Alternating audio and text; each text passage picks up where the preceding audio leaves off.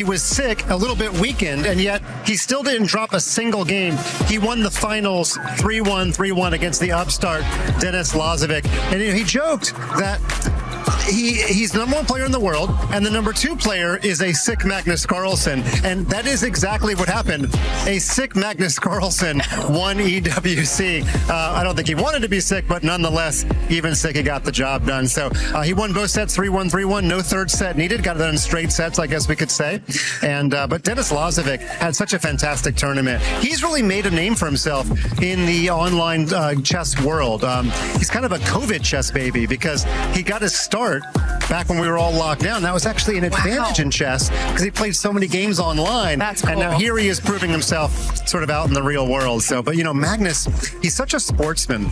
In the final game, it was already a foregone conclusion, and he sacrificed his queen for a minor piece, which in chess is like trading LeBron James for a seventh grader. Oh, thank you for explaining that. That actually helps a lot. And he still won the game. Really good. Now, I should say the sacrifice was sound. Magnus knew that it was, but it was still amazing because he does have a flair for sports and the dramatic. He could have won in a more prosaic way, but the chess glitterati.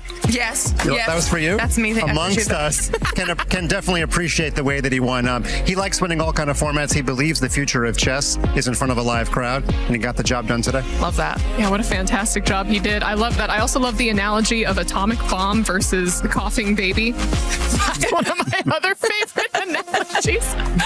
But of course, we did see what happened on the grand finals, but also I heard that there was a little bit of drama in our third, fourth place match. Ooh. Yeah, turns out it wasn't just in the Allianz Vault, it was in all of EWC, but we had Hikaru Nakamura, Alireza Firouzja, both Team Falcons. You would think that, there's going to be a little bit of fraternité, if I can get into the French spirit here. But what happened is that Nakamura was up in the match by a game, and there was some sort of disconnection or something. And originally Nakamura thought it might be something other than what it was, and it turned out to be a network error that briefly affected a few of the games here. And after a pause and they reset, Alireza had a roughly equal position when that happened, and then he kind of just collapsed. He lost that game, and he went down 3-1. He was still technically alive. He had 2 more games left, so he could have theoretically, as big of a mountain as that is to win 2 games on demand against Nakamura, he was still technically alive, but he walked off. He left the entire EWC and he was forfeited. So Falcons were already guaranteed 500 points for third place anyway, but by forfeit, Nakamura went on to get third place. But again, it should be noted, he was definitely in the driver's seat to finish third, even if Alireza had not left the arena. Glitter, have we seen anyone else walk off stage at EWC so far? Not that I know of, no. That's definitely a first. If you had asked me to play PUBG Mobile, I would walk off. You would be the second. Okay, I would be the second, but yeah. Hey, you know what? It's a difficult game to figure out for some people. We'll go ahead and allow it. But Glitter, on that note, let's go ahead and talk a little bit about PUBG Mobile at the Qiddiya City Grid. Yeah. What have we seen? Well, day 2 of the finals still have 1 more day to go, which means that there's still action left on the board. However, things completely kind of shook up after the matches that we managed to get through, and that's kind of a big deal for 2 reasons. One, the team at the top, the way the format of the tournament is, the team at the top kind of sets the point threshold for the third and final day of finals. Right now, that team is Aurora Gaming in the 100-point club. I think they're around 104 points, I believe, which is a very, very high amount. For the rest of the teams that aren't close, trying to achieve that point threshold on day 3 will be a little bit more difficult. Now, they're followed by some heavy hitters. You've got E-Arena in there. There's only a few points behind, alongside quite a few other squads. So it's going to be a really close day 3 heading into that. And on the other side of that, Vitality was a team that we were talking about a lot heading into these finals. They have been very quiet, so it's not great for them. Yeah. Oh no, because I remember you were hyping them up a little bit. I was before, excited. And then where are they? They're just asleep. Oh, I don't. I think they had definitely some bigger expectations on their shoulders heading into finals, and sat around 6th to start the day, now down to 12th. So not really good. That is an absolute shame. But as you said, there's still day 3 to go. But over on the STC Arena stage, we had a little bit more Rocket League today. Yeah, Rocket League was really fun. We mentioned it previously. The way the draw went, every single matchup was actually an inter-regional situation, right? Exactly. So we managed to get through some of it so far. SSG beat Shopify Rebellion. That was the North American side of things. NIP beat Gentlemates, which that Gentlemates were not happy about. We've seen how crazy their fan base is in the best way possible. And so that was a very close back and forth. But still to come, we have the MENA face-off between Falcons and Twisted Minds. And this is where it kind of ties in with chess a little bit, because the points Falcons get for the CC side of things were still very helpful for the club. Can they do the same in Rocket League? We'll have to wait and see. And then, of course, the matchup between Vitality and KC. It's another big one. Oh, and 100%. We will dive into those club championship points in just a moment. But before we do that, we still have one more stage to talk about, the Lenovo Legion Gauntlet stage with some Rainbow Six Siege. And girl, I can hear the drums. I know, we're so close to it. In the venue, I'm in the bathroom, I hear, I go, all right, I'm vibing. But what are they so excited about? Well, that's all Furia. Okay, that is the Furia fan base, and they have been going since last time they got to see Furia play. I mean, they are yet another dedicated fan base. Obviously, before Furia was on stage, there was a third, fourth decider match. That was between DZ and Geek K, and DZ were able to take that one home. So that was kind of good for them, because I think they were potentially one of the teams that people were expecting to see in the finals. It ends up being an all-Brazilian world championship, though, between FaZe and Furia, and maybe the drums are going to be what puts Furia over the edge. You know, you don't know. Oh, it better be. Has anyone showed up with drums, vuvuzelas, or perhaps some sort of instrument at chess events? We're working on it. Fantastic pronunciation of vuvuzela. The South Africans are making a big name in the chess world. So, yeah. No, and no didgeridoos either. But again, we are working on it. We're a little bit of a newcomer on the EWC scene, and so we're accepting all invitations to get with the program. I can hear the drums around me as we speak. Yeah, if they would, they'd be beating for Magnus Carlsen, that's for sure. So Norway, get on it, okay? Norway does the rowing thing, remember, from the World Cup football? Oh, that's actually my favorite thing. I was ready. That's what we need. The stage? We need to bring those World Cup football fans to EWC so we could see the rowing. Yeah. Oh, I'm excited. That'd be amazing. Oh, that would be fantastic. Yeah. All right, well, let's go ahead and talk about the club championship rankings and the points, because in chess, we got to see quite a few points go over to Team Liquid. Yeah, we certainly did. Team Liquid did pretty well last year. This year, they were sitting on 0. Yes. When the week began, they got 200 in Rainbow Six, and they got the full thou with Magnus Carlsen. And, it's kind of like a relay race. You want your anchor leg to be your best runner. I know we're only in the penultimate week of EWC, but Magnus got the job done. But also shout out to Denis Lazovic, because it was his performance that extended the lead by 250 points. He gets 750. Hikaru gets 500 for the Falcons. So Denis actually helped the margin grow a little bit greater there by even getting second place. So, but yeah, Team Liquid, they're on the doorstep of a top 10 placement. Yeah, absolutely. I mean, Glitter, this is something that we have been talking about recap after recap. We never saw Liquid on the board after 2 back-to-back runner-up years at EWC, and finally we saw them there. I think it was page 1. Yeah, page 1. They're up now because of Magnus. And honestly, I think a lot of Liquid's points hopes were hinged on Magnus. I think he had some very big expectations to live up to, able to do exactly that, push them up the leaderboard just a little bit. An idea? Yeah. When you sacrifice your queen in the final game, you should get a bonus 100. Can we get that in the rules next year? Okay, you know what? I'm phoning John EWC right now. Can we have this? I don't know who John is, but make it happen. And I apologize, Don. You sound like a very important person. You don't have that's John Chess? Okay.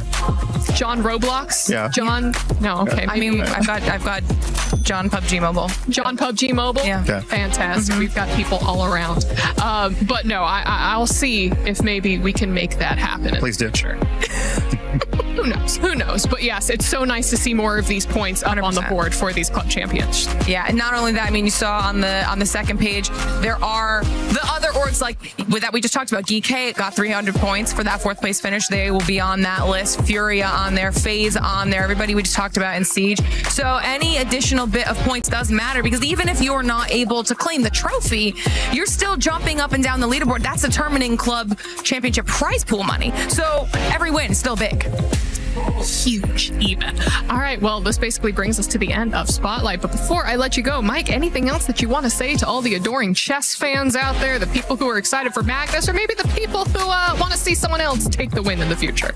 Well, I just say that Magnus wants a good rivalry. He loves sports. Ooh. If you ask him about the 1980s NBA basketball, he'll tell you all about Jordan and Larry Bird and Magic Johnson. So he wants somebody to rise up and be a perennial challenger to him, because he knows that makes a good narrative in sports. Maybe Dennis is becoming that person. Dennis is only going to get better at 19. Magnus, he might get better, but he's trying to hold on to his skill set. So we could see, this Dennis versus Magnus rivalry repeat at EWC next year. If not, there's, Nakamura still there, Ali Reza still there. So somebody is going to create a narrative to challenge Magnus every year.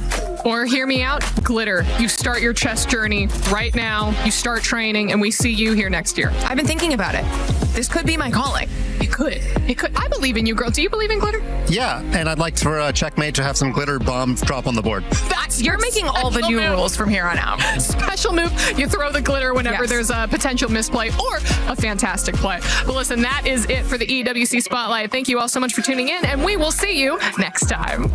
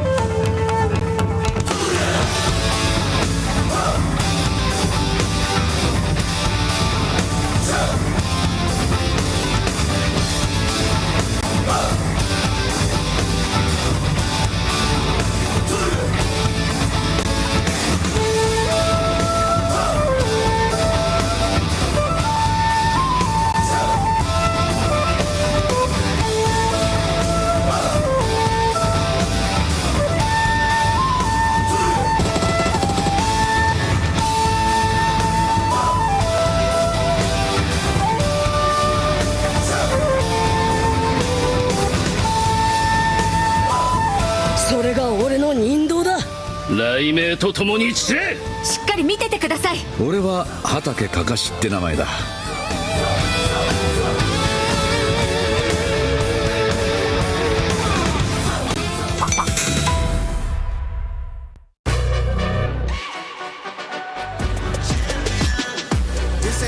a thing. Came for the ring, you know what I mean.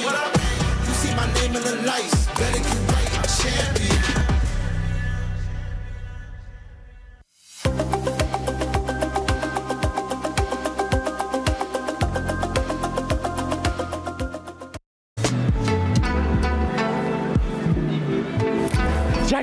Jackie, we only have 7 minutes and 7 seconds. For what? To get there. What happens if we don't? We lose.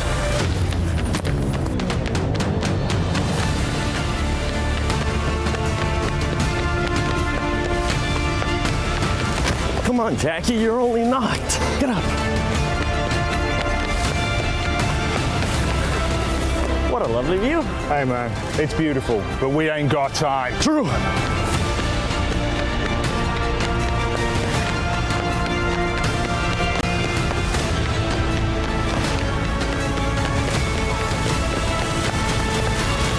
Yo. We made it.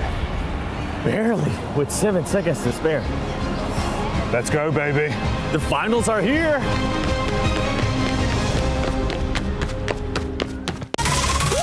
Je suis prêt, c'est parti, voir au moment de la vie. Comme sur mon green, tu m'entends quand je respire. Top le veston, jamais film, gros pas, big plan, j'ai fait changer toute la piste. Regarde ma pêche, je sais pas, j'attire. Je coupe la line, laisse la qui laisse frémir. Nouvelle état, new name, toujours fluide dans le move. Main en l'air quand je rentre dans le groove. Garde ce regard, je suis déjà posé.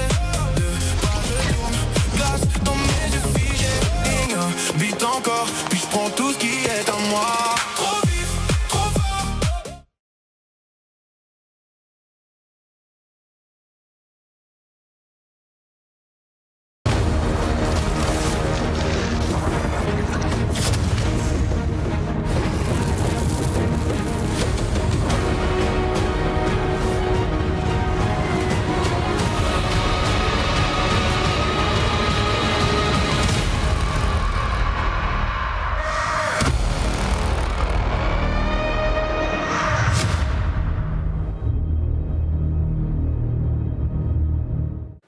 Time for the last SCC rewind of PMWC for EWC 26, and we're going to look back at everything that happened yesterday, have a little bit of a talk about it here, Mr. John, and see how it all went down, because yesterday it was a marathon of games for these teams to try and struggle through. Yeah, we had 8 matches played, the 2 Miramars at the start of the day. They went pretty quickly. I mean, those first 5 that I was casting during the day, it felt like there was some real pace to it, and I feel like our teams wanted to get through it because there were just so many of them. What was really interesting was the dynamic of having 2 Miramar sets in the same day and seeing the adjustments between the two. So that was something that would have come through. But a big feature, obviously, is the top of the tables. E-Arena able to keep a hold of that one. Yeah, definitely. Their win to start things off really set the pace. Of course, they didn't quite get themselves towards podium, towards the middle stages of yesterday. However, extremely strong, consistent eliminations coming through across a lot of those games. So once again, E-Arena is now in a position where effectively they've set the smash barrier, and they're going to be the ones to try and challenge for that straight away here, John. Absolutely, but there's other teams as well who are going to look to try and push past that smash boundary.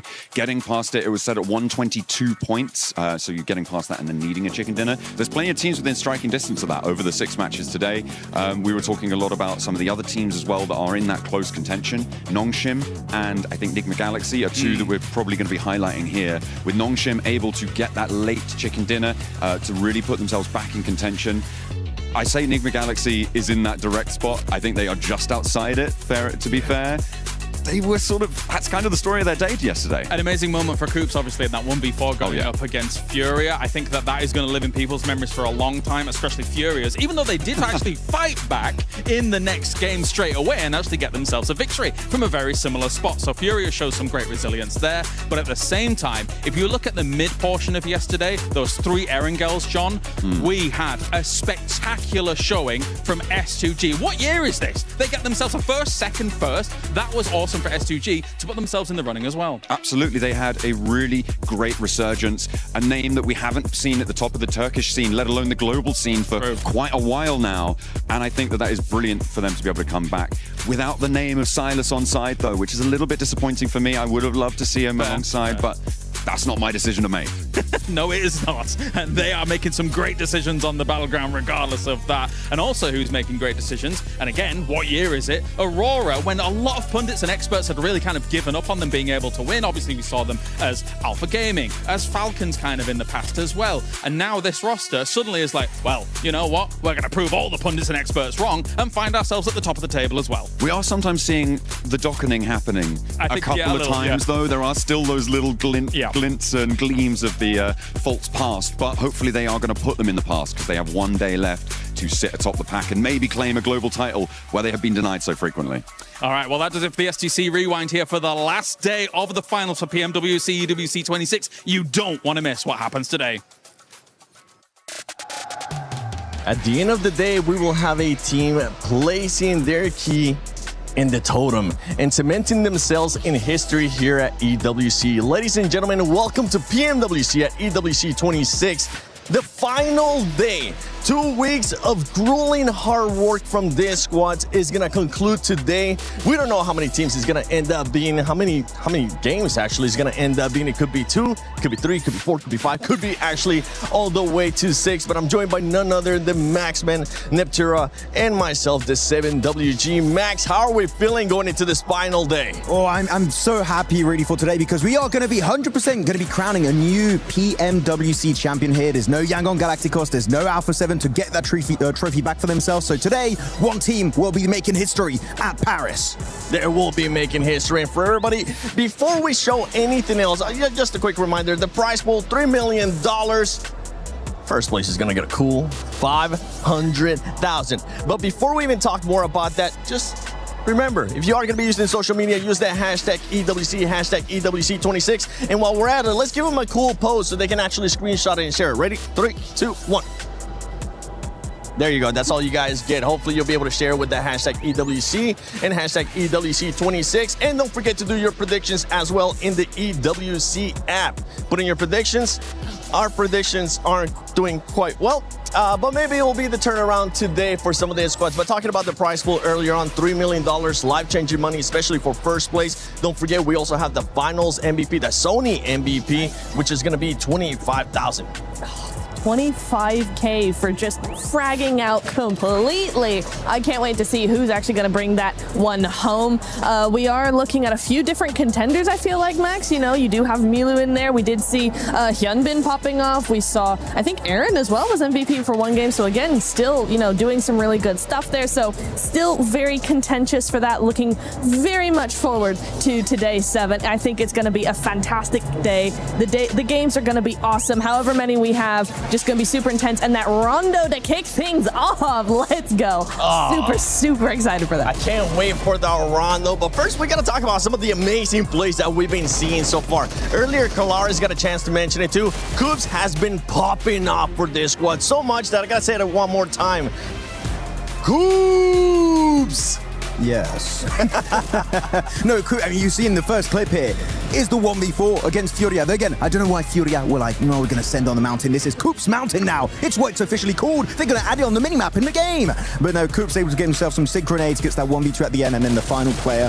This guy is absolutely insane. And keep on top of your mind, of course, there's no hot drop with Ida anymore on Erangel. Exactly. So that's another big advantage. So NGX, they're not too far from the podium. They could be making a big jump. And another player that has been putting up great performances is none other than Spower from Godlike. This man, and even if it's not going to be challenging for the first place, which hopefully they will be challenging for at least a top 5, he's been putting up performances. I am so impressed with S-Power, I have to say. Coming out here, you know, again, not much experience. You're going, okay, they're not going to really be up to the par of these massively experienced teams at a global level, but S-Power, he's got the peaks, he's got the angles, he's got the game sense. I mean, I would not have batted an eye if you had told me, oh yeah, he's been playing global for 3 or 4 years. That is where we're at with him, so I'm super duper impressed. Can't wait to see what he's got still up his sleeve coming into today, because however many games we got, I know he's going to absolutely crush it. He also has the Molotov, by the way. Yeah, that was a really good Molotov. Is it a hair buff?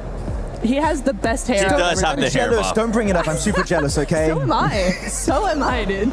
We'll figure it out, Max. Maybe by next PMWC, we'll have just a full set of hair. But we got to talk about what's currently going to be at play, which is none other than the Smash Zone, which is currently set at 122 points. For everybody that might not be familiar, that might be watching EWC, might not be familiar with PUBG Mobile Esports, don't worry, we got you covered. Today, the Smash Roll is going to be in play. A team needs to be able to achieve 122 points, and after that, if they get a win, they will be able to win via Smash Roll. If they don't win within the first 6 games via Smash Roll, then after 6 games, we will go to the team with the most points in the leaderboard. But let's take a look at the overall so we can actually get an idea of where the teams are at, because E-Arena finished off the day great yesterday, and they're currently with the team that's at that Smash Zone, and they're at 112 points.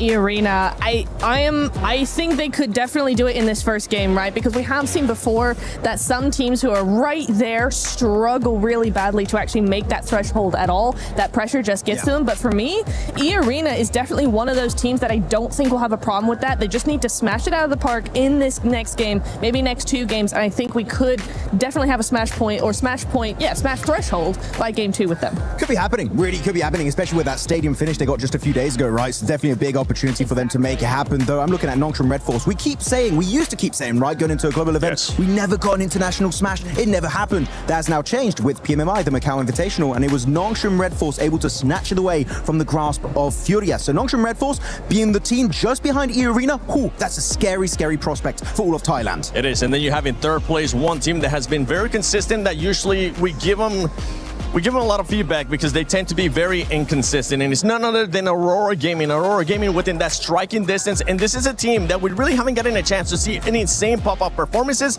that we know they're capable of, and I wouldn't be surprised if we do end up seeing that Aurora Gaming today. I am going to be very intrigued to see what Aurora do here, because I feel like they are a day 3 team. They do come out of the woodwork somehow. They are very, very quiet for the first 2 days, and then day 3, oh my goodness, completely different ballpark. So I think that could definitely be something that we're going to be seeing, specifically in the first rondo, because they have been known to put up massive elims in that first game. I just want to say, can we stop getting a global MVP and just actually win a tournament, Aurora? That would be really nice. True. On the second page, we did see for a little bit there, teams I would say below Qianbao really going to struggle to make it work out. But here you have it, the race to the Smash Zone for all of these teams. Of course, we know E-Arena need an extra 10 points, but everyone else is going to need 17 points for the likes of Nongshim Red Force. Aurora is going to need a total of, what is that? I'm a little bit small, 18 points. So 1 and an 8. So really, on Rondo, those numbers are very easily achievable if you do end up getting that chicken dinner, and especially if you get a lot of eliminations straight away in that hot drop. And for the teams that are currently in 7th place, 4th rise, for the team that's currently in 8th place, Furia, you need to be able to put up those numbers if you want to be crowned a new champion. And that is our Sony story of the day. With some of their squads.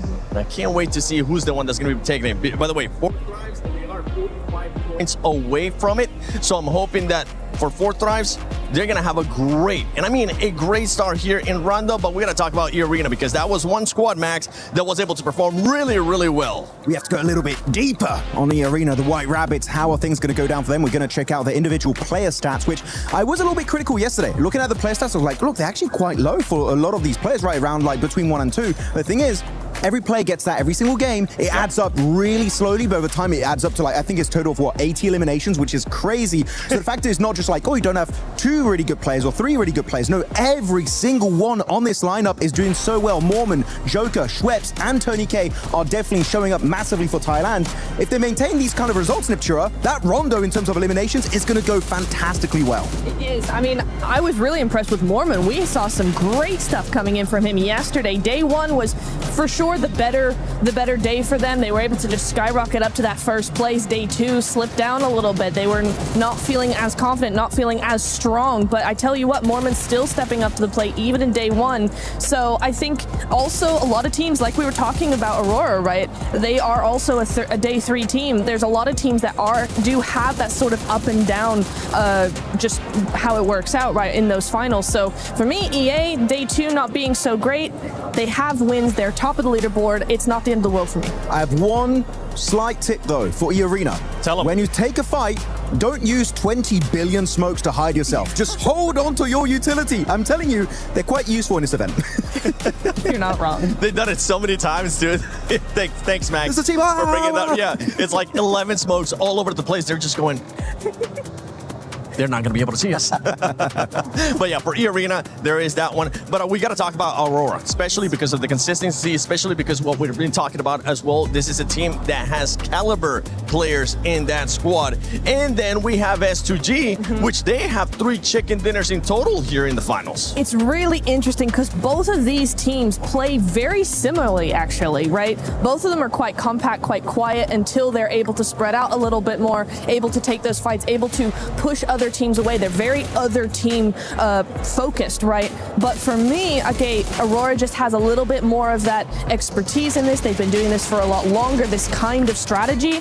And so even though they don't have that win, they have a win, but they don't have the 3 that S2G have. Yep. I think there still could be something. S2G have 3 wins, but over the course of the last 2 days, they've been very hot and cold. They either are out in last or they win a massive game. So it's for me, I'm on the fence because I think Aurora has that better consistency, but S2G have proven to us more that they can win. And when it comes to that Smash rule, it's whoever wins. Yeah, I mean, you're going very gameplay specific here, which is great to hear about that. But I have 2 players that I'm looking at for both teams. Hamsi G maybe getting his 2nd international trophy, right? Yes. Won PMGC a few years ago back in Jakarta with actually S2G, right? He's still on that lineup. And then you have Top that's gotten so many global MVPs in the past, same as Doc, right? I would love to see them get an MVP award. It would be cool. But I feel like the trophy and a $500,000 prize pool would be huge to get 7. It would be, and I think for his legacy, for his career, as well as where he's probably getting towards the later end of his career, this would be the perfect time for him to end up winning a global championship, especially the way that he was able to perform last year. He'll be able to pick it up, and I just want to see Aurora pop off. I want to see what would happen when all those teams pop off. Other teams that are going to be popping off and that are going to be looking to actually perform here are going to be Ulf and Furia. Furia, they need to start seeing that aggressiveness again, because that was the best time, and stay away from driving around. Drive-bys, no. They love using the cars in these finishes, especially Ayala. Gonna calm it down, especially when pushing onto E-Arena in that open finish outside of Yasnaya Lake. But we had so many great moments that really stood out for Furia and also Ulf, right? The Wolf pack and also the Jaguar pack were also looking really strong at this moment. But in particular, I'm looking at these teams, they kept getting 2nd places, right? You're looking at Furia, 2nd place in PMMI, snatched away with a smash ruling by Nongshim Red Force. Then you're looking at Ulf, PMGO Season 1 in Jakarta, 2nd place. PMGC before that, 2nd place just behind Alpha 7. They've been close so many times in the past, but it's time to put those rumors to bed. The Sukkening is not happening. Can we call it that? Is that okay? Yeah. I mean, we have the Dockening, we have the Sukkening. Yeah, I like it. Okay, wait, that can go. Wait.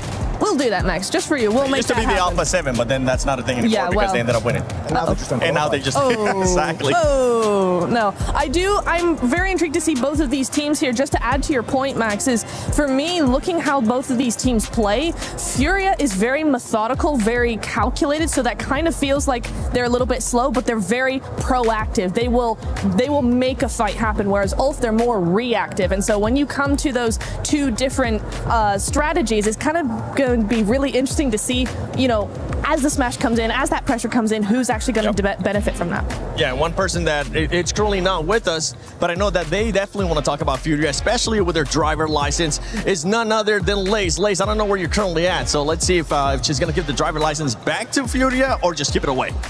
Look, this is what we're going to discuss. Kalaris, Jackie, and Lace here. Obviously, we have our teams that are leading the pack, the E-Arenas, Aurora, Nongshim, but we are going to talk about Rondo, specifically the map coming up, along with our middle pack teams. And one of these teams, Kalaris, for Thrives, our PMWC champions at 77 points. What are their expectations today, especially going into Rondo? I think they've got to make some adjustments, to say the least. Obviously, our first day, second day for Thrives, they were looking a bit of a shadow of their former selves compared to what we saw in the group stage. They looked a bit more opportunistic there, as well as able to allow Falak's gunplay to really kind of flex out against some of these teams. So I need to see them just almost take a few more risks, but just kind of find themselves like a bit more forcefully moving into some of these circles, as opposed to sitting on the edge meekly and not really kind of doing much. And Rondo's the map to take risks, right? Yeah. We expect suspect this is where you will gather most of those eliminations. And obviously, you know, they got to chat a little bit about Furia. But Jackie, I want to pick your brain about Furia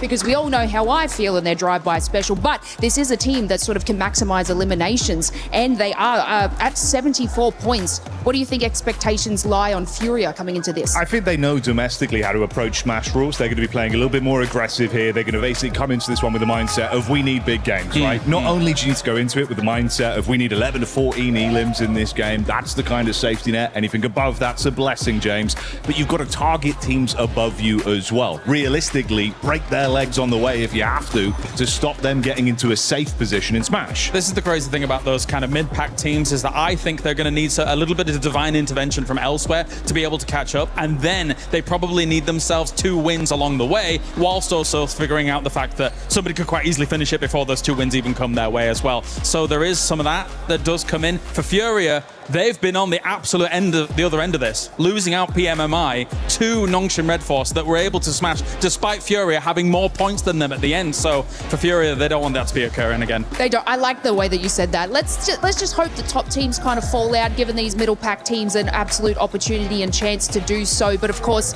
we're going to have to wait and see. But 7, I am going to bestow the driver's license back to Furia so they can do the absolute craziness it is Rondo in this map. Okay, I like it. I like it. Let's see what kind of craziness we're going to be getting here in Rondo coming up. But I know with everything going on here at EWC 26, there's a lot of movement happening within the club championship. So, Glitter, what's currently going on with the club championship? To get through, so let's dive into it. We have had so much going on here in our championship weekend, and right now 2 grand finals have officially completed. Yesterday over in chess, it was Magnus Carlsen who was able to take home the title when he faced off against Dennis Lazovic. That of course means that Liquid got the 1,000 points when it comes to the club championship, and AGAL were managing to get that 750 points that were already accounted for last time we spoke.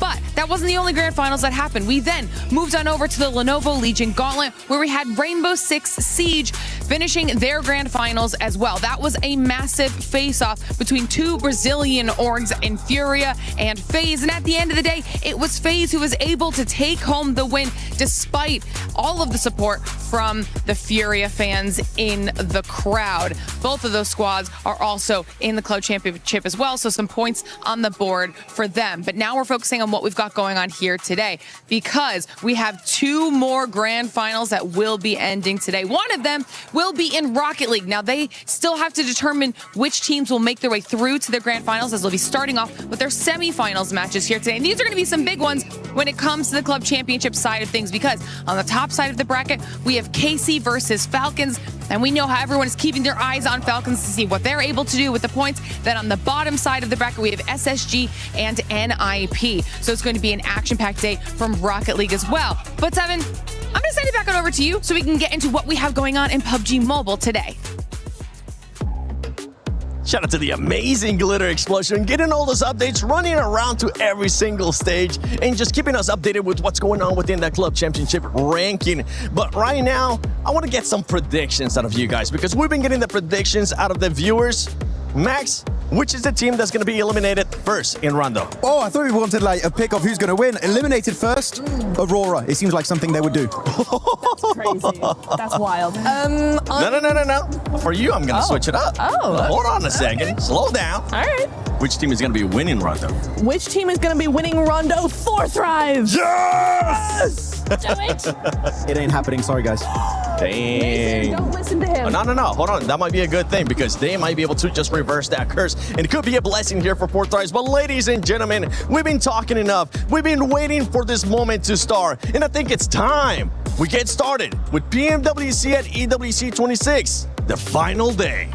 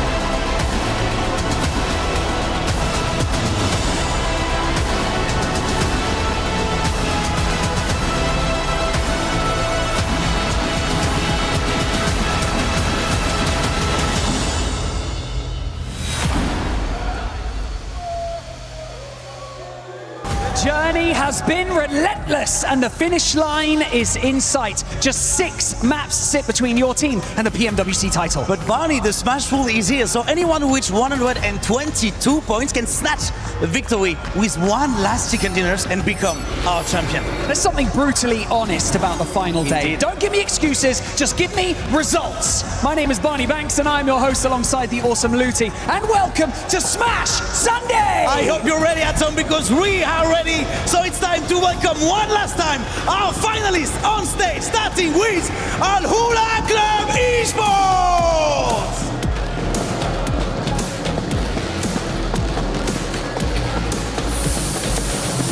Orangutan!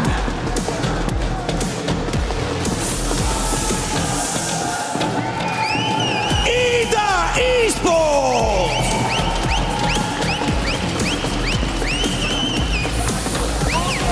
Team Vitality!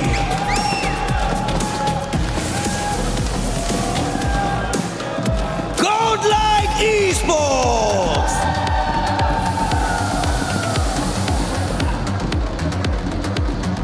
Hora Esports!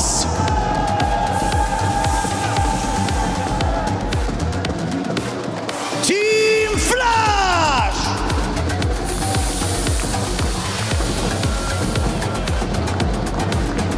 Tianba!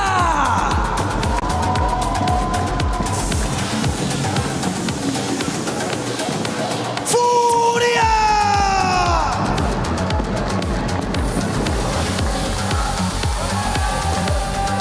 For Thrives Esports!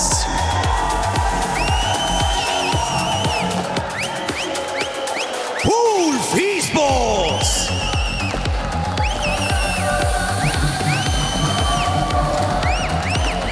Nigma Galaxy!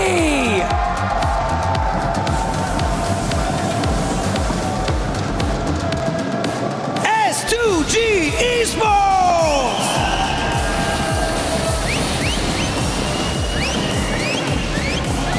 Aurora Gaming!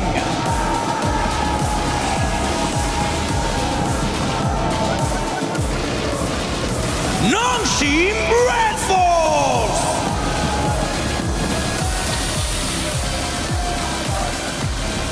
And finally, leading the charge, we have E-Arena!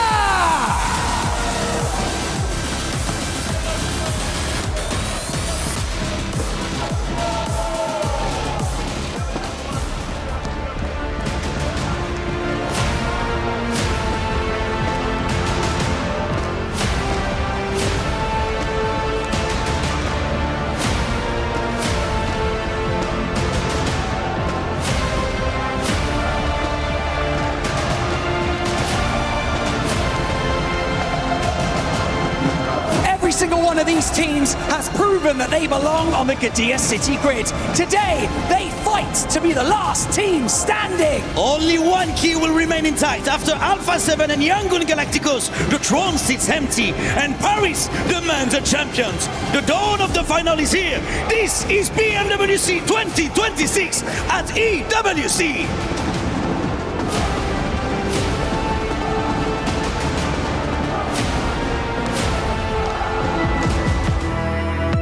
Months of preparation, thousands of hours played, and sacrifices have led to this point. Life-changing money sits on the horizon, and a legacy that dreams are made of. We saw it in the group stage, we saw it in the survival stage. These teams are here for a reason, and every single one of them can actually clutch it all and become our PMWC champion. Rondos we've had at this event have been ludicrous. There's been so many huge games. E-Arena, one team that's already shown we can break records here live at EWC. So yeah, I think it's going to be a spicy start on Rondos. Finish it! Thailand makes a stand here at EWC. An incredible 39-pointer. E-Arena barely made it here into the finals, and now they're looking on top of the leaderboards. If they could just continue to be a little bit consistent, we should be able to see them win the whole thing. It's just Raouf, and that is it. E-Arena get the first chicken dinner here today. พวกเรารู้ดีครับว่ามีอะไรเป็นเดิมพัน pressure तो है, हम इसके लिए तैयार भी हैं और बाकी हम यहाँ पे compete करने आए हुए हैं. My opinion on Four Thrives is they're actually a very talented team. I think they've got a lot of firepower. They're proving that in a LAN environment like this internationally, they can show up and be a dark horse to contend. They've got championship mentality, and I think we're going to see that today. Oh, and gets the secure. Four Thrives finally shut down E-Arena. The team that surprised me the most has got to be Nigma Galaxy. I mean, they were getting hot dropped by EDA almost the whole tournament, and they're at the top of leaderboards. They can actually win this whole thing. Down to the last man in Joel. They need to isolate the peak because he hits Lord Heavy, but he's gone. That is insane. I got to eat my words on that one as well. I mean, for Nigma Galaxy, what a good game. The team that I think is actually going to win the event might be a bit of a dark horse right now, but I think they've been looking consistent and can actually get in there to take it. And my pick would be Nongshim Red Force.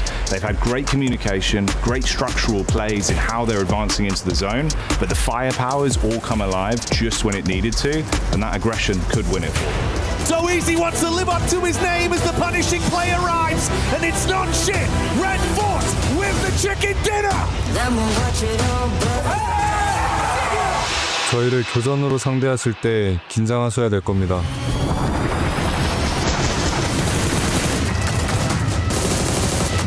My dream scenario is if we see 6 matches with like 6, 7 teams in the Smash Zone just battling it out to see who's gonna take the whole thing. And the most wildest thing ever, if we just see like a 6th place team somehow clutch up a chicken dinner and win it. Like that, to me, that would be just the best.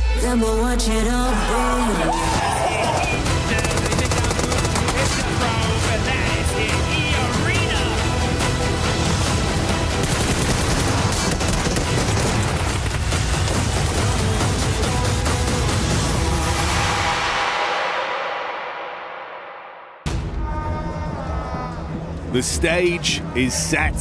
Our team's in position. And like Lutty said on the stage, the dawn of the final day has finally arrived, Blank, and everyone is sat in anticipation here live in Paris, France for a new champion to be crowned, the new 4 kings of PUBG Mobile. And there could be quite a few contenders for that throne right now. A lot of princes down by the stage looking to dethrone. We got Nongshim Red Force looking very good from yesterday. E-Arena were able to snatch out that first place spot right at the end there with a lovely second place coming through for the team.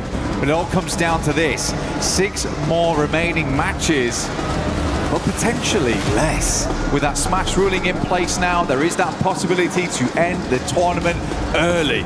Second match minimum, as we do need to get towards that Smash point during that first game here.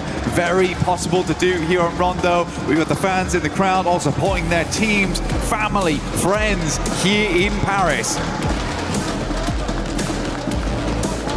And with that said, Paris, it's all on you. Let your voices echo throughout the history books. Light this all up. Let's give these teams some energy. Let me hear you roar!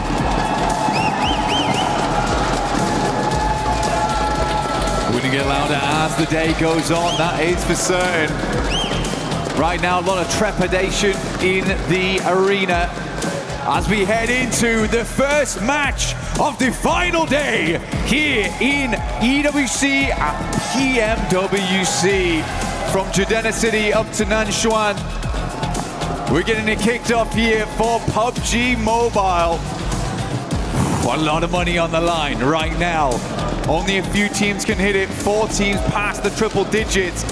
It is really not that far away to hit the Smash point, which is currently set at 122. A lot riding on this one. We were talking about those middle of the pack teams, opportunities for you to leapfrog up the standings. Rondo is the dream battleground for it, a hell of a starting point, Blank. But it can't just be an acceptable game. It's got to be huge eliminations. We're talking within a region of 11 to 14 plus. Really make the most of this one. Aim for that chicken dinner. And if possible, take down the teams that are ahead of you along the way. That's going to be a salient talking point longer the day goes on as well. If they're in the smash zone, you've got to stop them. Risk it all or have your dreams snatched away. Nongshim Red Force, E-Arena, both dropping out in the same position. We do have big old hot drop over towards Neox. Every team understanding need to pick up those points right now. Ida already starting alongside with Aura. It's going back and forth, but S2G also finding some points here. A couple knocks coming their way. But 2 eliminations so far and only lost down. This is a good result thus far for S2G. The 2 Turkish squads going head to head here. Catch, trying to catch back up close and personal. Ooh, Kamikaze with the quick drop down. Subverts expectations on the pull. Love the movement, ready for the pre-fire as well. Oh, he's feeling himself in the finals today, Blank. Ooh, just absolutely flubbed it around that corner there. Didn't really have much of a challenge. The faux pas coming through from Kedge. Kamikaze, though, looking on fire as per usual. Picture in picture, we got Aurora coming against Godlike. Aurora not that far behind either to hit that smash ruling. Eren down, and Kamikaze keeps lighting up this stage.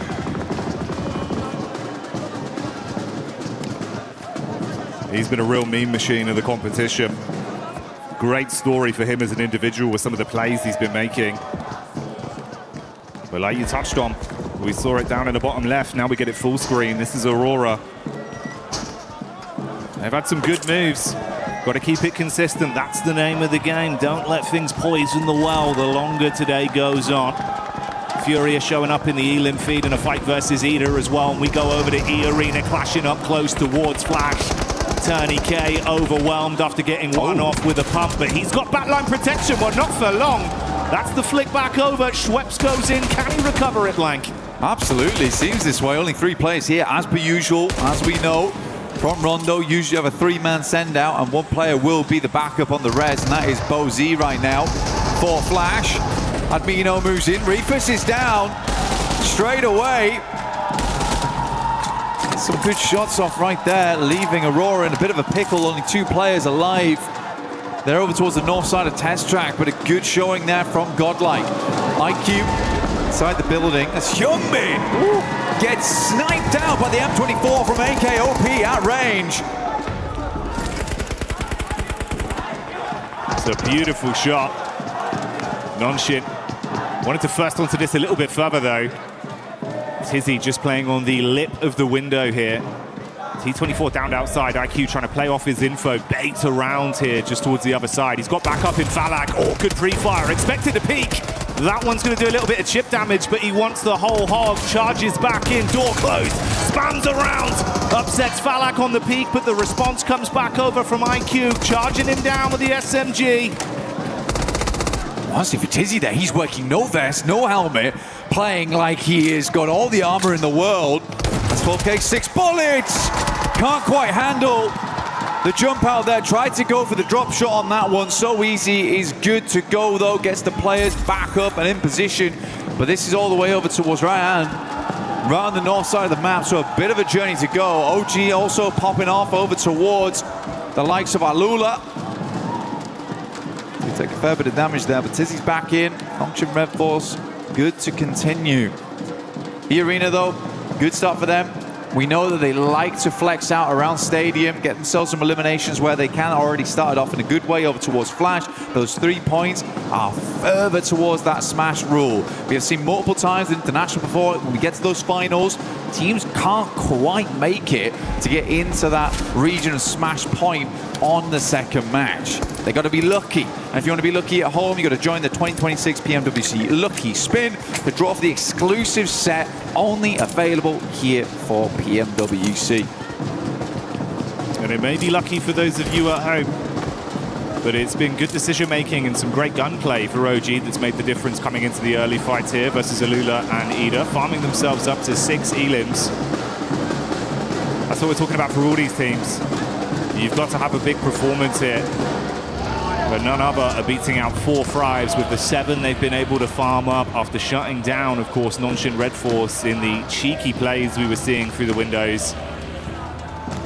Four Thrives, bro. If they can keep this up, get that nice hot hand going early, Blank, you're already about halfway there, man. Just keep working on this. Keep farming up the elims. We've got a long game ahead of us. We're only 6 minutes into this game one on Rondo. It'd be the dream scenario to start the day. Climb as high as you can. The arena moving over towards Furia. They are isolated. Silence away. Ayala opens up in a big way there over towards Schweppes. Takes him down almost immediately, and that does make their lives much, much easier. Going forward, Tony K will ascend. Bullets been splashed against the wall there. Ayala sends down, Pen pulled. Ayala's going to make it confusing, make it difficult. Pen's put back in again. Two players do step up to the plate now for Furia. The reinforcements are in. Isolated no more. Joker and Tony K will have to fight for their lives. Close quarters combat. Nade pulled, bounced round. Not going to deal any damage though onto the Furia squad. They know how to play in these sort of lobbies with this much pressure. With Smash looming over them. They can dig their heels in deep and start to stand strong. But it's one step at a time, and E-Arena are the first challenge for them right now. It's Godlike that are also just on the periphery of this, getting information for free with all the noise that's being exchanged between the two squads. Chief further back on the other side of the bollards, throwing the nades in as well. Kind of an interesting setup here, because they've got a big old split on over towards Testract and Neox. Very dangerous area to be in, so again for E-Arena, you do have Schweppes as well as Mormon in the backlines in Stadium. They're waiting, poised, because they're sort of certain this fight is not going to go well. Require a bit of a sick play. It's a couple of plays from Tony K and Joker to get this working.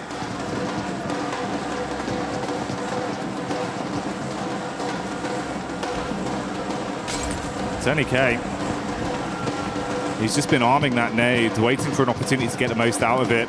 Yeah, quick head count on the util. He's only got 2 nades and the 1 Molotov in the back pocket. Fury is starting to clear out the building. They want to go floor by floor, but they run into Joker. Good first hit. They respond back in kind. A 1-for-1 trade.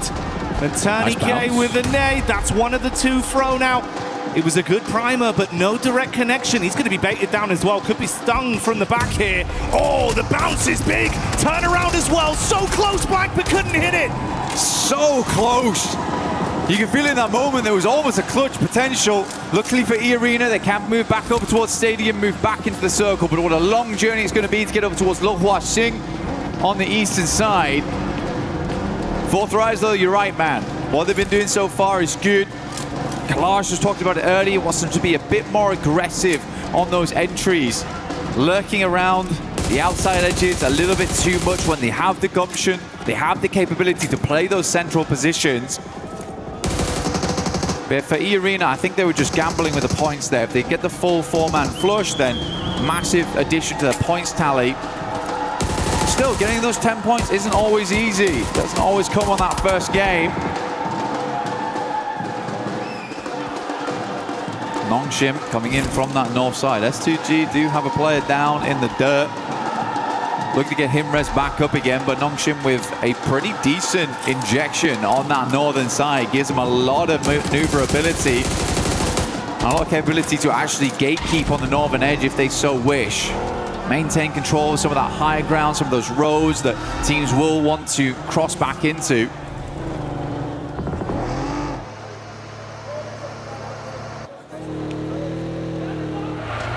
It's almost poetic. It's been twice inside of this game. We've seen S2G and Ulf going against each other. Ulf coming into it to start the day here.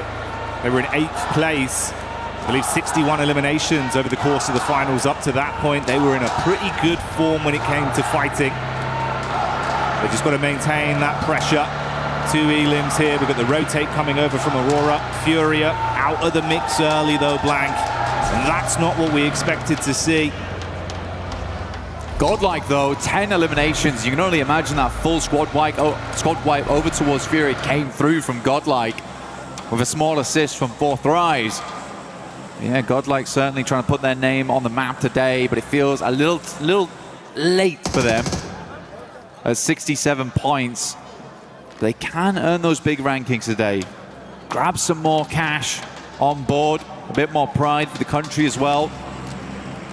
Overall, really big step up in that last day, which is why I was saying on day one, you got to give these boys time. It's their first time at an international here at PMWC, so realistically, they just needed a little bit of acclimation, essentially. And once that was done, they looked pretty damn good going in towards the later portions of yesterday and already starting out strong here on the first game of the day. Circle continues to center up around Meiran. S2G controlling a very, very good spot.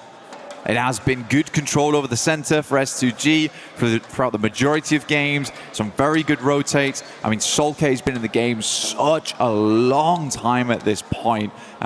And that veteran mindset is really coming into play here, where he's seen a lot of these circles before. He's seen a lot of these rotates, and he can really lead the team to victory. Yeah, some of the gun skill maybe isn't there for this guy, but he's still giving it gas when needs be. I think Solke's had a great step up, considering the amount of time he's been in this esport. You've got a lot of talent on that roster you can pass the baton to if you need to rely on someone for a sick play mechanically as well. So certainly armed for some good fights. Talking of which, Aurora getting line of sight over onto the Vitality migration as they wanted to make a move straight past. Few shots on target, resulting in them going down to a 3-man squadron. And it's Aurora that also have a similar flight path back over towards the zone. I'm curious as well, bro, the push down from Nongshim Red Force, thunder-footed their way into the zone early. I was saying the consistency of this team looked good, but it's the fact they've turned on this aggression. They're willing to fight for a good position now, Blank. I mean, playing over towards the northeast side of Meiran, I mean, it's a bold maneuver, right? You don't try and play to hold out teams on the outer edge, but they don't get themselves too stuck into Meiran either. But they have accessibility to the rest of the zone. But this is a livable position in what is a bit of a dastardly circle. Now, E-Arena, we saw them coming in very late. They played over towards Stadium for a long, long time. Go over the recuperate after 2 players in Tony K, as well as Joker went down to the Fury a lot. Just on the heels, though, of OG. Mormon's going to jump out. He loves a scrap. In the meantime, the Elim feed's lighting up and the crowd's getting excited because Godlike, it looked like it was a struggle of a fight versus Ida, but they've turned it right around. They lose 1 player and are able to clean out the entire squad. So goodbye, good night, Ida. The second team to exit stage left in our opening game of Rondo, whilst E-Arena continue to chase OG. Yeah, keeping it pretty cool here inside of E-Arena. Smash ruling always changes how these teams play. So crazy as well. Godlike's just hit the 14th elimination on this game. They are cracking it open at the moment. Looks great to see. But yeah, for E-Arena, I do think you're getting ahead sometimes, where for this game, for them, doesn't matter so much about getting ginormous points, but what does matter is just getting enough so you open up the capability throughout the rest of the day to hit that smash. But you can get in your head about it. You absolutely can. Circle moves up towards the western side. Nongshim is extremely pleased with this shift, as they were already in Meiran, as we stated earlier. E-Arena was a little bit slow to the punch. Vitality finds the first here in top, but Axel will go down once again. Aurora has been hounding Vitality the entire game. No punches pulled there. Clean uppercuts. And with Vitality out, they'll be able to save their mate, get top back on his feet, recover from this. They saw the rotation from Hora, hard committing to get past them, now trying to get into the zone themselves. Meanwhile, Nongshim Red Force actually getting vision of their entry point, and they've instantly dispatched 2 of the players. They're pincered as well, Velula on the other side. So this is a ton of info for Nongshim and some extra points. Look at this shot from Doc. Really, really good stuff. Double spray down on the roll-up is crazy, even before they get anywhere close to the compound itself. And not a single dash of damage sent back his way. Very, very nice initial game here from Aurora, but they have a long way to go. Nick Galaxy currently holding the backside on that southern edge. S2G blasting bullets in as Alula holds back Flash over towards the water side. Aaron out in the open, waits for the reload to come through, and then makes the cross. Good timing on that one.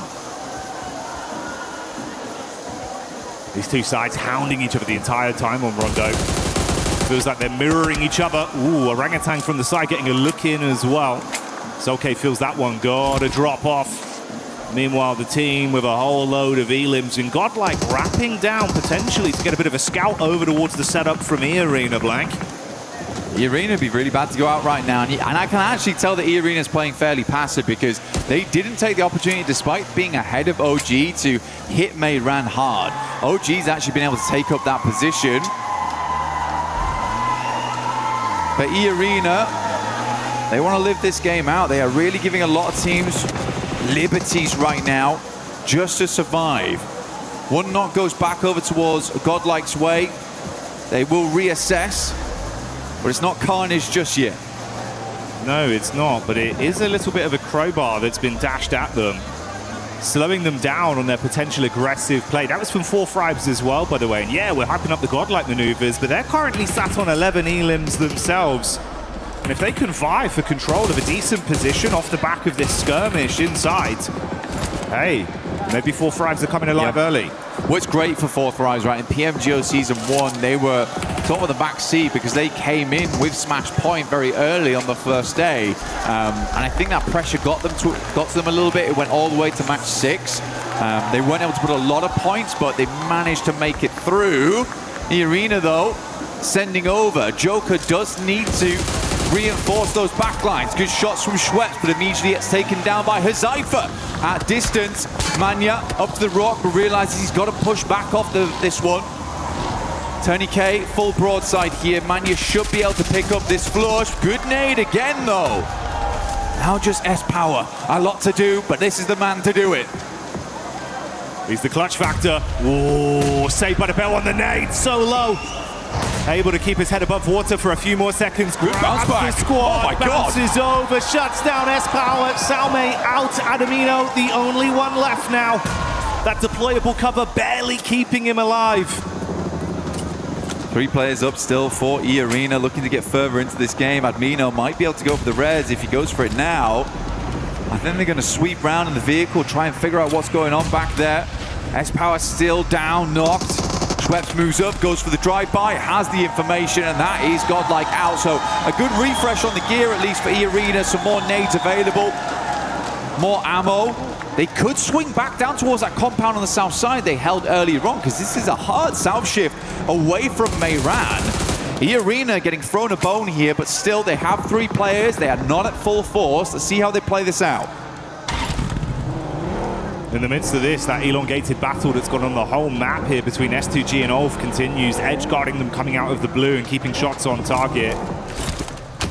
It's worked out slightly worse for Ulf, down to a duo, but we do say goodbye to Solke on S2G, so a triple threat remains there. There was some fighting over from Nonshin onto OG inside Mayran as well. They were taking pot shots at them, so a 3-man squad living on amongst that. And 4Fribes consistently keeping their head on a swivel as well. They were peppering bullets over to the E-Arena encounter with Godlike. Yes, they got some knocks, but none of those converted into points. S2G desperately trying to make the cross right now. A couple of shots, but the vehicle, it is very low HP. Smoking now and on fire. They have to get out, but they're just about in the zone. Same can't be said for Ulf there, but Alula's going to continue to put the hurt on. Enigma Galaxy wanted to move around on that eastern side, see what they could pick up, but all those points have been dashed away. Still a 5-pointer on the game with the 3 players that Enigma Galaxy hold. They're on the other side to E-Arena. I like this, though, actually. They've got Joker as well as Schweppes playing the northwest edge whilst Mormon holds down the compound. They're looking for exit frags here, Jackie. You see the conversations there between S2G. It's an intense day. Got to clear the bag instantly off the back of a game 1 like that. And Mormon did set himself up just as you suspected early, and then have played a little bit more of a scouting play to keep themselves at least aware of what's occurring up between the setup of 4Fribes and OG. There's been a lot of noise, a lot of free info from that. Don't mind this too much. Just trying to create a little bit of a dip to play around as players will attempt to leave from Mayran. That's OG on the north side. Likely first to leave. It's a gamble play, but they know they're close now. They know they're close. As soon as they start getting into those placement points, they get a couple more eliminations. They're set. Their goal in this game was far easier than most. Not looking for that chicken dinner. Man, back up into Meiran. Goodness me, we went back down south, back up north, and now Schweppes has got to go pick up Mormon. Plays up by the roadside. Not definite this ends in the urban area. Enigma Galaxy might want to make a send soon. OG loses one on a knock. Not flushed though. The fourth rise looking fantastic right now this game. 11 eliminations. Holding a strong 2-2 split inside of Meiran, controlling both the run out from OG and scouting towards Nongshim. With Nigma turning their attention onto Flash, you can see Schweppes had already identified their setup far over. He was waiting for an opportunity to actually shoot some bullets their way. That was the call for it. No raw connection from this. He'll spot Satan on the rotate with the vehicle as well. Still debating if he can actually get some pot shots here, trusting in his source from distance. And this is also amongst the Lula that are pushing up onto 4-5s. They knew they were fighting OG. They took a few pot shots, but now Quick's trying to take at least a little bit more aggressive space off them. Enigma Galaxy in a struggle position, and E-Arena can play this very slow here. They don't have to peek too much. Ralph already down there. Should go down to the play zone. Enigma Galaxy is going to try and go for that southern push on this one. Like you said, Schweppes identified their position very early. The shots are coming through. They don't want these points to be stolen from the players inside of Meiran. Schweppes opens up, but looks like those points might be going another way. Nongshim getting some great damage, just playing into that engagement between Alula as well as Flash there. Gonna be long grenades on this one though, Jackie. Decent chuck. That one might be good. Bounces into the back. It's chip damage, but no conversion. Ooh, bursting just in front of Satan. They've got one smoke to try and pop. Hey, this is dastardly. You are trapped in a hellish position whilst the other squads are scrapping through each other, so the lobby's starting to thin here. It's tempting for E-Arenas just to push this. Getting in towards 6th place, right? You're very close to that point with 2 eliminations. You could just sack your game here to go for it. Joker's going to try and get a different angle on this one, move up over towards Mormon, put some more emphasis over towards Meiran. If we go a little bit further south here, the game actually does open up for E-Arena mainly. Fourth Rise also have a good capability of leaving from this area. Wonder how many vehicles they've still got left with the tires in play. Yasser will take down Bozy, and that's the end of Flash. I mean, Nongshim Red Force has been consistently peppering that engagement, but it is Alula who's got away with the majority of the points on that one with 11. Yeah, there's been a lot of harassment of all of these squads from Nongshim and 4-5s, consistently taking pot shots out, making the fights more uncomfortable for either team involved. For E-Arena, if Nongshim actually keep this up in terms of a safe placement in the zone, some big plays, you might need to shut them down. Going to pull slightly away from their setup, though, centering up around the 4-5s crew of E-Arena, knowing they can advance a little bit on this. Yeah, it's a big opportunity now for 4-5s going forward. Get a chicken dinner here. You set yourselves up to get potentially into Smash ruling by match 2, by the end of match 2. Very cool to see both E-Arena and Nongshim Red Force. None of it was small talk at the start of the day. They were certainly looking to make it very, very difficult for any other team immediately going into match 2. Putting the worry on, requiring teams to keep tabs on them, potentially even hunt them down to keep their tournament alive. Because as soon as they smash, the game's finished. There's no longer any more opportunity to rectify those mistakes from previous days. You will just be locked in where you currently stand, which is why it's such great news that 4-5s are having such a big pop-off here on game 1. They're bringing the heat, showing that they're handy with the steel. And for Alula, try as they might to absorb points from this lobby, they're so far down that it's been uncomfortable. What happened there? I mean, it was danger close, mate. He got one knock onto OG, but it took down a member amongst the commotion for 4 Thrives. T24 netting out for Lack, like you say, a bit of an accidental play there, but not the one you want to see. You always praise for Lack's gunplay. Basically a legend in close quarters, so to lose him in an urban finish, disastrous result here. Hyunbin, though, will find R3B to send a nade over the top immediately to confirm. Is that in the window? I was going to say, that is a long lob on that one. By this time, it's a bit more difficult to hit that one. But OG lose WizGod. He's getting picked up, though, off in the distance as OG moves in, but it's Joke from the sidelines actually finding Aru. They're consistently harassing from this outside edge. Played that compound down towards the south side, and then just playing off this ridge side around the road, but ooh, it is time to leave now. Gonna have to force the issue. Jump back behind the driving wheel and get into the zone. For OG, it's so uncomfortable because you are just being completely cut off from all angles. The backline's covered by E-Arena, nades from the front in from 4 Thrives. They cannot peek in any regard. He's going in crazy. Okay, into the building. 4 Thrives ready for it. Zypher strikes first. Sweep, sweeps under the rug. Goodbye, good night.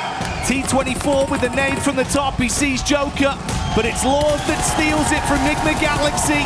Nade over onto WizGod in the meantime, as well as Yasha falls to Hyunbin. It's all turning into carnage. More man. Last left alive here. I think it's one more placing they need on this one, Jackie, as well. One more elimination would also do the trick. They want to get themselves up towards 5th place, but it would be so awful to go into match 2 1 point away from Smash ruling. Does not have a position to play, though. Everyone's completely looking his way. Might have been better to hedge his bets down towards Enigma Galaxy and just try and take a one-on-one trade. Just wonder if they actually know how many points they've currently garnered on this game and how close it gets them. You'd expect them to, right? And honestly, for 4 Thrives, this probably works out in a way with that charge in. Oh, mate, the nade on Mormon. Okay, goodbye, you. Oh, they're on it. They're on it. So it was. 6th place is fine. We're good. Whew. They're safe for now. That's what they needed. And with Schweppes charging into that compound, he gave them some extra ammunition. They were having to make concessions, Blank. You can see about 80 rounds of 5.56 left for them. So they've been able to restock up. Nonshin, though, still making plays, and they got loads of ammo to spray with. Shots down on target from XCY. Hits onto another man. OG, you have just been trapped, taking punch after punch for so long. They're punch drunk in the back line. And for Nongchin Red Force, is where all the storylines converge. Chicken dinner would be ideal, but a few more eliminations and a 2nd place would get them in towards that position.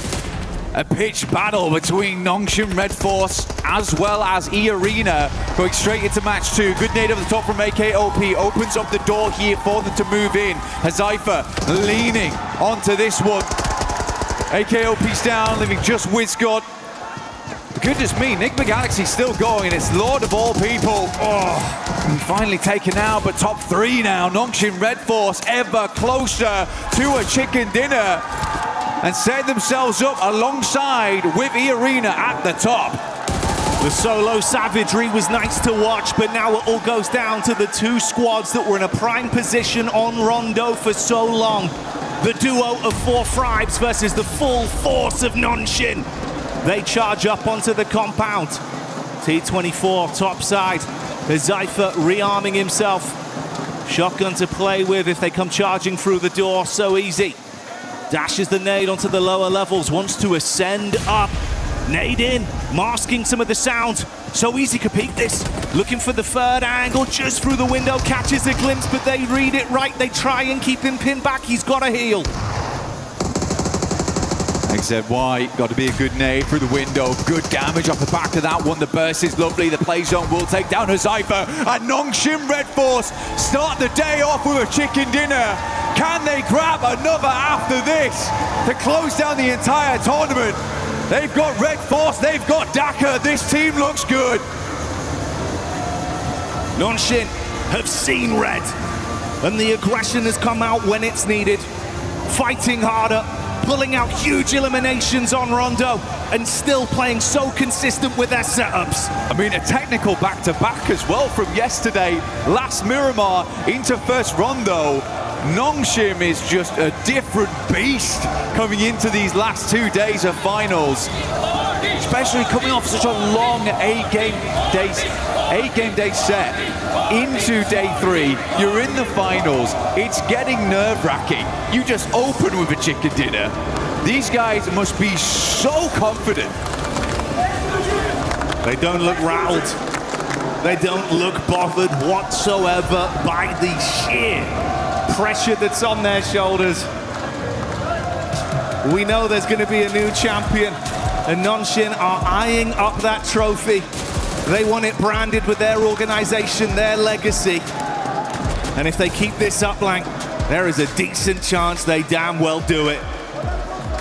Just fantastic stuff. Good to see Nick McGuice as well. Lord stepping up right at the end there. Fourth Thrive's also making some more aggressive plays, which is great to see.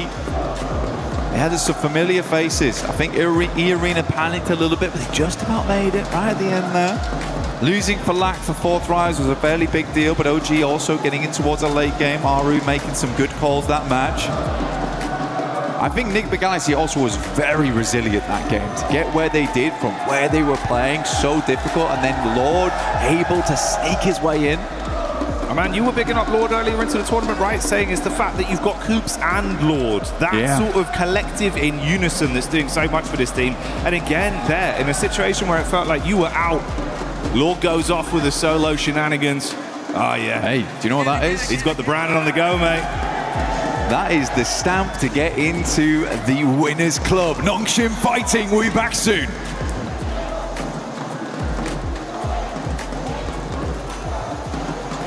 Hi everyone, I'm Rick, producer of PUBG Mobile. For the past 8 years, PUBG Mobile has continued to grow together with players around the world.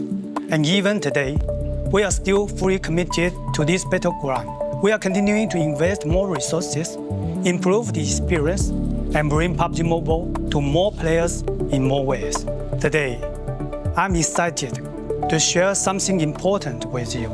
New app, PUBG Mobile Lite. For us, PUBG Mobile Lite is not about making a smaller game with a smaller experience. It's about maintaining the high-quality PUBG Mobile standard while giving players a lighter and more accessible way to play. We know that different players have different needs. Some players want the full PUBG Mobile experience with the richest content, all sorts of highest quality gameplays, and everything the game has to offer. For those players, PUBG Mobile will continue to be the best choice. But some players want to jump into battle faster, save more storage, and reduce the burden on their devices. That is why we are creating PUBG Mobile Lite. PUBG Mobile Lite is a lighter version of PUBG Mobile, built for players who want a faster and more flexible way to enter the battleground. The initial download is only around 1 GB on Android and under 2 GB on iOS. There is no extra mandatory package before your first match. Once the download is complete, you can load in and get straight into the battleground. We also made PUBG Mobile Lite more flexible. You can choose which extra modules to download based on how you like to play. At the same time, PUBG Mobile Lite is still connected to the PUBG Mobile experience. The classic Arango map, supplies, and core combat are designed to match PUBG Mobile, so the battle experience remains authentic and uncompromised. If you already have a PUBG Mobile account, you can log in with it on PUBG Mobile Lite. Your own items can carry over, so you can continue using the outfits you love. You can also team up with your friends on PUBG Mobile, so your squad can stay together with no social barrier. Going forward, PUBG Mobile Lite will stay updated alongside PUBG Mobile, so players can enjoy new content together. We are targeting an official launch PUBG Mobile Lite later this year. Please stay tuned for more updates, and you can pre-register in the store from August 25th. Whether you are discovering PUBG Mobile for the first time or returning to the battleground, we are excited to welcome you to PUBG Mobile Lite. Winner, winner, chicken dinner. See you on the battleground.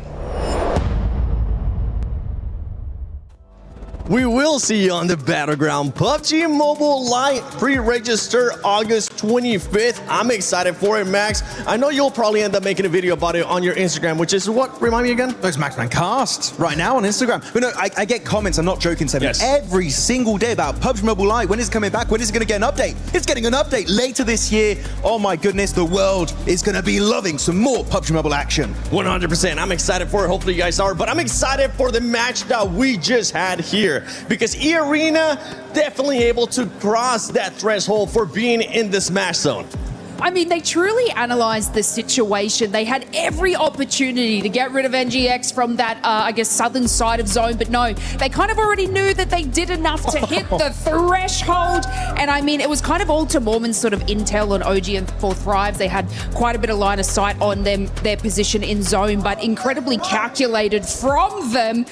But of course, we gotta talk about the tippity top 4 Thrives right now. We do gotta talk about 4 Thrives because we were expecting aggressiveness out of this team, and boy did we get it. Boy did we get it. 4 Thrives coming in hot today. This is exactly what I wanted to see from them.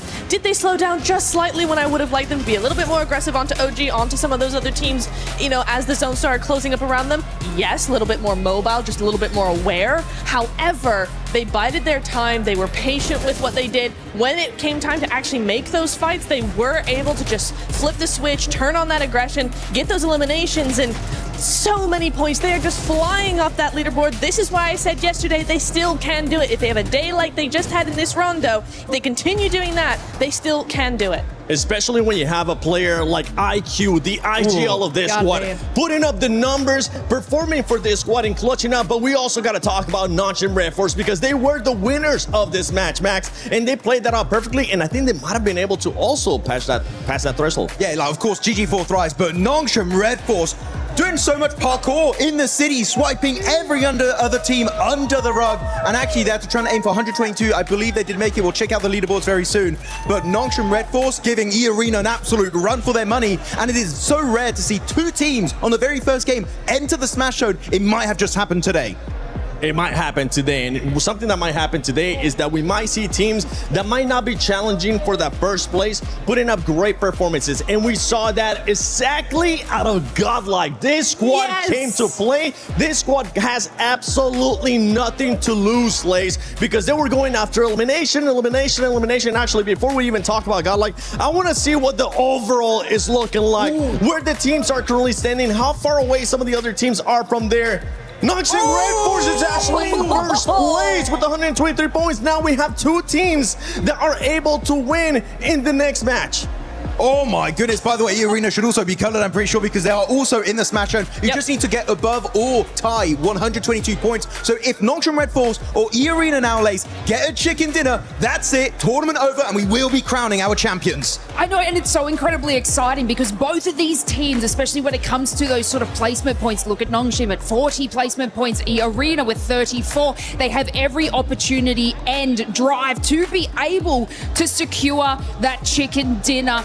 Now, Seven, you asked me a little bit about Godlike, which I know was on the second page. And the reason we want to highlight that is because they were sort of sitting more under that middle threshold. But with 10 eliminations early game, another 4 as they sort of rotate in on that northeast side. And then S-Power recovering the team to bring them back in. But I want to give like a kind of a little special shout out to Admino having an absolute banger of a game too. I think it was about 7 eliminations just by themselves, and they were able to sort of scout and hold that, and just getting like that 15 elimination points on the board is insanity, especially from where they were sitting earlier today. But I want to check real quick the rankings. We did see for a quick second there. 11 points away for 4 Thrives now. Jumping around from the middle pack. 11 points away from top 3. The comeback is happening? This is what I keep saying.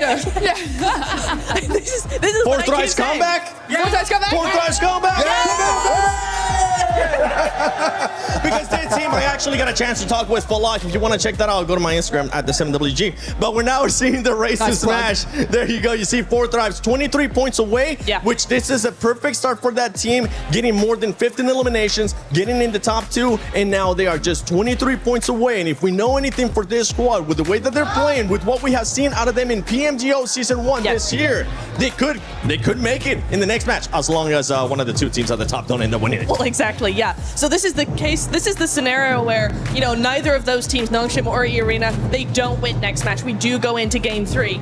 If Fourth Thrives are allowed another good win, I say allowed because we don't want any hot dropping going on. They might get targeted, you never know. However, if they're allowed one more game, if we do go into Game 3, Fourth Thrives need another top 5. They need another several points, 8, 9 eliminations. There we go. Yeah. Another few of those, and they are in Smash ruling. They are a contender, and they could just do a back-to-back global win. And I think we did end up getting today Maxman. I think we might have gotten a Maxman grenade on the day. Oh, really? Did we now? It's time for your favorite segment of the day. It's Maxman's grenade of today. Let's check it out. Which player's going to be here? It's going to be in the city. This Fourth Rise. It's Falak over there looking for a KOP. He gets it done right away. The man is an absolute menace. But he's too much of a menace because T24 had to take him down. Oh! Give him a boom boom back to the lobby. It's Max grenade of the day. That's some background music for you, Max. That was a great. We got the drums, we got the jingle too. But yeah, for that team, I mean, overall, it's a great start here for the final day of PMWC at EWC 26. A great performance out of those teams that we were expecting a good performance out of, right? We talked about already E-Arena having to do what they needed to do. Now Nongshim being able to show up when they needed to show up, starting off great here with the win as well. One thing that we do need to talk about is possibly this team's being targeted. When I say being targeted, I don't mean getting a hot drop right away, but we are going to be looking at those rotations, because if we look at E-Arena has 2 wins so far this PMWC in Erangel, and in the finals, E-Arena has already gotten 1 win in day 1, match 3 in Erangel. Actually, I do want to say, I was talking to Kalaris earlier. Nongshim Red Force, they got back-to-back wins, right, on the island finish. So that's going to be something that you got to keep into mind also, because they did win PMMI by Smash ruling. Literally, all of the storylines are merging together in favor of the South Korean team of Nongshim Red Force. They could be looking fantastic. But of course, that's if E-Arena get a win, or if Nongshim Red Force get a win. But Niptura, we got to keep in mind, it's not Rondo anymore. It's no Recall Tower anymore, meaning the teams that are not currently in the Smash Zone is going to be even more complicated for them to reach 122 points. Oh, absolutely. And then you've got, you know, when we've seen this a lot of times in, you know, Smash Rolling last day, all of this sort of stuff, you do tend to see other teams actually go ahead and change their drop location to avoid getting targeted. But you're right, Seven, right? We are going to be looking at those rotations. We need Fourth Rise, we need Nongshim, we need E-Arena, we need Enigma Galaxy as well. All of those teams. Aurora did not have a good game at all, so they're still chasing that. They need to make sure their rotations are on point, that they might change them a little bit just to avoid any early eliminations, because right now, it is now or never. We got 2 teams in Smash ruling. You do not want to take any chances going out earlier. You're gonna have to use those spidey senses if you're currently at the top. If you're Fourth Thrives, you want to continue your frag out. Here you go. You can actually have it back now. Thanks so much for letting me guard. If you're some of the other teams, E-Arena, Nongshim, you gotta watch out for everything going on your way. And I know right now around the arena, we do have a special guest crawling by.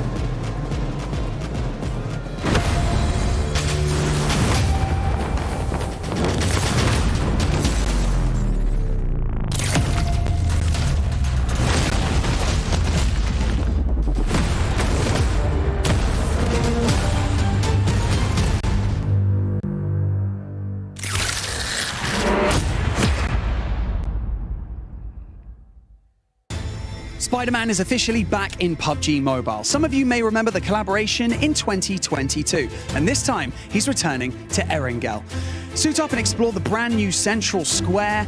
You can move across rooftops, run across ceilings, and hunt down enemy squads. But it wouldn't be Spider-Man without the powers. So, You can grab Peter Parker's gloves and you can web swing your way around the city, or you can even use your webs in combat to slow down or trap your opponents. And of course, there's so much to discover beyond the fights.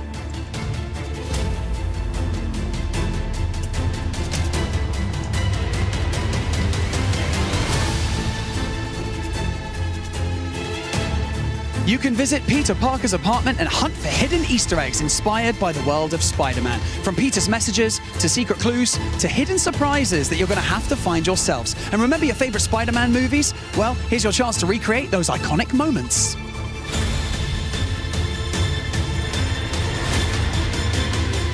Maybe you pull off a perfect rescue, maybe you escape a fight by swinging away at the last second, or maybe you and your squad just stop everything to take the perfect Spider-Man shot.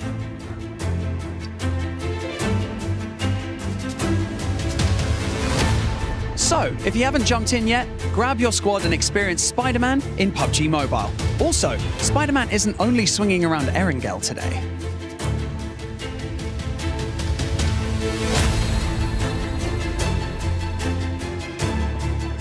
We have got Spider-Man on stage right here with us right now, and he didn't come empty-handed. He's going to be handing out PUBG Mobile merch in and amongst the arena, so make some noise for Spider-Man!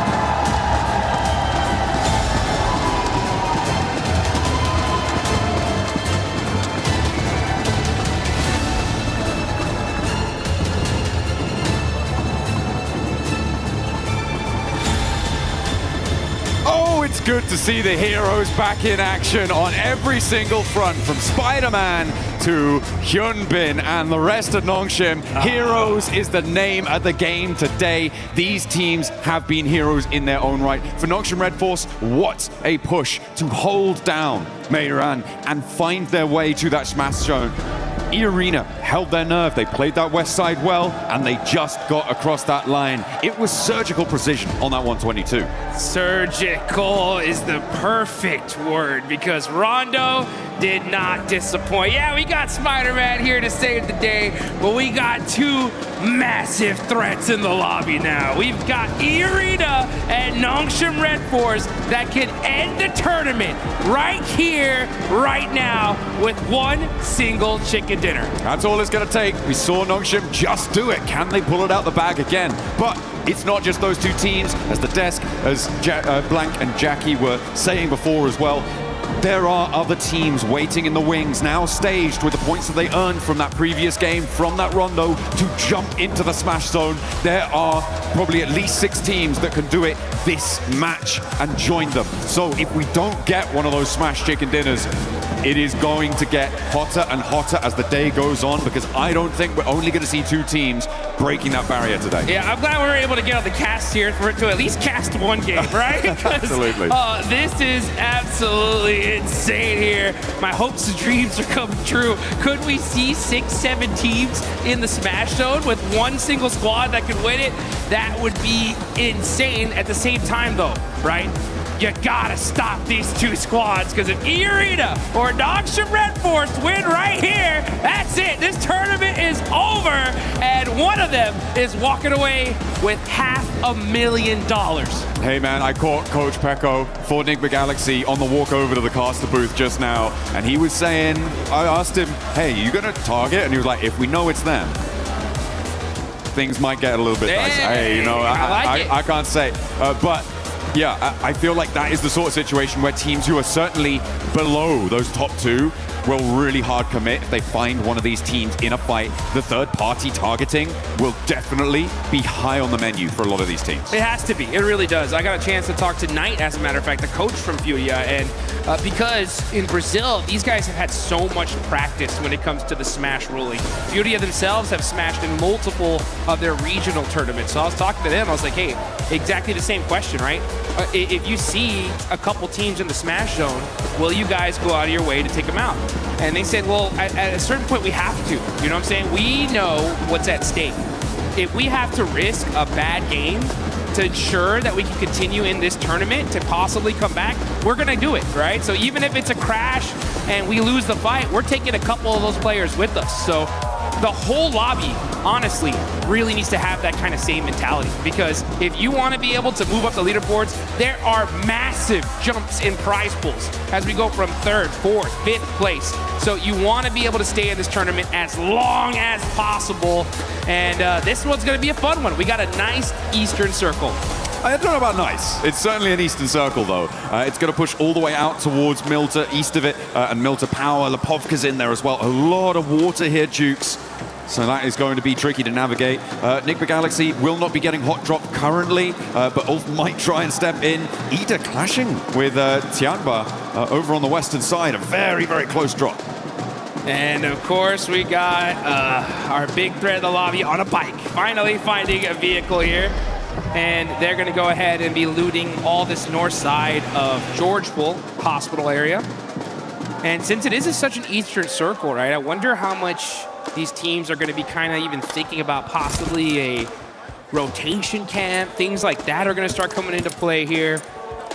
And man, this is gonna get intense. Yeah, a lot of teams looking to put pressure on as the fight near Gatka between Ida and Tianba is still popping off. Remember, this is an adjustment from Ida to move out this way with the plane path as south as it was. They are going to get stuck straight in with Tianba, and neither team is looking super happy about it. Aching on the inside of the building. Swain on the top floor now has Eagle to contend with as well. Drops a nade down to the ground floor. He tries to fend off the remaining 2 players. QZZ unlikely to get picked back up here. Does bleed out in the end. And a step forwards. Swain rebuffs. One more barrel, but it's not enough to blast it back. Tianba survived, but with only 2 players. And Horror can just move in and maybe just sweep this one through. A very strange hot drop coming through over on Gatka. Terrible. I mean, honestly, Ida's disrupted this lobby so much, and Tianba are devastated. Now down to just 2 single players. Aching jumps out, just desperate, trying to do something for his squad, and Eagle is just standing still, just saying, like, not like this. Not like this. Horror have been a little bit quieter during the course of these finals. Not the fans, that is, the players. The fans have been plenty loud, and we've loved it, but they haven't quite had the performance that we were maybe expecting from them coming into the games in these finals. It's not quite good. It's not going to be enough. I don't see them catching up when we've already got 2 teams in that smash zone. It is a bit unfortunate. It is not great, but they can look pretty good in game. We know that. And one of the ways that you can look good in game at home is with the Naruto skins. Make sure you're heading into game to pick up the character sets, the Ninetales Fury Org, and you can look as good as anyone taking on those ninja challenges. Yeah, get that ninjutsu going. And honestly, yeah, it seems like Aura, OG, they're going to need to bust some of that out if they want to be able to make a crazy run for it. Mathematically, it is still possible, right? If Aura, they start with 3, they're going to need a 20-point game here, a 20-point game in the next one, and maybe even another one after that. It's triple back-to-back. It's triple back-to-backs, you know what I'm saying? We still have enough games to do it. It's just going to be tough, especially considering that there's going to be quite a few teams in that smash zone very, very quickly here. That's if this game even continues on after this one. So a lot of different factors to play out. The problem also is the fact that we get later and later into this tournament, the desperation is going to raise tremendously, right? So these teams in the mid-pack are going to even start playing hyper-aggressive because they're going to know, right? Their coaches are going to tell them, hey, man, look, you made it all the way over here to Paris, all right? You either get 20 points or this was all for nothing at a certain point, right? Well, there's still placements on the line and all of that sort of thing. I'm just looking at the map at the moment, and I'm seeing that Nongshim Red Force might be in with their first fight in a moment, which is going to enlighten the rest of the lobby as to sort of where they're playing, what sort of conflicts they could be running into. A 2-2 split across Milta right now for Nongshim, as they did not fully or firmly hold the bridge against Alula, so that crossing does come through. And that central glut of teams, and now they start to take shots. Alula in the hovercraft have plenty of armor to rebuff the first volley, but there's more still being flung down range, and that's going to have to divert them on the long road. They find the knock, and there's the flush. Nongshim Red Force extract the first point. Wow, okay, so they end up getting a point on that. Pretty wild. And Alula are in this next circle, down a player. The thing is, though, if any team nearby happen to hear those shots, they know where Nongshim Red Force is now. So that is going to be a factor, but they are in a really good spot for this circle for now. I mean, teams should be aware, right, of where they're playing based on the fact that it was Alola that they knocked. And Nongshim Red Force generally going to be in this sort of location. They'll know that Alola are coming up from Novo. So it should be a pretty certain bead on it for a lot of teams in the lobby, but nobody is likely to send out this way. Maybe Aurora could try and crash into it and cause some problems. Vitality are actually holding the West Bridge, which is interesting, over on that ferry pier side of things. So if Aurora decide, you know what, we're not going to go over to that east side, we're going to try and break west, Vitality is still lying in wait for it, which I'm not too sure about. I'm not sure if I like that. Yeah, it's going to be tough here as you got some pretty wild rotations here. Speaking of wild rotations, we got Enigma Galaxy rocking their 2-2 split. The same again. Same again. You know, I actually talked to Ralph a little earlier this morning, asked him like, hey, you're going to continue to do it? They're like, yeah, you know, it's worked for us in the past. We're going to try it out. We've noticed that on the west side, had a little bit of unluck with some pretty crazy pushes, but we're going to give it a shot here, and we'll see if it pays off for them. I mean, they did win a chicken dinner from a circle similar to this, on a rotation similar to this. Obviously, it was a different lobby. It was a different time. We were different people, Jukes. We were so much younger. We've grown so much. Yeah, exactly. We've come so far, but they're going to look for that regroup at some point. Getting through for that regroup is really the difficult part that we've seen for Enigma Galaxy on this regroup rotation. Getting through the glut of teams right now, I'm not too sure how that's going to work. They may have to go on the boat, maybe head up all the way north of Lepovka and go all the way around. That would be, I mean, maybe not sensible, but possible, certainly. It's difficult, and they are going to get on the road right now to see what they can find. E-Arena are also starting their move in from South George. As we can see, we're on board of them, just passing the north side of school to head towards the center of this circle as it centers up on that Milter Hill near prison and mansion. Rotations are coming as we are zooming in to Erangel. What kind of circle we're going to get here? All right, just beautiful center up, very typical. A lot of these teams were expecting this, and they got it. Now you see Enigma Galaxy, right? They're going to be on both sides of this circle. It's going to be very difficult for them to get to their teammates here, so we'll see how this pays off. But we still got some teams still trying to get in this zone. E-Arena pushing in super late because they land over there in North George. Aura still in Severny. And you got Vitality going on the other bridge here, so they're going to be super late in the circle as well. Yeah, Vitality's still on the West Bridge. I don't like it. I think this is way too long. You're overcommitting. No one's turned up. Not too sure what the game plan was there for Vitality. It's not the same team we saw from their stages. Sad. So Yeah, unfortunate. It's the same thing we saw in PMGO too. Yeah, it's a big drop-off, which I'm sad to see. Enigma Galaxy, they get their back duo caught up in a regroup, and this is exactly what I was worried about. It's only going to be Lord, his vehicle's on fire, and he goes down because he hops out. As it's on fire, they lose their back too. I guess, yeah, Ralph, keep doing that. See how that works out for you. Yeah, I saw his player cam, and I could see he said, what the heck? You know, what happened? How is this? Why are there players here in the middle of the circle? How did I get knocked? What? Oh, that's crazy. That's super unfortunate. The 2-2 split, man. I mean, losing players like that is so rough. We'll see how it all continues on, though. That's if we have another match after this, because Nongshim Red Force are on the south side of Milta, full squad, looking dangerous. On the other end, you got the other Titans of the lobby, E-Arena, holding down the north side. So both these teams able to secure a position as a full four-man team. A vice grip on the circle right now, and our teams will look to try and slip that. This is a replay on Lord getting knocked. You can see he drove up. It was actually the hop out that got him. He'd already taken enough damage and hadn't slowed down enough. He hopped out of the vehicle, kept that momentum, and it was the fall. He hit that ground a little bit too fast. The ankles. Just rolled the ankle, man. Rolled the ankle. And now Koops and Satan have to do it all on their loans. And it's a bad time. It's a bad time. I feel like it may have worked before. Teams maybe weren't necessarily expecting something like that, and they weren't looking for a duo to be rotating in such an early fashion, especially because they know, oh, well, these players haven't lost, so it should be a full four come from there. But there's been enough games now when Enigma Galaxy have done this that teams should be like, oh, yeah, that's what they do. Let's just clamp down on that. You know, it's one of those strategies that I don't know whether to be... it's just one of those strats that's just like, okay, it's different. You know what I'm saying? We don't see... One of those bad ones, yeah. I've heard of those. It's bad when it doesn't work, right? That's the thing, is like, if it does, it's like, wow, maybe more teams should try this out. But after that, it's like, I think we just stay together. You know what I'm saying? It's just unfortunate, especially considering that they're in 5th place, man. If they would have got a 20-point game here, boom, they would have been in that smash zone. Let's see where this next circle goes, though. And things are going to start heating up because we get a nice center up. E-Arena are going to be over there in Lipovka, so they're going to have to fight their way into this next circle. But like you mentioned, it is a vice script right now. North and southern side is where the big threats lie. In the middle of the map, though, you got S2G, you got Enigma Galaxy as that duo. They had 4, right? It is what it is.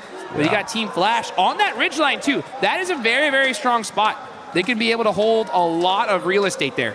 That's true over on the east side, but I feel like they do need to move into the west edge of it a little bit further, which is exactly what Bo has decided to do there. They have to transition forward. The 3-building compound that sits sort of in front of them is viable, but it can be very difficult to hold against teams up on the north, especially if you get crashed. Multiple angles can crash onto it as well, so a little bit tenuous when you have to leave that ridgeline for Team Flash. For Nongshim, they're going to play nice and isolated on the southeast side. Remember, it's not big point scoring games that are necessary. That's not what's going to be weighing on the mind of Nongshim, of E-Arena. It is just that chicken dinner. Be the last player standing. That's the only thing that should be running through their mind right now to try and secure that tournament title, the global stage glory. That's interesting. That's an interesting thought. And I hope it doesn't change their play style, because I'm thinking back to PMMI where Tianba had such a massive lead, and they kind of implored that same strategy. Like, hey, let's just put up some basic points. They had so many points, as long as nobody smashed, they were going to win it for the most part. But they changed play styles, and they paid the price for it big time, going from what we thought was going to be an automatic first to like 3rd place. So yeah, we'll see how Nongshim, who definitely learned from that, if they're going to replicate it or play the game that got them here in the first place. 4 Thrives in that last match were able to ignite those afterburners, send them into the stratosphere on the point scoring. And now 4 Thrives want to keep that pace, but they're kind of cut out on this northwest edge. They are boxed in by that prison cliff area on the east side of them. They're going to have to pick a direction and commit. Towards Vitality may be a good idea to start, but you've got Godlike behind that, and maybe Ulf on the top, on the lip of those prison cliffs could be a target as well. But either way, it feels like a third-party target. I can't lie, I'm so hyped for Godlike right now. After seeing that Rondo match, they put up so many points. If they would have won that fight with E-Arena, they would have, who knows where they'd be on the leaderboards here. But they put themselves in a good position. They're still in 10th place, 72 points. They're going to go for the back-to-back chicken dinner. They realize that, like, hey, we got to get it done here. If they do, it would be the comeback of a lifetime. You know that their fans are excited. They're hyped up. Oh, yeah. Waiting for this next zone. And it's going to go on over to the northeast side. And which team gets blessed here, John? Team Flash, right? E-Arena on the north side, on that road down from Lipovka. It helps them out. I wouldn't say blessed, though. I feel like they are still in a little bit of a dangerous position, especially with Horror descending on them. Look at that eastern sweep. That could be dangerous. That could be trouble. As Coops takes a knock in the meantime as well on the south side, bleeding out another player. Not good news. But Horror, look at a crash maybe towards E-Arena. I do think it is Team Flash that has been the most blessed by this zone, though. On that northeast side, it's exactly what you highlighted, right? That ridgeline, the buildings in front of it, really, really good. But only if it goes out their way. Well, guess what? Here we are. And now S2G try and push in. They're being denied access. As Horror clash with 4 Thrives, who have, okay, they've lapped over the north side of prison, and they're third-partying on the rotate here on the north. Fights happening all over the place. Now we're going to be looking at Enigma Galaxy. Satan, all by himself, going to be challenging Al-Ula here as we switch over. 4 Thrives get eliminated. That is a huge loss right before the 100-point mark. There goes Enigma Galaxy as well. That's 5th and 6th out. And now Aurora up trying to sweep past Noxian Red Force. As Horror picking up those points is a great result for them. 7 eliminations now on the north side, right next to Arena, who take a knock as well. Turny K has gone down. S2G battling for the middle of it and taking damage from every single angle. Ulf will do a lot of damage to them, but S2G managed to weather that storm. A lot of damage across the board on these rotates, Jukes. And then here we go. We're going to catch this fight here as S2G are hurt. Vitality very, very close near to them. And it was OG that are putting up some points on the board. They end up getting 1. Kamikaze on the other end. Now finally the fight has calmed down, but this is a battle for the central position in this circle. I mean, this is another team, S2G, who is within reach of that smash point barrier up to 122, but they have just had the win taken out their sails. 113 right now. They need to get 9 more points on this match, and with 11 more teams alive as a solo Kamikaze, has he got something magic up his sleeve? I do not think so. We're just going to leave Aurora to really be the only challengers to that smash point duo. And Aurora are definitely a threat, that's for sure. 110 points, 12 is super easy for them to get in this kind of position. They're gonna have to fight their way through it though. CS Power getting a knock from Godlike. They're down to 2 players, and that is WizGod gonna get that confirmation on 2 Power. Only 1 player up left for Godlike. Oh, the Arena did manage to just roll over to the ridgeline there on the shoreline. But Mormon's been spotted. Okay, Sky is still going. And the Arena not safe yet, not out of the woods. As Godlike and Orangutan still continue to clash.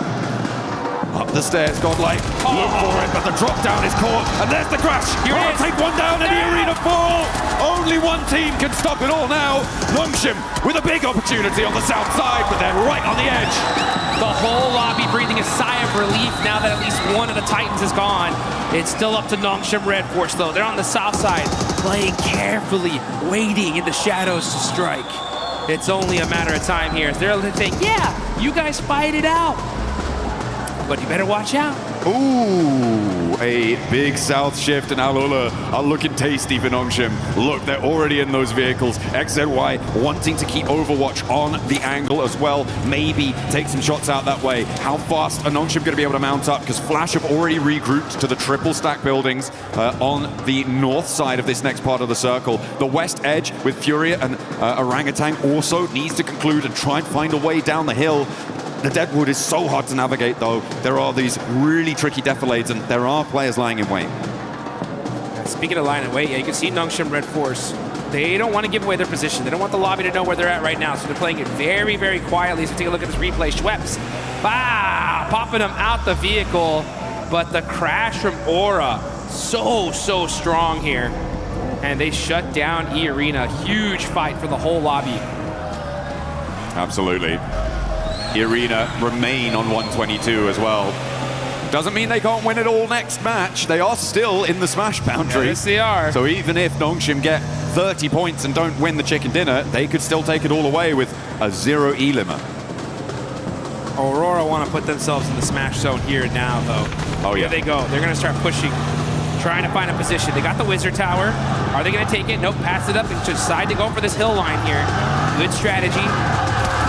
Got to be careful, though, with those shots from Flash. Yeah, there's...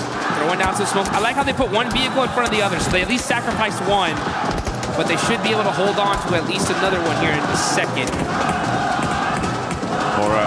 They're going to have to pick a point to go, and I feel like Short Team Flash can be taking shots right now, but the west side is going to have to conclude, and fairly quickly. Someone is going to look to crash Team Flash. I can guarantee you that at some point in this match. Yeah. But it may be a little bit longer than we were anticipating. I mean, as I said, the Deadwoods have a lot of those defilades, the hills that slope down from the top of this ridgeline. This tree cover has a lot of rocks to play around. You can sort of stutter your way forwards a little bit, but later on you're going to have to find something. Oh, spot over onto Doc. They know who they're fighting now.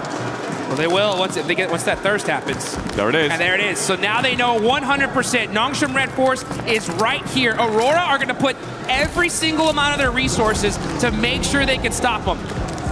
It may well be worth it with all the teams around them going down fairly quickly. just sitting here waiting for Nongshim to roll out, stepping through, sacrificing shots to Team Flash. They may look to try and just block the road, shut the door in the face of a Smash victory here in match number 2 today, match 14 on the series. To be fair, this is going to be a very tough win for Nongshim to get. They're in a really, really tough spot here. They are on the edge of the circle. That broken wall is covering them for now, but this next zone is going to make things interesting. But here we go with a huge battle. It's Furia versus OG. Furia in 8th place right here. They need the win. Oh, that nade looks good. That should get a confirmation. It doesn't, some way, somehow. Bad nade there, but all of a sudden, they are able to get some knocks. Silence is going to go into the building, eating some blue zone. Furia are getting peppered. Little by little, he gets away with just 1 HP. Oh, WizGod steps out. He's looking for more. He's got the shotgun shells under the car. The blue zone's ticking, but it's not going to matter. WizGod strikes back against Furia, but now Horror here, and he's got a sliver of HP to play around with. They'll know he's here, and Fear rolls over the top of the hill. WizGod, what? He didn't see him. Should hear that. No! With his back to it. Will take the shots, but not find the knock. And he will be put down. In the meantime, the roll-up from Nongshim. And they're off. Here they go. Nongshim Red Force on the rotation, trying to find a spot in this zone. Tires get popped. Team Flash knocked down Tizzy. It's up to the 2 players from Nongshim to end this tournament. XZY trying to regroup now on the back. The reloads are coming through, and he may be able to sneak his way into the dip. And Aurora now have Nongshim set before them. A gauntlet to run through, and then one that they will charge in headlong. Nades first. Zul, Reefus, and Top wants this retribution. Draw this game to a close without a Smash Point victory. Aurora throwing an absolute bombardment onto Nongshim Red Force. They know they're the threat. They're going to use every single piece of utility they have to finish this team off once and for all. Not able to find those other confirmations. Vehicles are getting moved out the way, though. That's the coverage that Nongshim Red Force desperately need. Looks like they're playing a little game of ping pong with that car. Ooh, but Aurora starting to suffer as well. They have to move forwards, and now they're in the firing line of Team Flash. It may well be enough to stop Nongshim from winning the game, though, and that seems to be what they were trying to bid for. All the while, by the way, Kamikaze is still alive, so can't discount him just yet for getting the points that he may need. It would be a very long road, though. Hyunbin and So Easy now find the final blow, struck to the heart of Aurora, who draw their game out on 113. No! They will fall to no Smash. Not here, not now. We're gonna see a game 3, folks. Get excited, get hyped, because now's the chance for a lot of these teams to start pushing their way up the leaderboards. How far can you go here, though? I mean, for Team Flash, this is a golden opportunity to jump up placement points, to jump up and get a little bit more cash under the belt, be a higher ranking finisher. They have all 4 of their players alive. They're looking pretty chill. As I said before, S2G do have the slimmest of opportunities. For me, it's Kamikaze needing to grab some third-party points off a fight that Team Flash has. Yeah, he's just trying to sneak it enough points to sneak his team into that Smash zone. Any point matters, though. I really got to give some major love, though, to Aura. Look at them. 13 eliminations. This team is trying to make a comeback of a lifetime, and this is how you do it. Got to get this win, though. Anything less is not going to be enough for them to make that race to the top. I mean, even when you do get it, it's still a long, long road for them to try and find. For Kamikaze, he needs to profit 6 more points on this match. Those can come from either increasing placements or getting eliminations to join that Smash Point bubble. But this next circle comes in, it's not going to have him in it. It does push Flash into into a few of their locations, but it looks like they've spotted him. Kamikaze is there, they roll up, he's put down, and no longer do we have that storyline. The battle at the bottom of the tables rings true for the final 4 here. This is huge. Everyone's trying to move up their placement here. Like, again, this is a massive prize pool. Every single placement up is big money in the bank. Aura, though, this is the game of a lifetime for them. This is one of those opportunities that gets your squad excited, gets them pumped up to finally start putting everything on the line. You can see Team Flash, though, they're in the mix here. Aura trying to push from the edge of the circle. They're going to start throwing all their util onto Vitality. That's the threat. If they can hold that rock and secure that position, this could be a solid chicken dinner for them. Absolutely. big chance. As the nades keep on going forwards. 13 eliminations on side, and they want to add 2 more to the tally. Sky and Jiggle into the fight. Razak goes down first, immediately putting him out of business, out of action. Sky looks for more as well, and they turn it on. It's just too hot. Aura are on fire. 15 eliminations, but that game looks dangerous. Gotta watch out. That one hurt, and now it's up to Sky.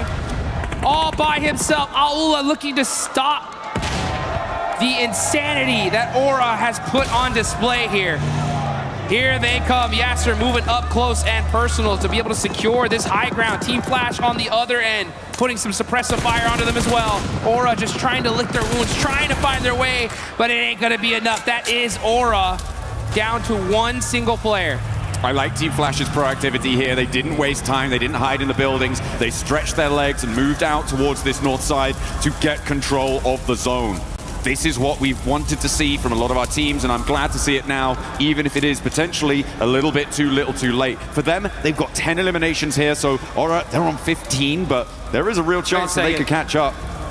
A Sky is still cooking an aid, and Alula are gonna have to worry. Okay, he puts it back to the shotgun shell. He's not moving a muscle here, and I don't think Alula realizes that he's even still there.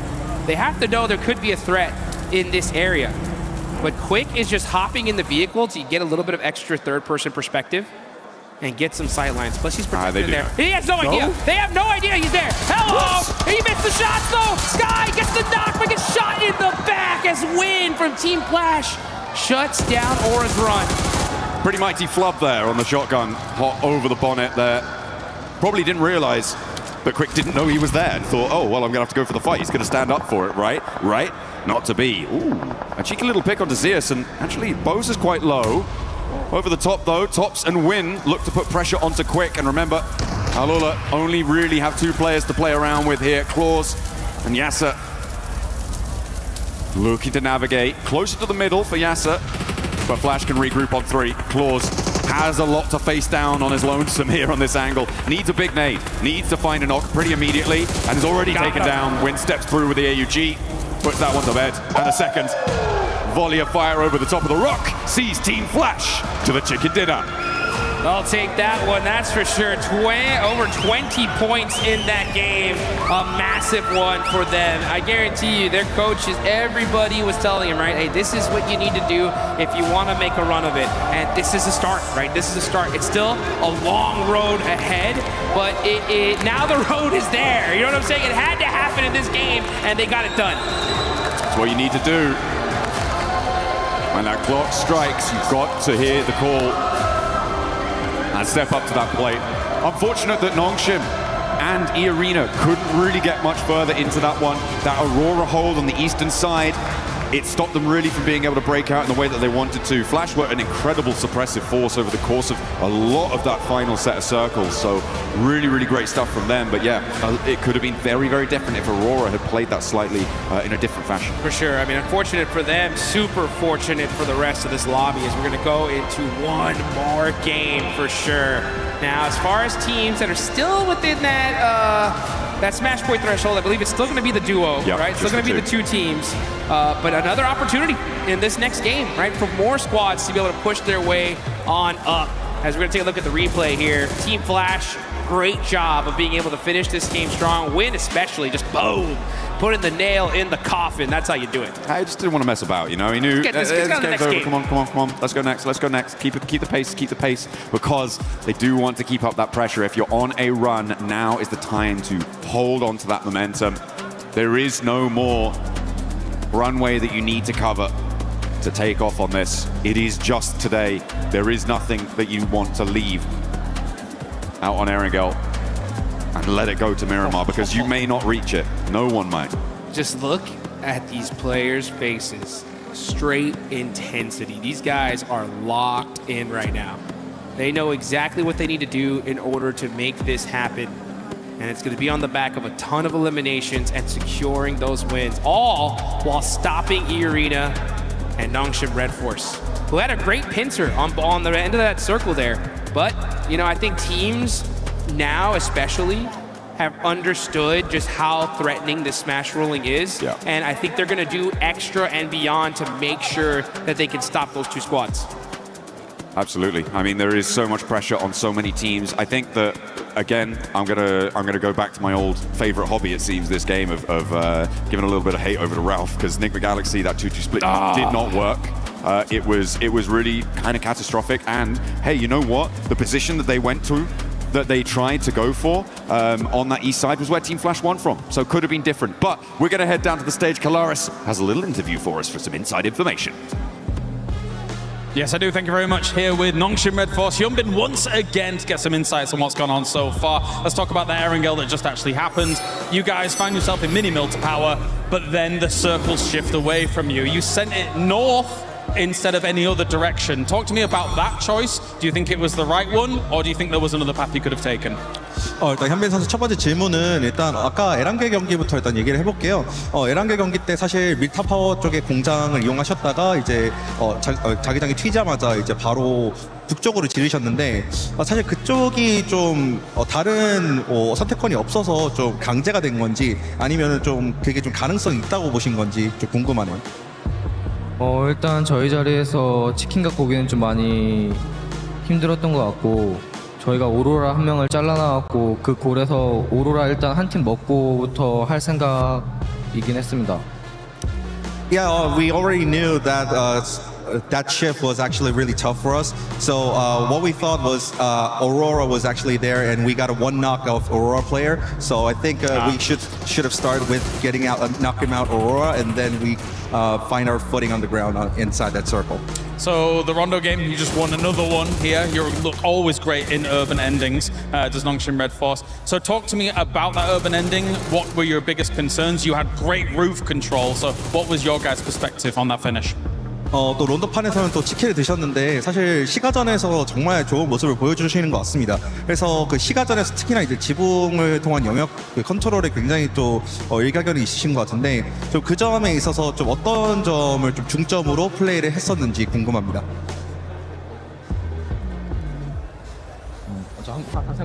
그 론도 플레이 때 시가전 플레이 때 어떤 플레이를 중점으로 두셨는지. 일단 저희 자리가 외곽이었고 저 시가 쪽 한쪽이 비었어갖고 일단 들어가서 서클 받다 보니까 그냥 좀 잘 먹은 것 같아요.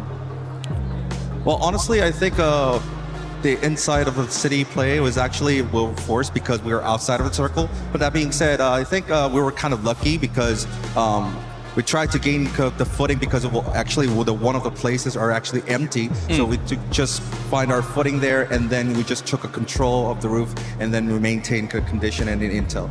All right, well, thank you very much for joining me, Hyunbin, here once again. That's Nongshim Red Force currently in position on the smash rule as we continue the games here at PMWC.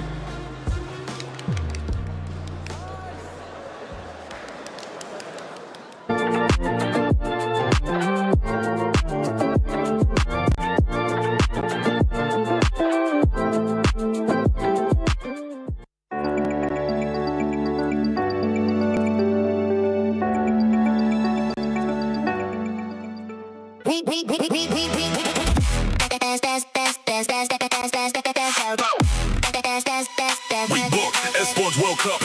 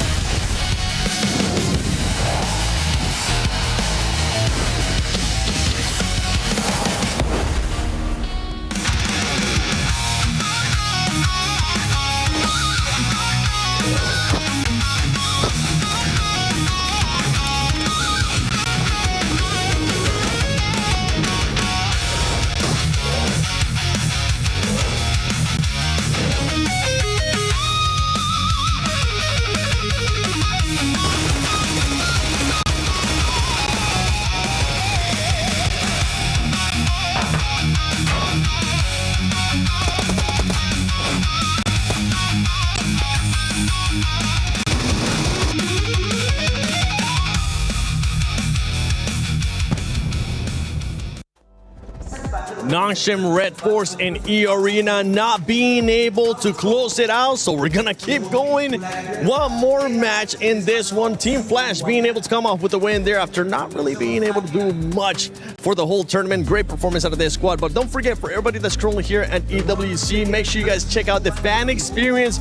Go look at the awesome stuff between PUBG Mobile and Naruto.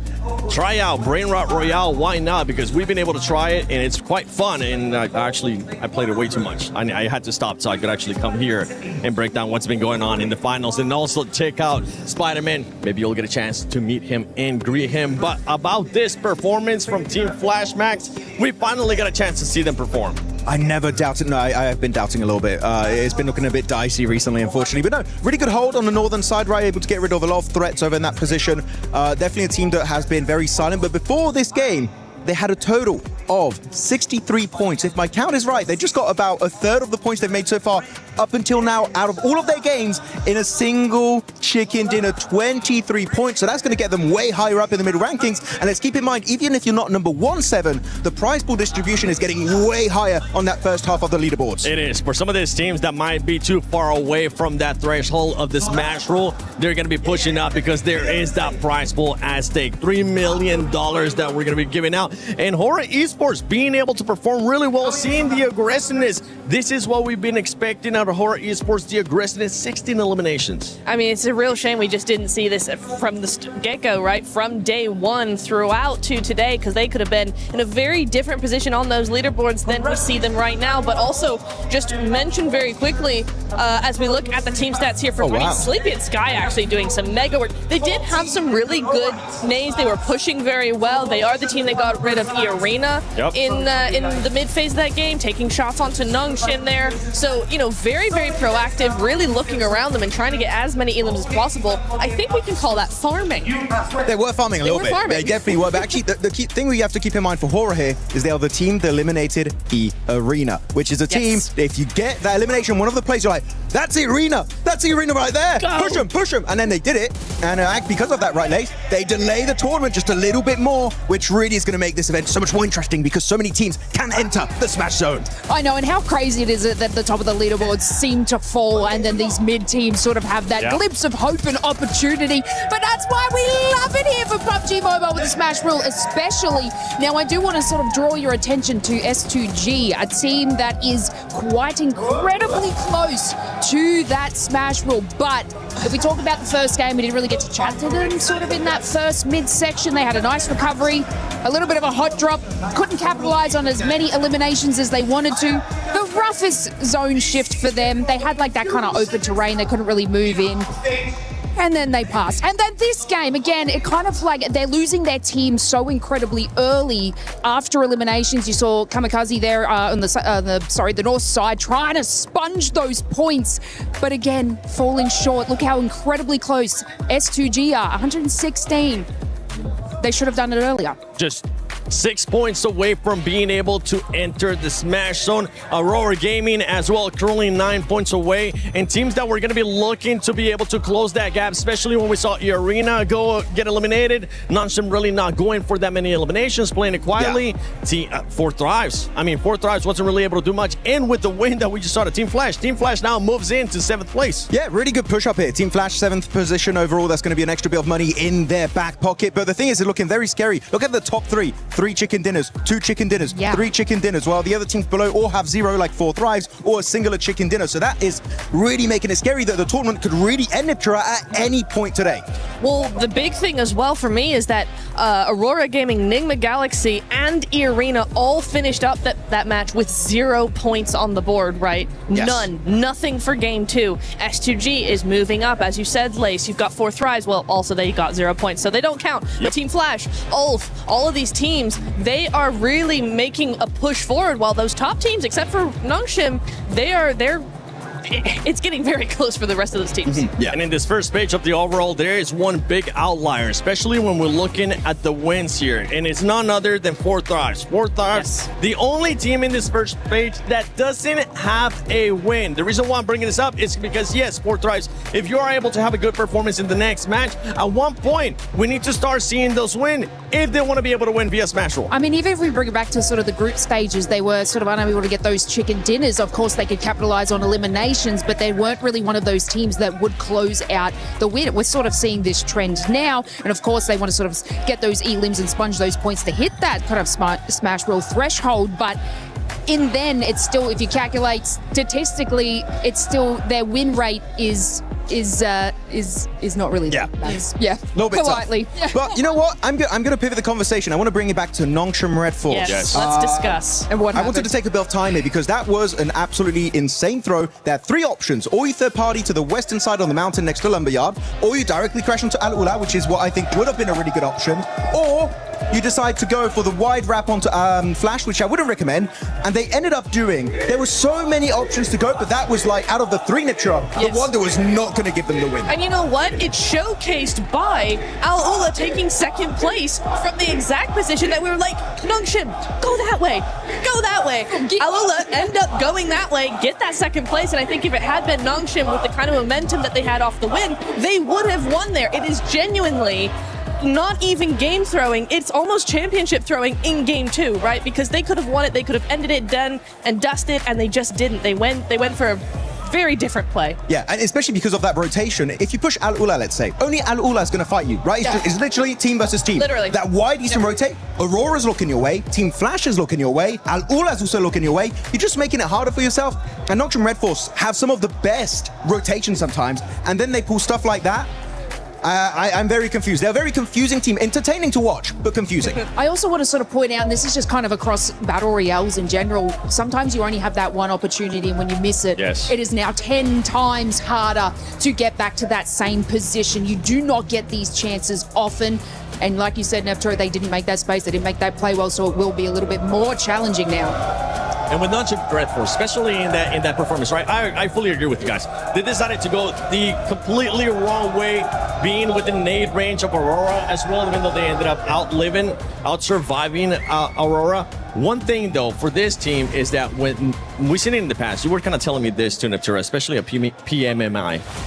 Once they hit the smash zone, this team is so scary because they know exactly what they're playing for, which is just the win, right? Yes, they can get some points. And we kind of saw this here being super passive, the team just waiting for the right time. And I think maybe that's what could have hurt them there. They was just looking for something passive. They weren't looking for an actual fight, and that's why they decided to go with that rotation. You know what? I 100% agree with you there, Seven, because, they are so scary. They are so patient. And we saw that them lining up on Milta Power there, lining up on that wall, going, okay, what's the next play? They didn't look scared. They weren't going too quickly. They were just being very patient. They were sitting and going, okay, what are we going to be doing next? And then they make the most harebrained, like, under pressure play, it felt like, right? Another team I would have expected that from. Not from Nongshim, not with the presence of mind they seem to have while in the smash point. They are not a team that falls under pressure, and it felt like they just did in that moment, so very, very odd. Next game, though, still that chance. No one's quite caught up to that smash zone, so really, EA still the only competitor for them right now. Game 3, we can do this. I'm going to pivot the topic again. Sorry, I'm all over the place. There's so much to talk about right now, but I want to talk about actually the MVP race, which is actually, we could have a dark situation on our hands, which is we saw Eren being top damage dealer, he had a ton of eliminations, and they're currently at the very bottom of the first page. We could have a situation where they're nowhere near winning the tournament, and a player on Ulf could actually become your PMWC 2026 MVP. Got to be careful there because he is in 4th position, but it's Hyunbin, it's Tizzy dominating here for Nongshim Red Force. It is, and Hora with that performance that we just saw there, Sleepy being able to put up the numbers. Aaron, you were talking about it as well, but we have a lot of fans here in the arena. We got Four Thrives, we got a bunch more over there from Godlike. Let's see what Barney's currently up to. Ladies and gentlemen, we've said it time and time again that we wouldn't be here if it wasn't for the fans. We've got so many around the arena, so before we dive into our third map of the day, it is time to check in with them. And so, Furia, Godlike, make some noise! Killaris, who have you got with you, buddy? Yeah, that's all well and good, but I've got Nigma Galaxy. Make some noise! Thunderous applause for Nigma Galaxy! What have you got going on, Barney? Lottie, what have you got? James, Barney, you're not ready because I'm here with Marty.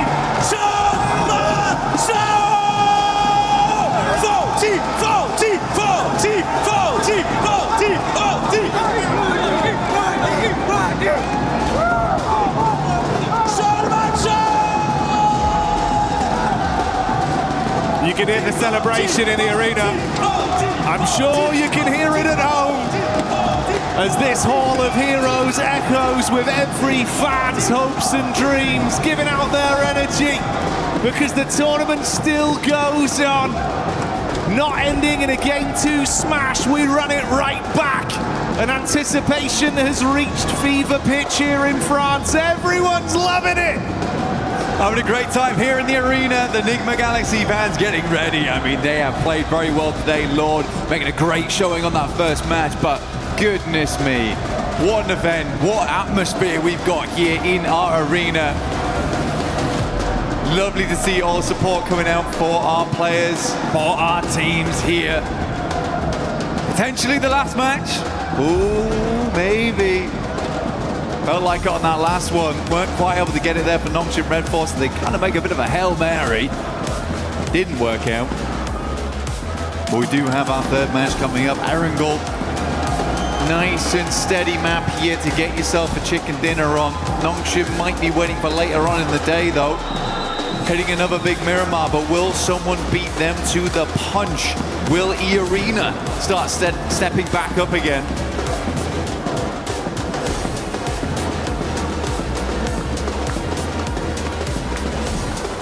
A lot of fine margins and a room that's getting rowdier and rowdier each game that goes by.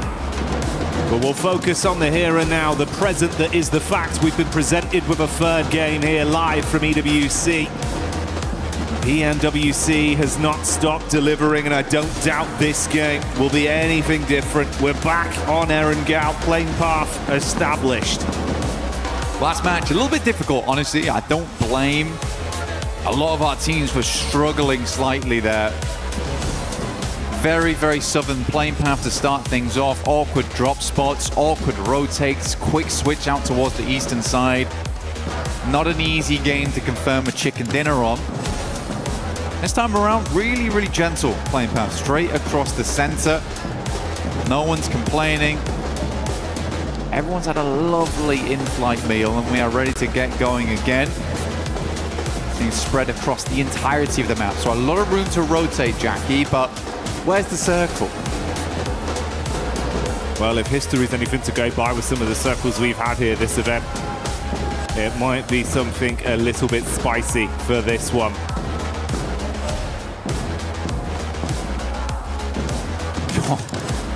It might be, might just be.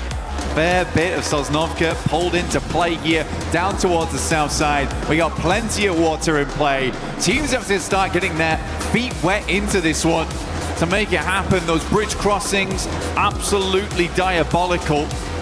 Aurora, also tough decisions. S2G, bit of a menace team to run into on that eastern side, but Fourth Rise have been consistently oppressive over towards the west. So hard decisions need to be made for this squad. They're getting vehicles, likely will loot down towards the south side of the map. They've been praying for a southwest shift on this one. Over towards farm, Nongshim Red Force will get moving. Planting those seeds of destiny. Hopefully get themselves another chicken dinner today. E-Arena far out over towards the northwest side, South George. Long distance on this one. And of course, for those of you at home that don't want to forget the event, make sure you get stuck in with that Naruto in-game event that's been going on. Pick up that awesome Ninetales Fury org and try and make plays like some of the best we've seen over the tournament. One of the best right here on our screens in Mormon. For E-Arena, he has been the man. Seriously good stuff from him. so many clutch plays, so many moments where it felt dire and Mormon was able to pull it back for the squad. Looking to do the same here in the final day. They've already achieved the smash ruling. As was said earlier on the desk, the only two teams to currently do it, but I do think that that will change after match 3 if we don't end it all here and now. Right now you have that serene sense for E-Arena as well as Nongshim Red Force that there is only one other squad in the lobby that could beat you to the punch.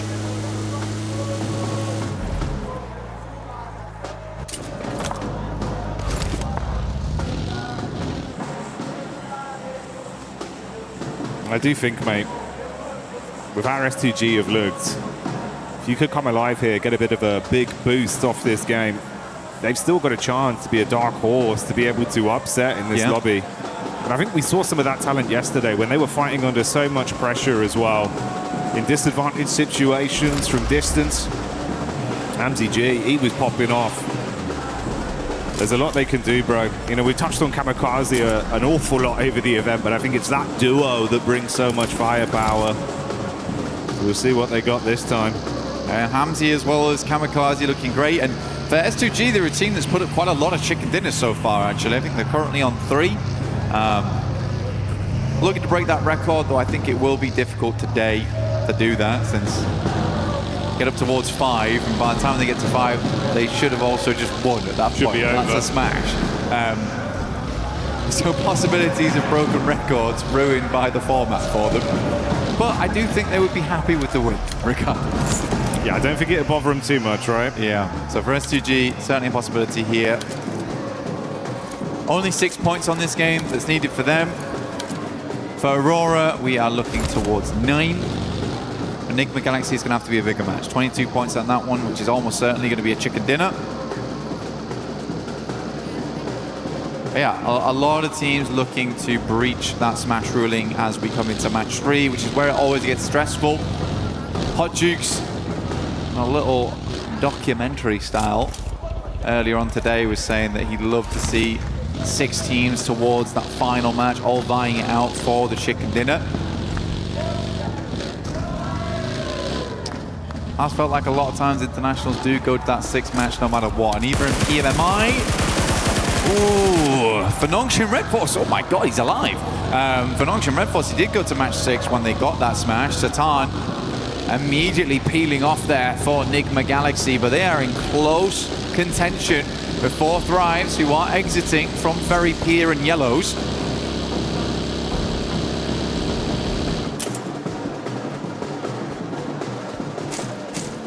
Four Thrives, they've been loving these fights versus Enigma the entire event. Always able to catch them on their egress. I was just as surprised as you were. He actually got out from that one. But Lord, not lucky enough to bypass Ida. That back and forth conversation between those two teams continues even this far into the event. Emre running down Lord to get that confirmation off. Yeah, now that idea of getting the chicken dinner and getting into smash ruling feels a little further away. 4th Thrives will aggress over towards Ida. Should hit them up towards the 100 now, so they've also hit the century on this game. Getting ever closer to that count. Nongshim Red Force was able to make a fairly good rotation towards the central position. They like to play around this area. They are cut in with S2G though. Slightly scary spot to be working with. Very central. Still only here in zone 1. Anything can happen as long as they're set up. Position to move from should be okay. Ulf finds S-Power. There is a clap back from Admino, who immediately will flush out Scarface. So full-on engagement here between Ulf as well as Godlike. Already big shots being connected. And it's wiped up so quickly. Ulf withstand the pressure. They do lose one player, but they can get Eren back up, and that's a key piece of the puzzle for them. Keep him in play, reset with the meds, and grab the extra loot. I mean, for Eren, what a run it's been for him during this tournament. Max was highlighting him on the desk of how much he was able to really prove himself here at this event, despite having some awkward moments, honestly. Still remember his crash into gas station, which went terribly wrong, but even then he is putting up numbers. OG do take a knock there to Tiamba, who have been sadly very quiet after day one. A majority of the points earned there, if they were able to replicate anything like that day one and day two or day three, they would have won this tournament by a mile. Sadly, that's just not the case. Trying to get back into the mix of it now, though, is Milu. So let's look for these nades.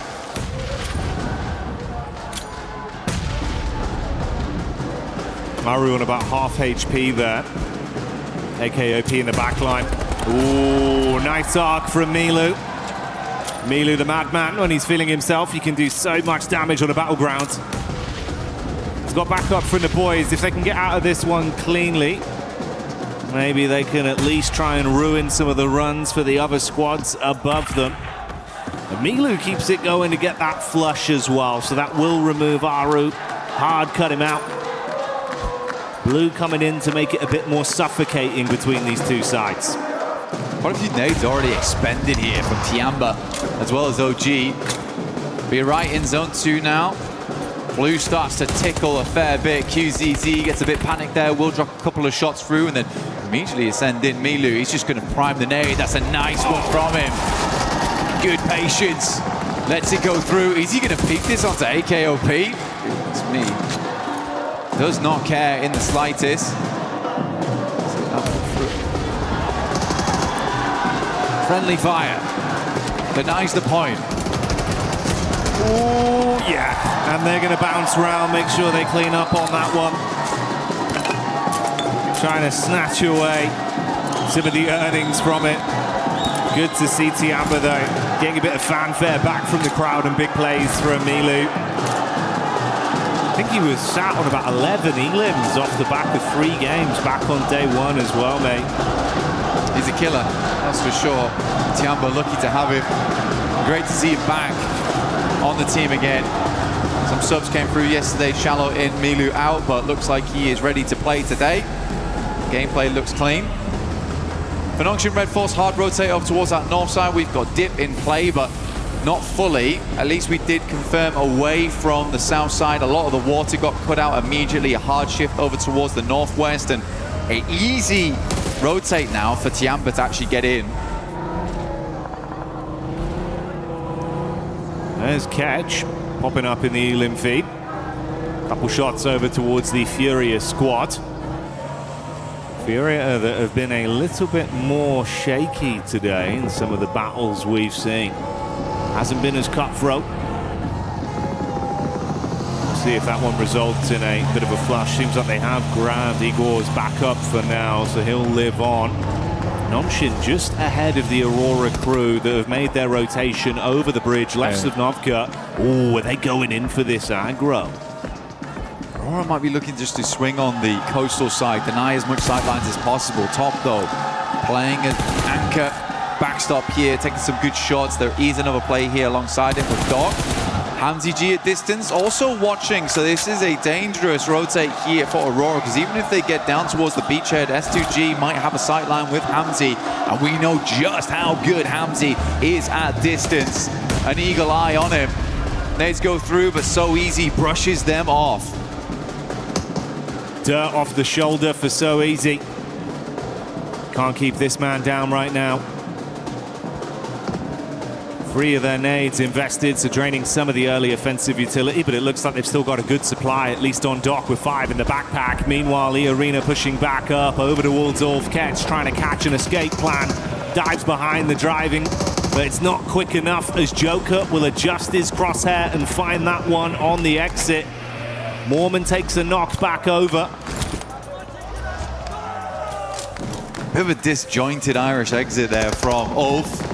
Alula under pressure though, as S2G just flies in over towards the garages. R3B in the corner, and S2G cleans it up. Not a single player lost. Should be able to get that res. Nongshim Red Force in the meantime, after seeing those players leaving, did get that leapfrog on, so they get a little bit further into the circle here. Milta, not the main feature. If we go down towards the southeast, we know just how good Nongshim can be in an urban finish. Thriving in the concrete jungles.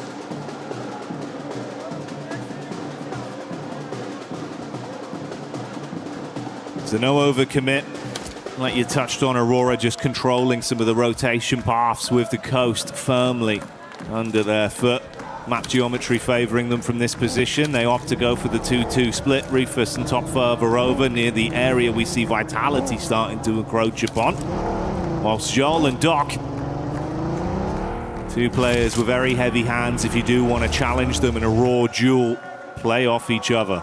It's actually a possibility right now with S2G leaving. I don't know if Aurora is able to spot that. They certainly don't see Hamzy G continuing to peak the angle, but now they have free capability to actually make an eastern ramp if they want. Right now they're holding two fairly decent locations in terms of vision onto the map, but they are right on the edge, so eventually they'll have to move. I think likely what's going to happen is they'll wait for Zone 4, make a decision from there how they want to rotate in. But there's a lot of free space over towards the eastern side, and already Doc is going to scout it. Yeah, that's exactly what I thought was going to happen.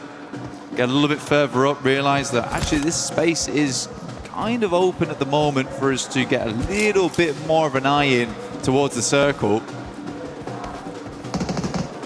That's the kind of premium real estate that man like Doc's going to instantly sniff out and be confident enough to rep himself to take control of.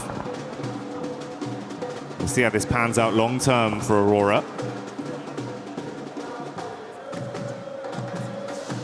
Next circle though. We have to define a lot of how this works, and we are down towards Milta. Nongshim might be thinking about making a move right now, and they're instantaneous. This is way better than last game. Last game felt late on those rotates. It felt like they were still making decisions. This time they are much quicker with it. Out to the outside edge, not confirmed towards Milta yet. Still giving them capability to move out towards the field should this move towards the west. But now they're going to have a swivel on towards all the teams around them. Aurora recalling Rufus back towards the squad as teams start to surge towards Milta. Timing on this is going to be so dangerously tight, though. They all caught vision on one another. Ida have already entered close. Three-man split. Solo's playing in a line there for Aurora with the wrap in late. Rufus, seeing the backline of Vitality, knows he's got to go down towards the coast and then assist the team. Tiamba getting shots off as well. That's Ulf. Oh, you're going to be eating shrapnel on this one. Wide arc down towards the roadside. Solus and Eren here by the toll gates. It's always an awkward spot, very nadeable. Couple of positions you could play around inside the toll booth itself to try and dodge those close quarters ordnance. Oh my god, there's mollies everywhere. Eren can barely move. He has to find an opening with this nade, but for Ulf it's looking like it's more and more over. XZY goes down to a nade from Rufus. Doesn't push it though. Should be resable. That's two players knocked as well. We saw Vitality getting the first domino falling onto Nonshin, then the assist coming in from Aurora. The Nonshin Smash squad might have come unstuck early. Oof, it's far. It's so hard. He kind of needs to get over the top and try and pick him up, but when the vehicle's currently slammed, it's really difficult to do. Just about holds the res. He was so low. Tizzy perched himself on the rubble of the wall. Oh, that was close, Jackie. I think we just saw Federales get a single tap onto Hyunbin as well. He was looking for the drop with the smoke, wanted to try and get down there and assist. Took a single bullet, had to hit the deck again. Thankfully, smoke's out, limited cover as well with the walls, so the geometry playing in their favor. You can go for another res. They might be able to recover it cleanly. I think that they won't be recovering, though, is all this utility that they just spent getting those players back up again. How many smoke launchers do they still have left? Vexy finds Tizzy again. Nongshim under mad pressure at the moment between two separate squads, both looking towards them. Just have to hold on for the time being. Stop peeking, honestly, but I feel like they realize they need to keep these teams on the outside at bay. Arena, though, down in the blink of an eye versus Tiamba. Another team on Smash ruling out, and Tiamba survives as for just. Eagle inside. As always, the lurker looking to play medic for the rest of the squad here. He might be the Eagle, but there is vultures swarming the skies around him. Other teams realizing there's been a lot of damage done here. It's a risky pickup with the position he's in. Luckily, he's got some cover from the vehicles to try and save his mates. That's Aura, though. with Jiggle getting one of them confirmed off the back of the damage that was done. So they do go down to at best a 3-man squad post this pickup. A lot of teams need to move. A lot of teams that actually fully confirmed though towards Milta now feeling a little bad about this one, which is exactly why you see Aurora playing on this edge down towards the south side and Nongshim not fully moving in. So 4 Thrives, they've got to extricate themselves. Flash have also got to pull themselves out of this one. S2G a little bit safer where they play around the warehouses and they can move up over towards that top side, be playing over towards Tollbooth later. But it's Aura right now who actually own the majority of the space on the northern edge. 4 Thrives opening up over towards Aurora as they move. That backline in is good to at least take some of the heat off. Force attention turned back onto 4 Thrives from Aurora. Vitality have just been really running interference from this angle as well. If there's a peek up from Hyunbin, they're harassing with shots. If they can get LOS back over onto the coast of Aurora, it's punishing as well. For Nongshim Red Force, they know the shots came from Vitality earlier, so this is sort of the team they need to deal with first. The one thing I really worry about for Nongshim, though, is how exposed the vehicles have been this entire time. You got to imagine that wheels are blown out, if not vehicles fully exploded. They do have to move further in towards the circle, likely will be on foot, unless they can find some kind of vehicle in the near future. Vitality's going to go for a mad rotate over towards the northwest side. They hear the fighting, they notice that Nick McGallity's down. This is a good opportunity to go for. Vexy helping from the back lines. Really like this push from Vitality. Ralph's on an island. Last man left alive and not breathing for much longer as Razak will find that adjustment back onto Nigma, so they go down. Vexy's been good as well at providing some overwatch for this squad. Showing up when they needed him. Fury are on the move close by, shots from either side, so a lot of information garnered towards them. They advance further. Silence and Co pushing up with the vehicles, going to peek over the top of the rocks. There's Tiamba in the distance, nades being thrown onto Vitality, a backline potential. Igor goes in, big sprays, assisted by Silence. 4 Thrives taking some damage as well, the pepper back onto them. Fury's going to move in on this, like you say. Igor's already on that front line. The rest of the team all stood alongside him now. And Vitality find themselves in a very horrendous position. Nades from Tiamba going a little bit wide here, trying to angle these through the smoke. That one should be on target. Easy cleanup. Tiamba grab themselves 10, 11 eliminations on this match so far. Much more reminiscent of the past, and Milu's already on 4. Furia playing with that confidence and aggression we know they've got as 4 Thrives buckle under the pressure. Furia shutting them down in the close range combat. And Nongshim, after turtling for so long, finally knowing Vitality had been taken out of the picture, they can make a move. They're just wrapping around to where Aurora were. This is interesting, trying to get rid of Aurora, actually. Only one player here in Reefer, potentially noticed that. There's actually a massive amount of space on this western side that they could clear. Tiamba's a 3-man, Furia's down to 2. Circle moves up that way, leaving Tiamba with one of the few remaining positions, and we are on Tollbooth. Oh my god, what a circle to end on. Ooh, deep nades. Reefer's casting that one out. Back nades as he advances to try and create a little bit of space between the teams. Distant shots coming in from Tiamba. He's got to hit the deck, but that's not the only squad you got to worry about. Lost from S2G, gets a sight line, and goodbye Reefus. The only thing is just like kind of flashbacks to last game where there is a massive capability of moving west on this one for Nongshim and clearing up towards that north side, having all that space. You'd imagine that they saw the amount of teams that moved into Milta. They are just charging headlong into danger here, where there is so much more room to play on the northwest side. Guys, you don't need elims. You need a chicken. And they might get barbecued if they take too much time on this one. Joel was cooking the molly. XCY so paranoid about the peak from the top side with Tiamba. And with Furia not needing to force the issue amongst them, they've got a crystal clear line of sight down onto the rotate path for Nongshim. It's so uncomfortable. Come back, lads. Just come back off this angle. We don't need to play it anymore. You can wrap back over towards. So easy. 2 down. What is this? It's just It makes little sense. I mean, they'd set themselves up wonderfully the entire time for this western exit. And as soon as the circle moves away from Milta, what do? Push into Milta? The panic's there. Paralysis by analysis. The zone takes away one of the members and we're down to just a duo. Aurora caught on their exit as Lost will be able to continue playing powerfully off this angle. XZY thankfully given a few moments of respite as he runs to try and find any cover at all. Kamikaze from S2G, we talked from the start of the game. They have just about hit that 122 now. So they have hit that smash ruling going towards that next match. Another team steps up to the plate. They've done enough here, even if they go down.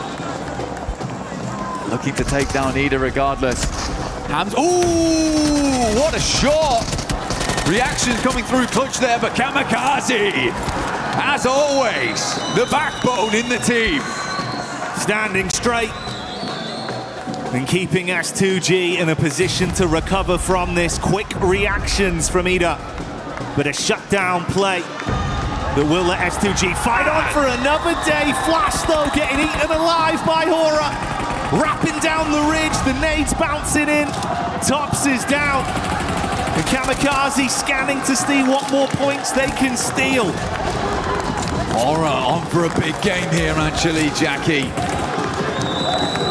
Looking to push themselves further in the rankings. Only 2 eliminations so far, but so much more to grab here as most teams are bruised and bleeding coming into these final zones. Tiamba also having a good time of it. Nades going over the top here from Nongshim Red Force, rolling down, and we are directly on top of Toll Booth now. That's okay falling.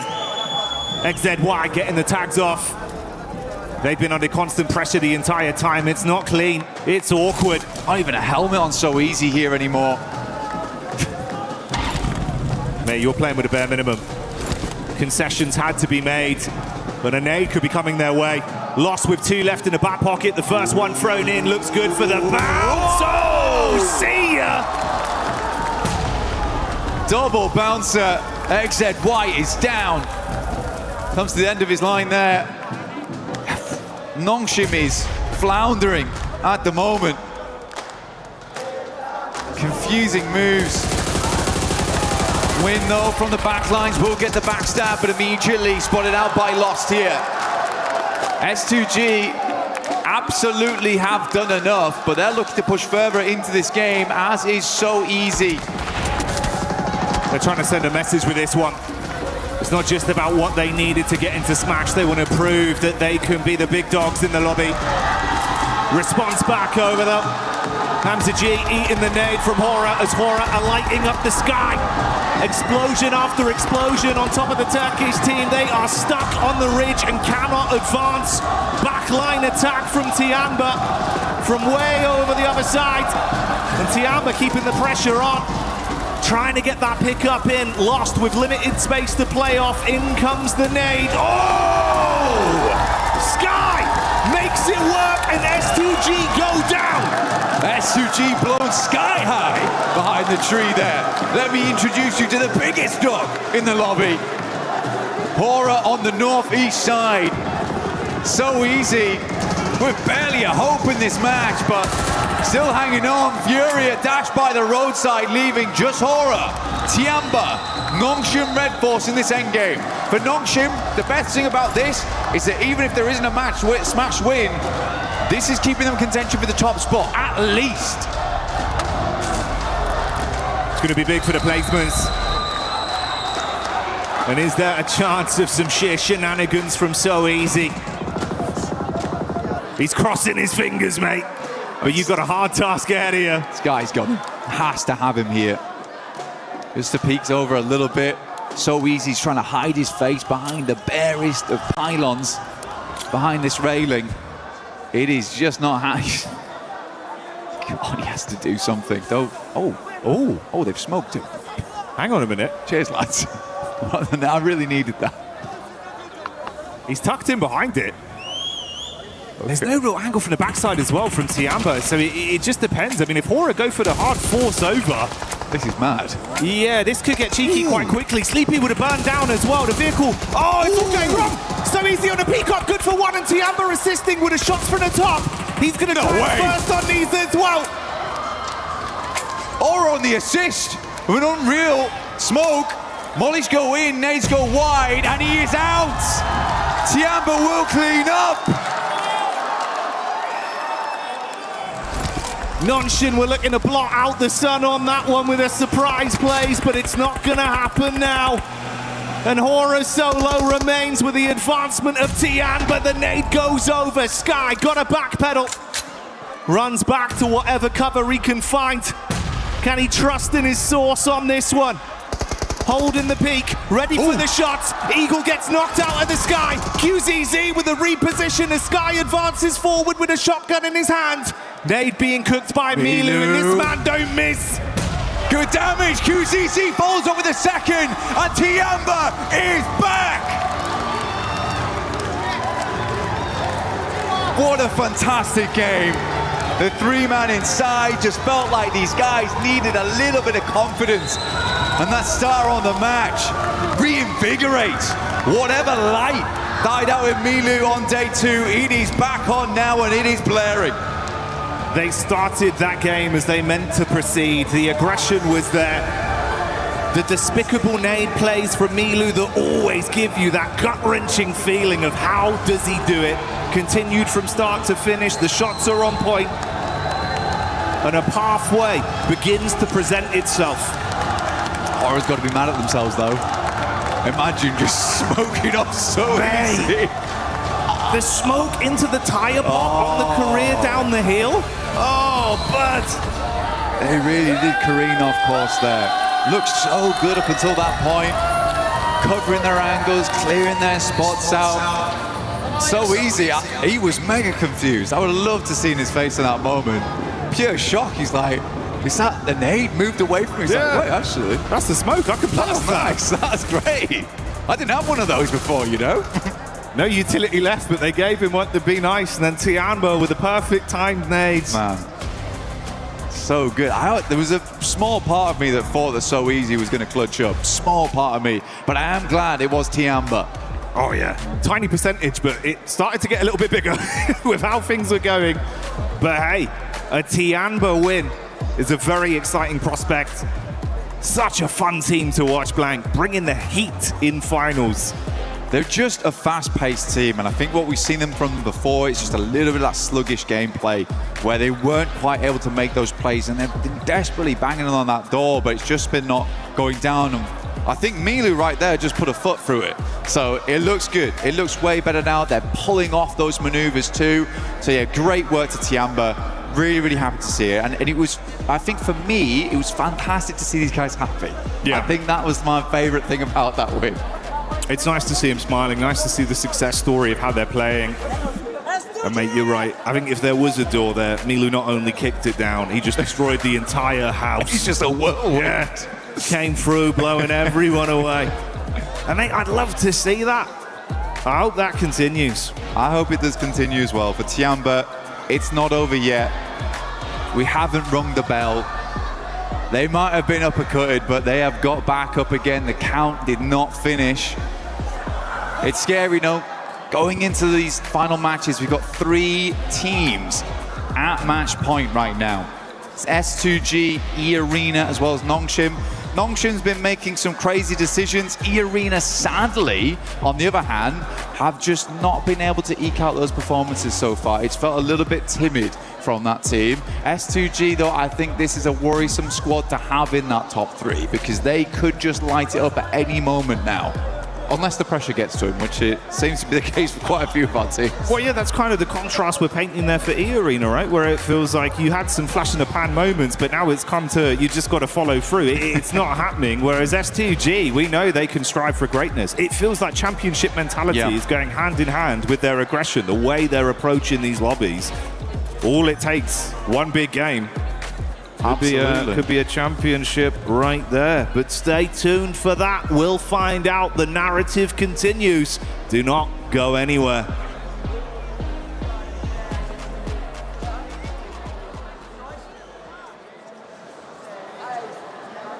human body was built to move. Not trapped at a desk in one singular posture for 12 hours a day. It's time your chair evolved. This is Secret Lab Titan Evo. Ergonomically engineered for you, gamers, hybrid workers, artists, backing your every move.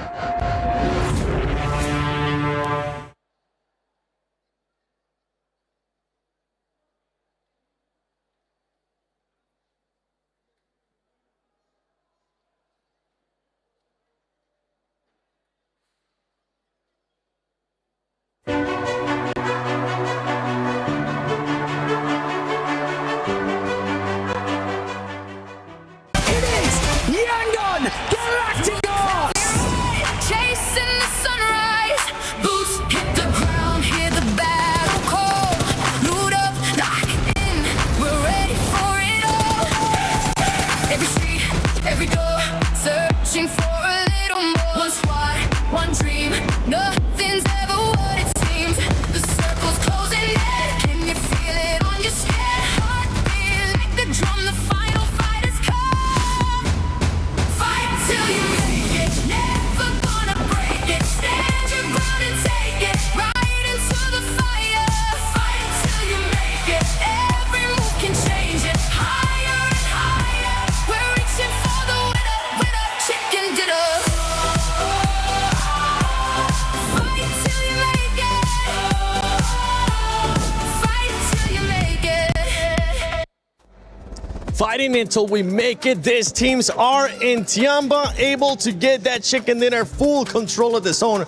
But we have to talk about something that's very important. S2G being able to get into the smash zone now, not coming up short this match. I mean, I just sort of want to touch on that. From their compound, they actually probably had the better position out of the squad, sort of moving that rotate in. But I mean, we got to talk about like their push on our Ula. I'm sure Max is going to cover this nicely a little bit later. But Yes. just the, I guess, raw power that they had from start to finish from that game, they were finally able to get over that threshold. Do I believe they should have done it in the first two games? A little bit, but that's okay. They've done it now, and obviously this is one of the teams that can take a victory. They definitely can take a victory. This is a team that has already gotten 3 wins in Erangel in the finals when we're talking about S2G. If we're looking at some of the other teams looking to get to that smash zone, it's none other than Aurora. I actually thought Aurora was going to be able to make it already. They're struggling a bit today, Max. Yeah, a bit of a weird hold onto Nongshim Red Force in particular, looking kind of weird. But by the way, I want to bring it back to S2G. They not only make it into the smash zone, they got a 9-point lead on top of E Arena, which if we do not get a smash, is going back to the OG rules, which is the most amount of points becomes the champion. So right now, S2G are loving it, but so are Tiamba, shattering dreams in this game, eliminating E Arena, eliminating the final player here at the very end for Nongshim Red Force, man. They are the reason why the tournament has not yet ended. Hora Esports back-to-back great games here out of them. And for Fourth Tribes Neptura, this team, after that rondo that we saw, they're starting to struggle. They ended up the first Erangel with a big old donut, and in this one, at least they secured 4 points. I mean, at least they do. I did see that they had a really fantastic rotation around from just massive wraparounds into Milta and then out of it. But yeah, 4 points is all they're going to get for that. Fantastic nades from Hora. Oh my goodness me. You were talking about it, right, Max? Sky is fantastic with the nades today. Really, really on point. And Tiamba, I mean, honestly, the word that I would use for both Tiamba and Hora, they're feeling very intense. You don't want to go up against them. Look at those sprays. Long range, through the smokes. There's no escaping this team. What are those sprays from QZZ? Oh my god.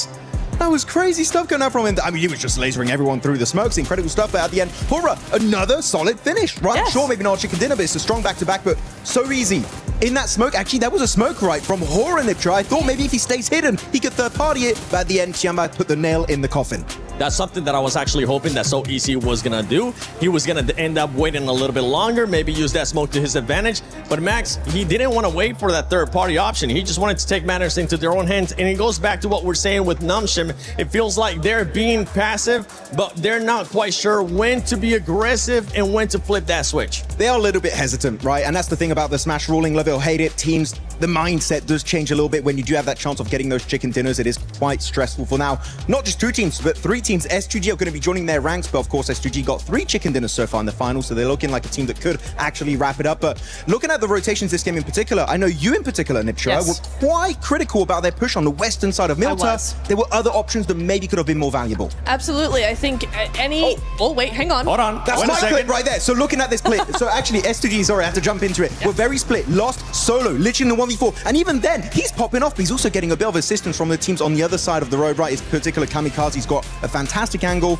And there, the backup. This is literally the play that gets them into the smash zone. Solke going to be sending it forward. He's going to be joined up there by Habsajijuk, absolutely superhero style in the building. And they get 1, get 2, get 3, and the final player. And because of that, they get the 4-man reset and actually get enough points to enter the smash zone. What a hero save play of the day. They don't do that, they would still not be over that 122-point threshold. It's insane.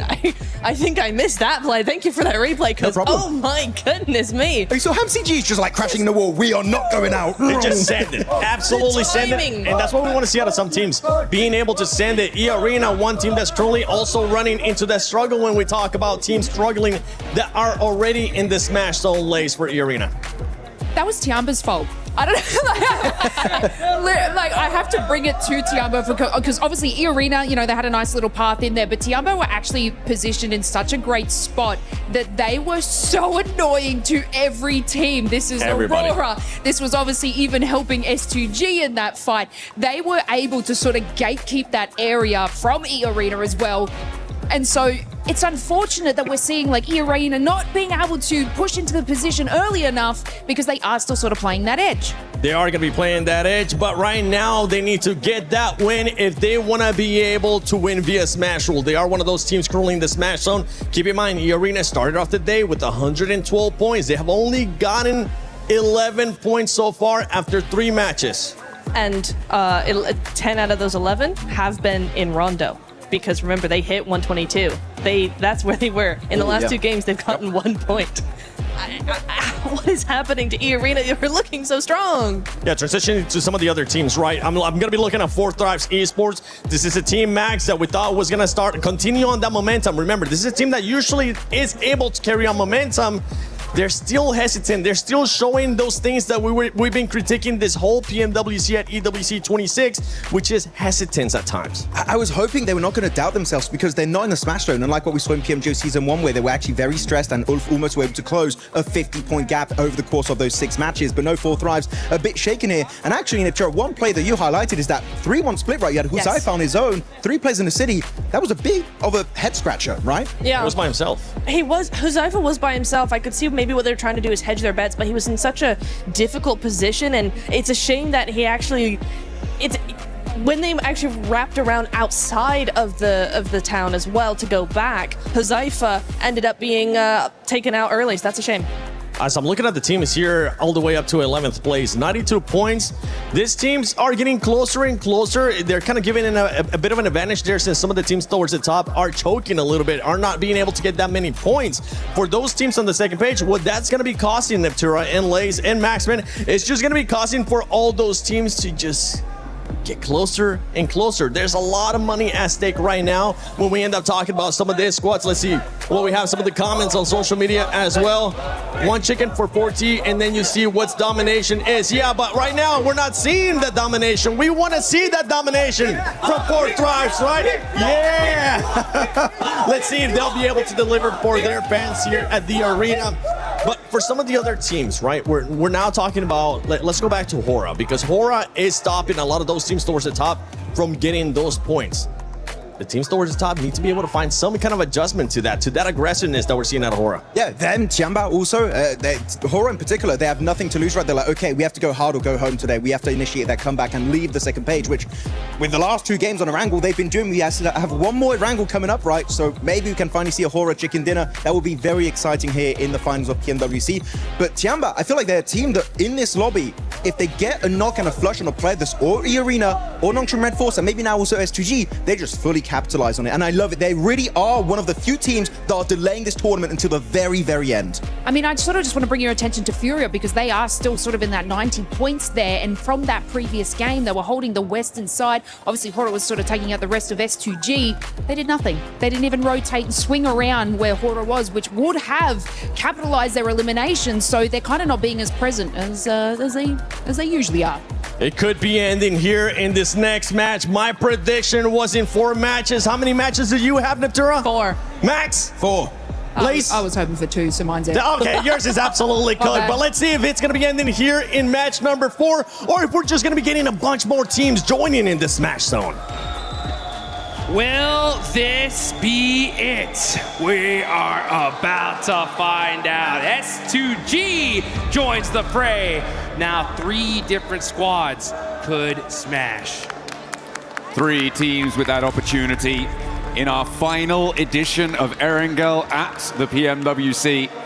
It is going to go a little bit further than maybe some were expecting, given how today started, getting 2 teams into that Smash Zone so early on. But that double Milter shift on both of our zones has kind of thrown a spanner in the works. I mean, for Nongshim, right, they're dropping around that area, they're getting pushed in around the bridge. It seemed like they didn't quite have the force to be able to push their way out, right? They're still earning a lot of points on these games, though. So if it does go the full distance, they may just be able to win it out like that. That's what you got to do at the end of the day. Is you got to try to win this whole thing in as many different ways as possible. And that is going to be, you're going to smash or you're going to end up with the most points on the leaderboards at the end of the day. And Nongshim Red Force with that double Milta circle, like you mentioned, is just putting in the work. Problem is, though, is that if we get another one, I mean, everyone's going to know by now exactly where they're at. So the focus is going to, I think, shift a little bit. But this could be the game where we get another crazy Erangel circle to finish out the PMWC here at EWC live in Paris. You can see these players cracking their knuckles, getting ready to drop in one last time. On Erangel, that will be the final bill. 3 teams, as you say before. Out of those 3, I feel like for my money, given today's games, I'm favoring either S2G or Nongshim Red Force. I feel like for me, E-Arena today has been solid, consistent, but not a game-winning team. And I need to see a little bit more from them to be confident in their ability to fully confirm on that smash. But we've seen them do some crazy stuff, right? They have broken records on their road here, and now they're in with a chance to take that title, give Schweppes his 3rd performance at a global level to get a global stage title with those 2 PMWI trophies already behind him, looking for a 3rd time to take it home.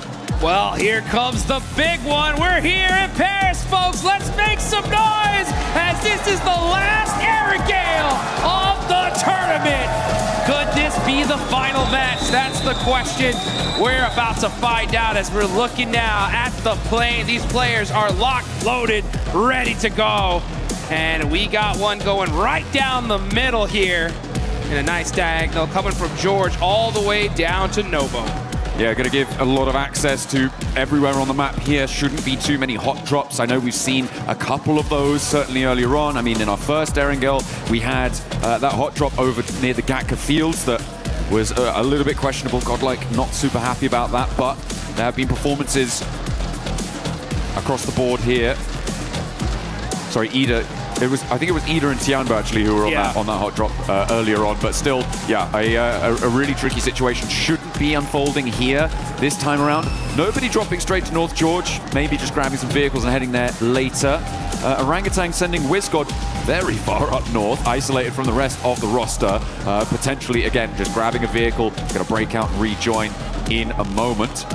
As we take a look at our top players, though, it's a 3-way tie with Ulf, Nongshim Red Force, and Hora all having their representatives on our highest elimination counts. Oh! And it's a milli-circle. Let's go. I saw some people pop up in the stands after seeing that zone shift. Here we are in military. All right. Aurora are going to be down there. Nongshim Red Force are going to be close to this circle as well. Man, oh man, Erangel doesn't disappoint here. As, Okay. Yeah, we had to just touch military just one more time, huh? Hey, we got to do it. We got to do it to them. Aurora already dropping there, obviously, could potentially have some fast rotates there. What we've seen as well from Nongshim Red Force is a lot of times where they've been able to transition very effectively over towards the military island. They've had 2 chicken dinners on 3 of their military island finishes, which is going to hopefully be something that they can repeat. That's what they're looking for here. So a big opportunity for Nongshim, who tends to go for the rotate of 1 player off of the shark fin, rotate down south fairly early on circles like this, try and get a foothold on the north side of the island and work from there. That's what they're going to be looking for. But if we've seen it, the other teams have seen it too. Yep. So is anyone going to try and counter that? Yeah, you know that these teams are prepared to their gills here. They know exactly what these teams are going to do. It's just, how are they going to execute it? That's going to be the question. Speaking of execution, if we look at the leaderboards right now, there are some teams that could still definitely win this whole tournament further down. I'm looking even all the way down to Team Flash, Aura, Furia, right? In my mind, though, it's getting to the point to where if they're going to win this thing, it's going to be via Smash, right? And if they're going to Smash, they have this game, and they have 1 more game to get within that threshold, okay? So if you look at Flash with 92 points, that's still quite a few away to get to that 122, but they have to do it in these next 2 games because you have to hit that threshold and then win the next game. Absolutely. I mean, from 12th down, I feel like it is pretty much done and dusted for the title, unfortunately. 74 points, putting you really, really far behind of that Smash threshold. Unless everybody else in the entire lobby stops earning points and you just keep going on a points victory, maybe. But still, I'm not too sure about that one. So for 12th down, 48. Yeah, that's 48. I'm having a bad time thinking about their prospects moving on forwards, which is unfortunate. But there are opportunities for the rest of the lobby to keep that ball rolling. As you say, Flash really very much on an outside chance. I feel like anyone below 7th place is in that same boat, right? Having a really, really tough time, and even in 7th, 6th, and 5th to boot, it's going to be really rough. It will necessitate a chicken dinner in this match. Yep. To go across. This is that Nongshim Red Force rotate. Here they go. To tune in with our teams in the Smash Zone. Nongshim Red Force now across to the military island. S2G went very, very quickly, which makes me question how much loot they're going to have on board to try and hold this. Nongshim took a little bit longer to get across, which is going to give them some more power, some more backstop of utility of supplies. And Aurora, of course, dropping over in that military base. They're not in the Smash Zone just yet, but they are the team that is closest to it. Only 7 points behind right now. E-Arena, they're still in South George. It's very likely that they're going to take a long time to go for this rotate. Yeah, super unlucky on the side of E-Arena. They've had to do the longest rotations in Erangel all day today, and I think that's why we've seen them not have as much success as normal. But this is a perfect zone for Nongshim, right? They're going to have the north side of military all to themselves. They know this side of the map like the back of their hand. Enigma Galaxy, in the meantime, starting to mix in a little bit with Ida, a team they're super familiar with as they battled with them in Pachinki at the start here of the finals. I mean, it felt like, Ida were across the bridge a lot earlier than this. They just did not have a setup. No. So, Enigma Galaxy getting across pretty much for free on that location is a great result for the squad. They are, of course, 22 points behind that Smash bubble, which they'll need to try and push past in the next, as you say, 2 matches. Yep. To break on in there.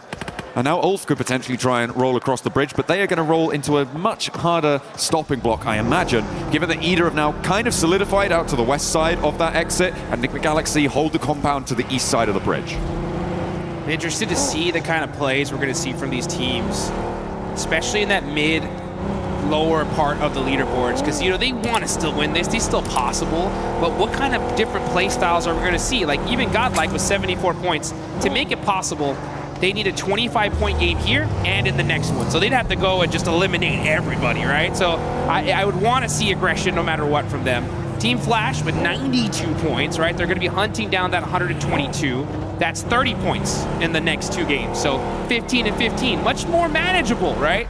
At the same time, that's a chicken dinner with 5 eliminations, so it's not going to come easy. Hey, we're just going to see. Sure. We're just going to have to see what happens in this game, because right now 4 Thrives with their opportunity crashing into S2G with theirs as well. 1 step closer to the Smash Zone for 4 drives denied there as S2G put their first point on the board after gaining that smash point in that last game and holding this south edge. I mean, they're feeling all right. They're feeling all right. We're still waiting for Zone 2 to really decide where it's going to go. Yeah. I have this sort of bubbling feeling in my stomach, Jukes. And it is, what if we get a really hard north shift and we go back to the mainland? Ooh, It's so unlikely, insane. and it's not even really worth bringing up. But I just have that little feeling. I'm like, oh, back of my neck is prickling. My spidey senses. The John Allen tingle. That's right. Is in effect here, folks. If we see that northern shift, oh boy, will this be one heck of a party here. Fortunate for 4 Thrives, they're on that most southern part of military, just thinking they can kind of get some of that loot. S2G finding one of their players isolated, and that's IQ gone, just like that. Only player out of the lobby so far. Looking on over, there's still a lot of teams that are in the blue zone still. I mean, we got E Arena still in South George, so they're going to be pushing in super late. Tianba's up there, Godlike's up there, Aura are still just crossing. Yes, Naya. So a lot of teams going to be very, very late on this rotate. Little family outing for Vitality. Pop into the hovercraft, luggage in the boot. Getting that fuel back on board. Minimal vehicles though. Makes this south side for them a lot more difficult to navigate. I'm not too happy with the amount of mobility that they're going to have. They do need to potentially try and find some vehicles or steal some from another team, as our circle will be coming in fairly soon. Yeah, for Vitality, might be a foot-based approach for the future if that hovercraft draws the fire like we see it. The circle shifts out west, and it does keep a lot of that military island in. It's got to push Al Ula away from Novo, and the teams on the east bridge potentially going to have a little bit of a hurry up, but Al Ula have that outpost over to the west. The east bridge, it's going to be a fairly easy disagreement to settle, I imagine, for Flash and Orangutan. Not for either of the two teams, but it should be a fairly simple solution for whichever team comes out on top. At the moment, looks like Orangutan might have the better end of the stick because the res does need to come through. Res needs to happen. Unfortunate for Al Ula, they can't catch a break. You know they wanted that observatory position so bad. But they're at the bottom of the leaderboard. It's going to have to do it the hard way. Still on the north side of this island, we got OG battling it out with Team Flash. Two teams pretty down on the leaderboards. Trying to soak up some points here, get some extra placements. Again, you know, Team Flash have a possibility to make a run of it. They need 15 points in this one and the next one to reach that smash zone, to try and smash in that final match. That's if we even get there. We could end this game here and now, folks. But you know what? Before it ends, you guys got to get in the game and get one of those Naruto Uzumaki skins right there. We got the Nine Tails Fury's AUG still available. Get it while you still can. Aurora, though, at 4th Thrive. This is a huge fight. They are battling it out over by these plain fields. Zol's going to have the angle there on T24. Throws the Molotov on him. He's going to have to move. The nade goes out to Zol. Picks him off a little bit. And now it's a battle. The util, he touched the molly! Oh. He touched it with the tiptoe and gets knocked. Another huge mistake here out of 4th Thrives. Hey, 4th Thrives had so much momentum, but the pendulum swings back the other way, and Aurora now are another step closer. They put a second elimination point on the board. They are drawing inexorably towards that 122 metric. Now 5 points for them left to try and claim, to join for a potential smash in Miramar if we get that far, because remember, 3 teams can still win it. And we've seen 2 chicken dinners on Millie Circles coming from Nongshim, who have a 2-2 split on the north side of the island right now. Furia may look to try and challenge the northern point of this. And are Nongshim going to look to regroup over towards the northwest side of Millie? They will have to, at some point, decide which outpost they want to commit to. It may need another circle for them to do so. Yeah, they're in a really great spot right now. The problem is that everyone's going to want it. And they are completely surrounded by squads. And I guarantee you, the second a team realizes Nongshim where they're at, they're going to full commit to them for sure to try and stop them. E-Arena, meanwhile, going to be coming in through the zone on the north side. Where's the shift going to go? If it goes to the bridge, oh, this is going to be straight chaotic. It's gonna go a little bit close to the bridge. Now Nongshim need to regroup. For my money, I think that southwest side might just be a little bit better for them. They're right next to Ida there. Fury are gonna charge on in over the hills. E-Arena have yet to get across the zone as well to get towards that military island crossing. Godlike are gonna contest them on it. This could be the make or break moment for E-Arena. If they can get across, they've got the backline of that coast to keep them a little bit safer, but they have to get there first and challenge off Ulf. Maybe Nigma Galaxy will join in that fray, but they have to get across. Yeah, they're going to have to get across, and it's going to be a tough one right now. I mean, there is so many different teams crowding these bridges, and on both sides, on the eastern and western bridge. You can see Nongshim, though. They got those sandbags. They're going to be holding this hill. This is a great spot in this circle. They're going to have so many different sight lines. They can rotate away from it if necessary. They just got to watch out for the crash. These guys are set up for this one here. I'm not kidding. They are the biggest threat in this lobby right now. It's crazy. Nongshim in a command point in this circle with the chance to smash this away, put another military victory under their belt as well would be incredible. What a way to close it down, but they have got a long way to go. We're only 12.5 minutes into this game, and there's going to be at least 15 more of them ticking away every second. A drop of sweat beading on their foreheads of one of our players. There's Godlike keeping an eye on E-Arena. Oh, it looks like we did get a huge knock. That's XZY. Okay, that's Resable. Yeah, that is Resable, so you should be able to get safe. Yeah, okay, so Nongshim gonna keep their player up here. Okay. Remember, they don't know who it is until it's flushed, so they still don't have a clue it's Nongshim just yet. We'll be able to get that healing done.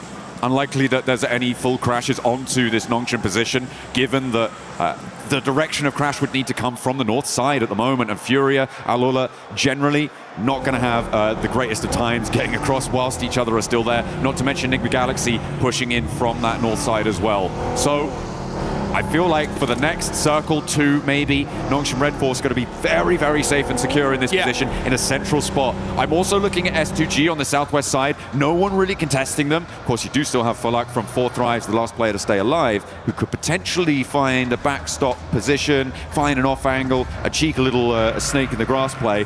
But for S2G on the southwest side, I think they have a good run up as well once everybody else crunches in. Yeah, there's so many teams here. I mean, S2G, Nongshim Red Force, they're going to have some big dominant positions and could win this game and end the tournament here and now. The question is how are they going to handle these fights? Do they take some of the fights early on like they normally would? Maybe not, because it's going to give away their position and a lot of attention is going to be laser focused on them. A southern shift happens. S2G have the high ground. Now, this is really important. Sure, S2G have that high ground. This is really good for them, but Nongshim's decisions in the next minute or 2 are going to be pretty make or break. The teams on the northeast side will have to figure out who's going to take a crack at it.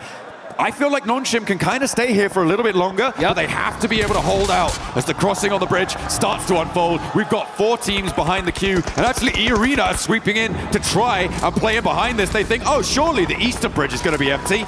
Think again. Nope, there are a whole bunch of teams holding on this eastern bridge. There's like a bunch of squads, and IGL's had the same idea. And this is stage 4. The blue zone is really going to start chunking them here. They cannot afford to be holding here for so long. And for Team Flash, this is their chance to disrupt E-Arena. A real big chance. E-Arena have stumbled at every block since that first match that saw them into the smash zone. And they are being denied access. So many players sit in front of them. You've even got Eagle behind in Milta for Tianba to try and make that one happen. So a really, really desperate scenario now for E-Arena, whilst the 2 teams that sit with them in the smash zone are laughing, and there goes Schweppes. There goes Schweppes. Unresable now, stage 4. And now WizGod is going to be looking to get that thirst, soak up them points. They know it's E-Arena here. Oh, the pan shot. Okay. Woo! He said, okay, let me go ahead and get back to this side. Mormon desperate at this point, just going to be full sending it across this bridge to try and survive. The blue zone chunking them down. And the crowd, you can hear them chanting. I can hear the S2G chants already. They know this looks really good, but can they finish it out?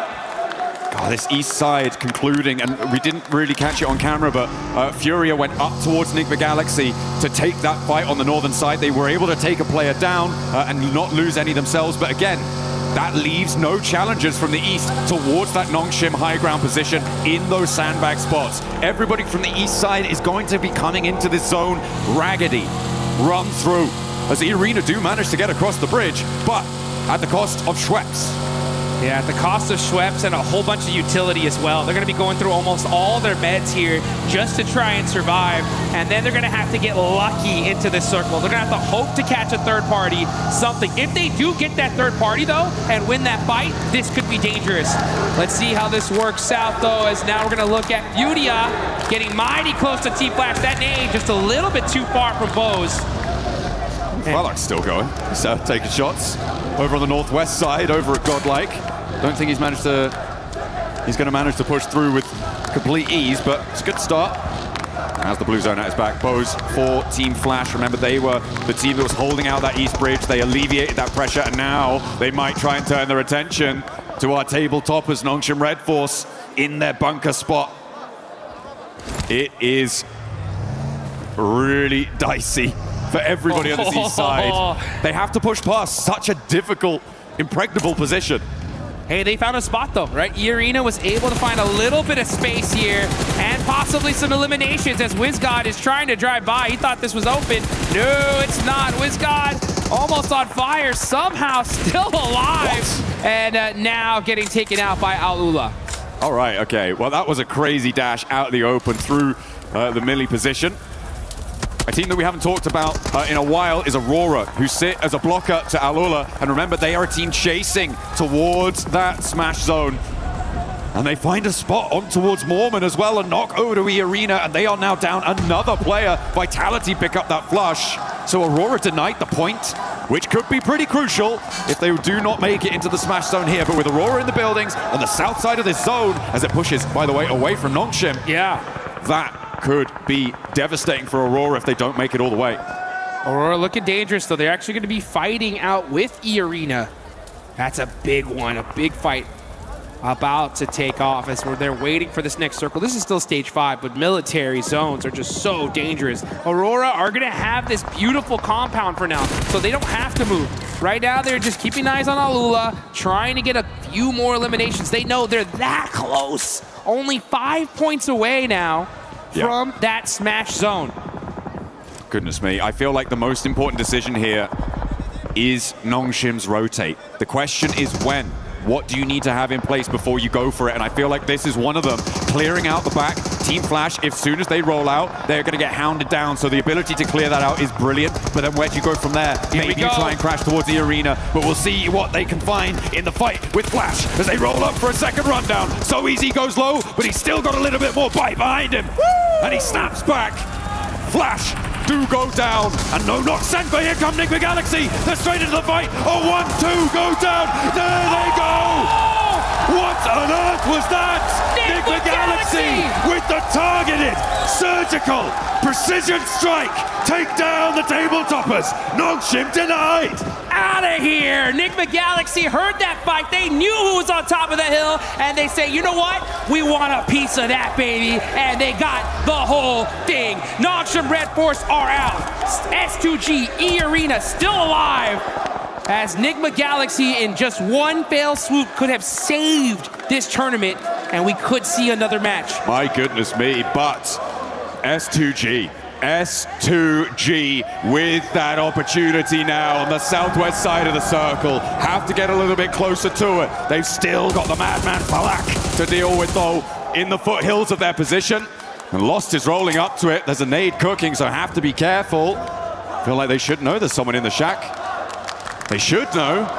As the nades are flying, Godlike are launching forwards. Kamikaze will certainly know about it now. Godlike wants to challenge on this hillside, the southwest side, getting hotter and hotter. Oh, okay, it's the Lone Ranger. On horseback, charging into battle. Falak on the move. 1 horsepower, man. He's on the move. Can he survive? He hops.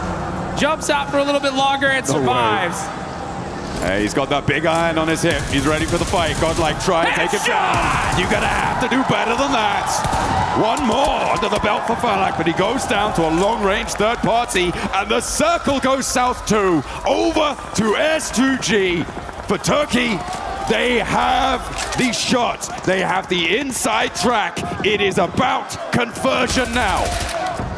And the whole lobby needs to understand who is the greatest threat in this lobby. It's S2G. They're alive. They have the high ground. They have the ammunition. They could end this tournament right here, right now. A lot of fights happening on the other side of things, though, and that's going to be chaotic on the side that S2G are starting to spread their wings. They're taking so much real estate in this circle, looking to get the chicken. They could make it up to first place overall, and down go E-Arena, so now guaranteed the only team to make it across, to be in with a chance, with a smash victory on this game, on this final Erangel, is S2G. But Aurora could change that tune. They are 2 points away from the smash zone. One more team goes down, they are in, and on the north side, it makes it happen. Aurora will join the top 3 in the smash zone if we go to another match. Oh, and you could see Zol, he knows it. He knows exactly where this S2G squad is. He spotted them. Did he spot Hansuji, though, in the grass, waiting to make a play? Zol getting mighty close here. Oh, Hansuji does stand up. The fight waiting to happen. This could be the fight to decide this tournament. Well, whichever team owns this one, they're going to control this entire side of the map. Ooh. There are no ifs, ands, or buts about it. The only way for Aurora to keep this one going for a chance at their own victory, their own table-topping performance, is to take down S2G, who sit atop the mountain, presiding over the military finish. Nongshim Red Force swept aside with a targeted strike from Nigma Galaxy. E-Arena struggling, clawing their way towards the circle, finally fell apart at the seams and could not go the distance, but S2G have their chance. They've got it.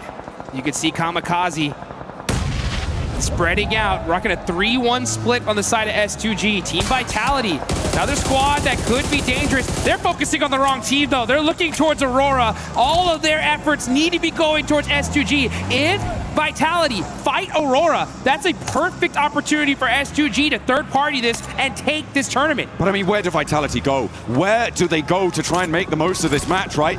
It is towards Aurora. You can't sweep West. Furia still have some snakes in the grass, and Kamikaze's reinforcing that position.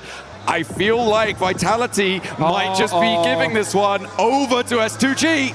You got to realize, Vitality, it's either go anywhere else or go home right now. If they battle this out, it's going to give S2G a massive advantage here in this game, as these are the 2 squads with a full team still alive in this tournament. We need to put the aura in Aurora right now. They need to look big, play big, score big, get into the smash zone, because they are the only team really in the driving seat. The circle takes the backstop position out for S2G. Vitality are just gonna have to cross, but S2G might take shots at them as well. On this approach, up to the ridgeline, the fight is teetering. We are on a knife's edge. Here we go. We can hear the crowd chanting S2G because they know they have the high ground. They do lose that building, though, so that backstop there by Soul K. He's going to have to jump on down and look at this position. This is all about fight timing. If Aurora and Vitality battle each other out, S2G should have this one in the bag. And top is looking in Vitality's direction. Okay. Okay. We'll see if this suppressive force can go. I mean, Vitality's approach is not easy, even if S2G aren't peeking all the way down. There is still angles that they can take over towards Vitality. And they may actually opt to stay on the top of this ridge. You could feel the tension in the air. You can cut it with a knife. This could be the end of the tournament. We're watching the last game if S2G take this one. Furia. Don't count them out either. They have 2 players up, but they could definitely disrupt this entire fight. Down the line. Here we go. One more zone shift. One more zone shift to decide who's going to have the advantage. And if S2G are going to be able to take it. Chief driving up, he gets knocked out. Now it's only Ayala left for Furia. There was also a knockover towards a Vitality player coming through from Aurora, who are pushing up to the ridge, but leaving Top out to deal with Vitality's position. It's so suppressed. Oh, the links coming into play, and there's a knockover towards Top. S2G find the backline. That's not going to be resable. 3 players now for Aurora, with their chance to take it all away, but S2G, with only 2 elims, they don't need any more than that. All they need is the win, and with 3 teams beneath them. Oh, look how important Aurora think this res is. Top desperately calling for assistance. It's needed, and Kamikaze rolls out to try and suppress it, but no, lost back behind the tree. Seoul with the critical shots and the off angle from Doc is able to knock a player from S2G, and here comes Aurora. They're rolling on the move. They got the shot. It's all Doc, baby, shutting them down. Kamikaze now, the last player for S2G. It's still doable. It can still be done, but it would need a miracle. Reefus turns his attention towards the backline, so Vitality still sits living. 4 players alive, all rest up. They might be the ones to take it all. It's Kamikaze versus the world. If he somehow takes this, it's game over. Ayala by himself. Reefus dominating this nades. lobby, and Vitality's in trouble. Kamikaze in the center of the circle with the assistance from Ayala could suppress that position from Aurora. If they get Seoul back up, that does change the tune. And Kamikaze has the broadside. Reefus goes low but stays alive. And down go S2G. Aurora keep it going. We are going to Miramar. We are going to the desert, and we only knew that in the last second. That one was way too close for comfort. At S2G, you can see the look on their faces, the devastation. It could have been over right then, right there. They had that game in the palm of their hand, and through their fingers, the dust of their defeat pours down. And they are going to feel so bad about that one. Oh, they had the high ground. That high ground. Aurora with the charge through. It felt like the knocks were there. Everything was lining up. But they built that house on foundations of sand. And they have to go again. And this time, there's a 4th player in the ring. Oh my goodness. It's games like that that are matches of nightmares. Those are the ones that stick with you, that you remember, that you wake up in a cold sweat in the middle of the night just thinking, oh, if I would have just looked in this direction, made this one little move, we could have won it right then and there. But this tournament's not over. We still have 2 more matches left to go. But like you mentioned, Aurora are looking to roar up to the top as they take this one at the last second. I mean, what a finish coming through. Kamikaze nearly getting this elimination onto Reefus as well. You can see how low Reefus got. Yeah, those nades got cleaning him up as well. Aurora, fantastic play coming through from them. They drop military, they stay military, they win military. That is how you want to close down Erangel. And what a sigh of relief for Nongshim and for E-Arena, who have another crack at this Smash victory. Yeah, and I mean, I got to give some a major love to so many of the teams that we saw. Furia put some good points there towards the end. Nigma Galaxy, honestly. Nigma Galaxy pushing, taking out Nongshim right there. Kinda crazy. That was crazy. And I think all of these teams need to give Nigma Galaxy a little pat on the back, say, hey, thank you for that one, because that was dangerous. Absolutely, dap them up. We are going to be heading out for a few, but make sure you don't go anywhere because there are crucial games left to play. Let's see what we got for you. We were there for every click, every clutch, every respawn. We were there for the years of grind, and we're here now. The proud founding partner of EWC, powering the biggest event in gaming, shoulder to shoulder with the world's best, making history. Greatness deserves a stage. Lenovo Legion, reach your impossible.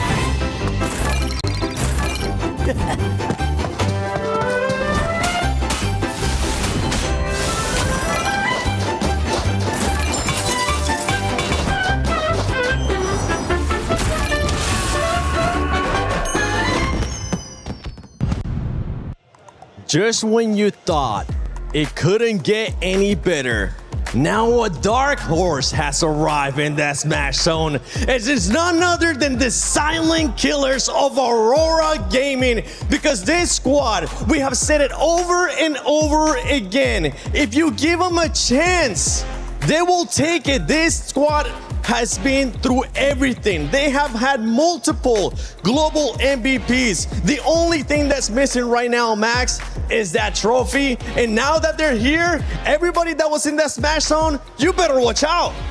Doc, I'm sorry. I was doubting you this tournament. He woke up and he chose violence that game. Oh my goodness, Vitality, S2G, it does not matter. He was chasing you down. And because of that, Aurora make it right into the Smash Zone and can be competing for that trophy. Can't they just? And guess what? We are looking at the final few matches here. We are going to be going into Miramar. Aurora do very well in Miramar. 9 times out of 10, they are big fragging, big winning. Cannot wait for this next one coming up because Aurora are in. They just might do it. Yeah, and the position that they were in too, obviously on that bottom zone of the hill, they had Vitality to worry about. One player from Furia, and obviously, you know, you look at S2G sitting on the high. Lost, moving out of position there, and obviously Aurora catching them off. You can just see the dominance that this team has when they're under pressure. 15 eliminations out of this squad, 25 points total. And Hachu said this too, and we gotta make sure we double it up too, because Enigma Galaxy, everybody that wanted to go one more game, thank you, Enigma Galaxy, because you decided to just full-on crash it to Nongshim Red Force. Oh yeah, Flash and Nongshim Red Force. The fight begins on Crate Hill. They fully third party it. What a great re-engage from them. Something we need to keep a close eye on is this right here. When you're not able to close it out, and it's something that you brought up earlier too, Lace. Sometimes in a battle royale, in PUBG Mobile Esports, you only get one chance to win it via Smash Roll.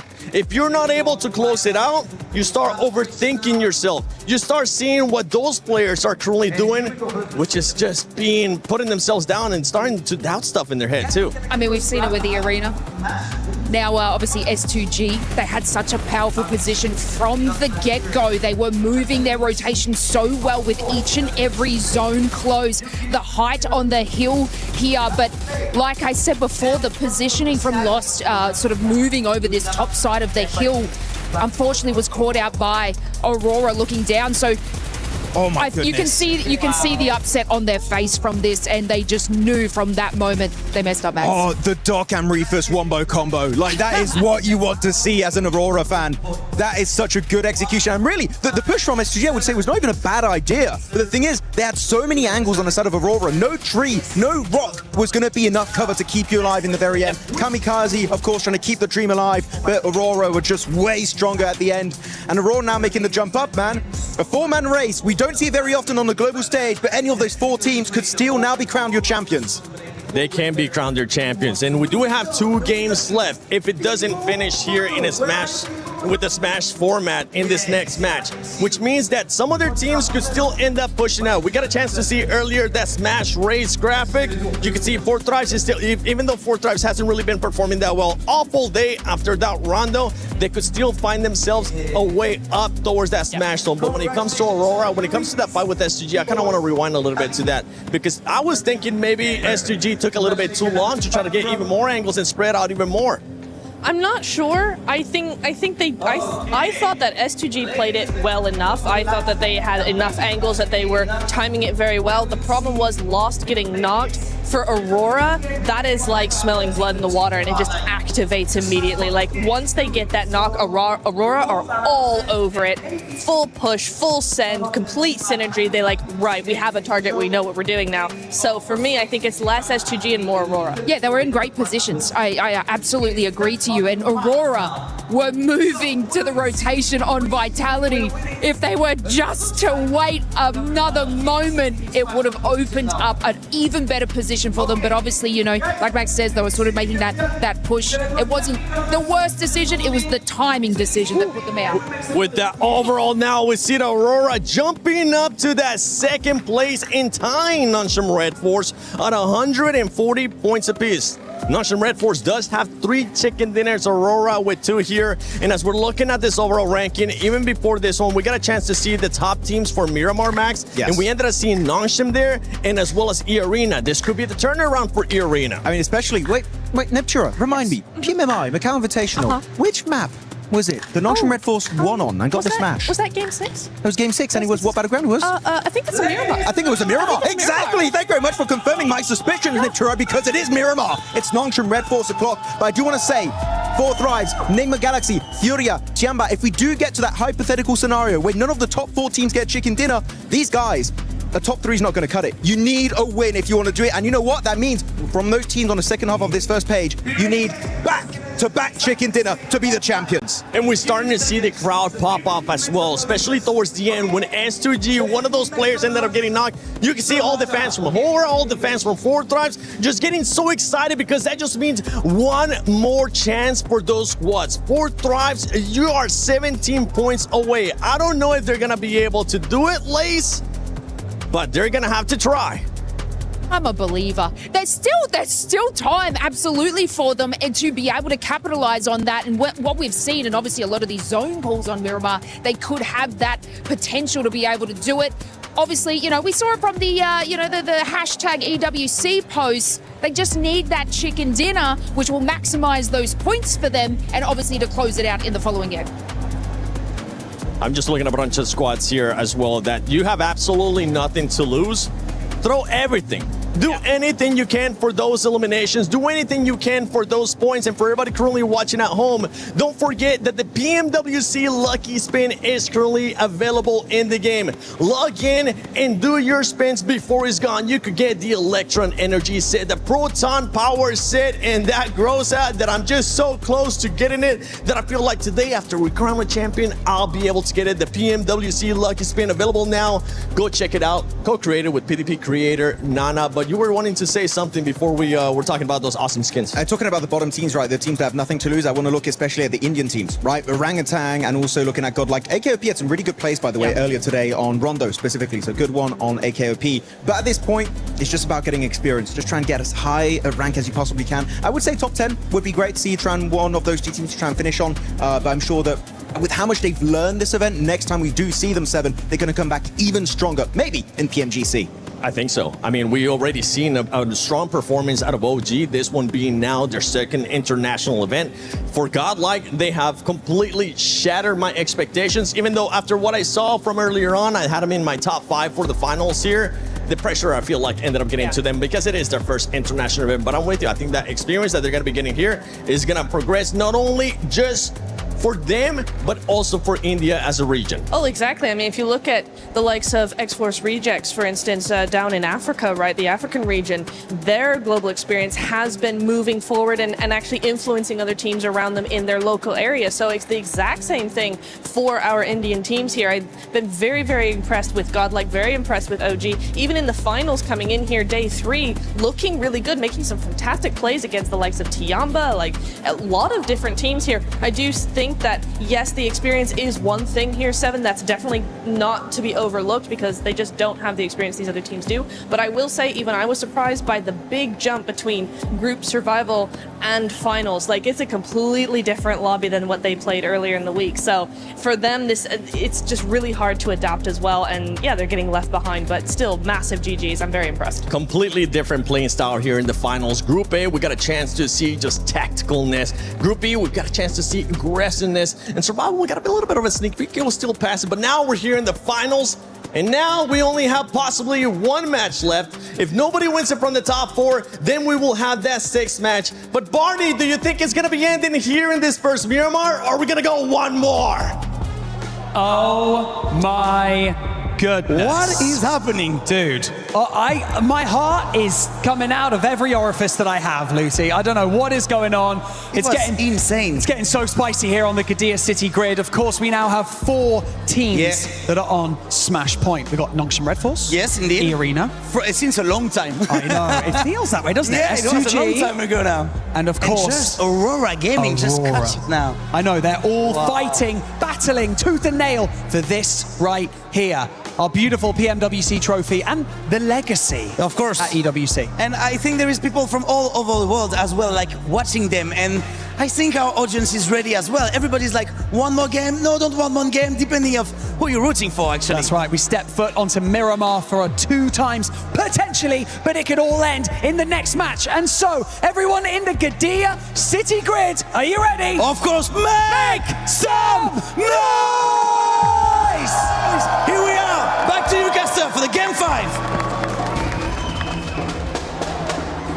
There you go, setting the stage perfectly there. Shout out to Barney and Luke, you've been absolutely killing it over the course of the event. And so have you, Paris. You've been absolutely electric here in the Qadir City Grid, and all of us are sat in anticipation for what is yet to come as we move over from Erangel and set our sights on the new geometry that is Miramar Blanc. And we said goodbye to Rondo, we've said goodbye to Erangel, and we are saying hello to our 2 final Miramars, which will cap off this tournament. PMWC at EWC. It has been an absolute slammer of an event.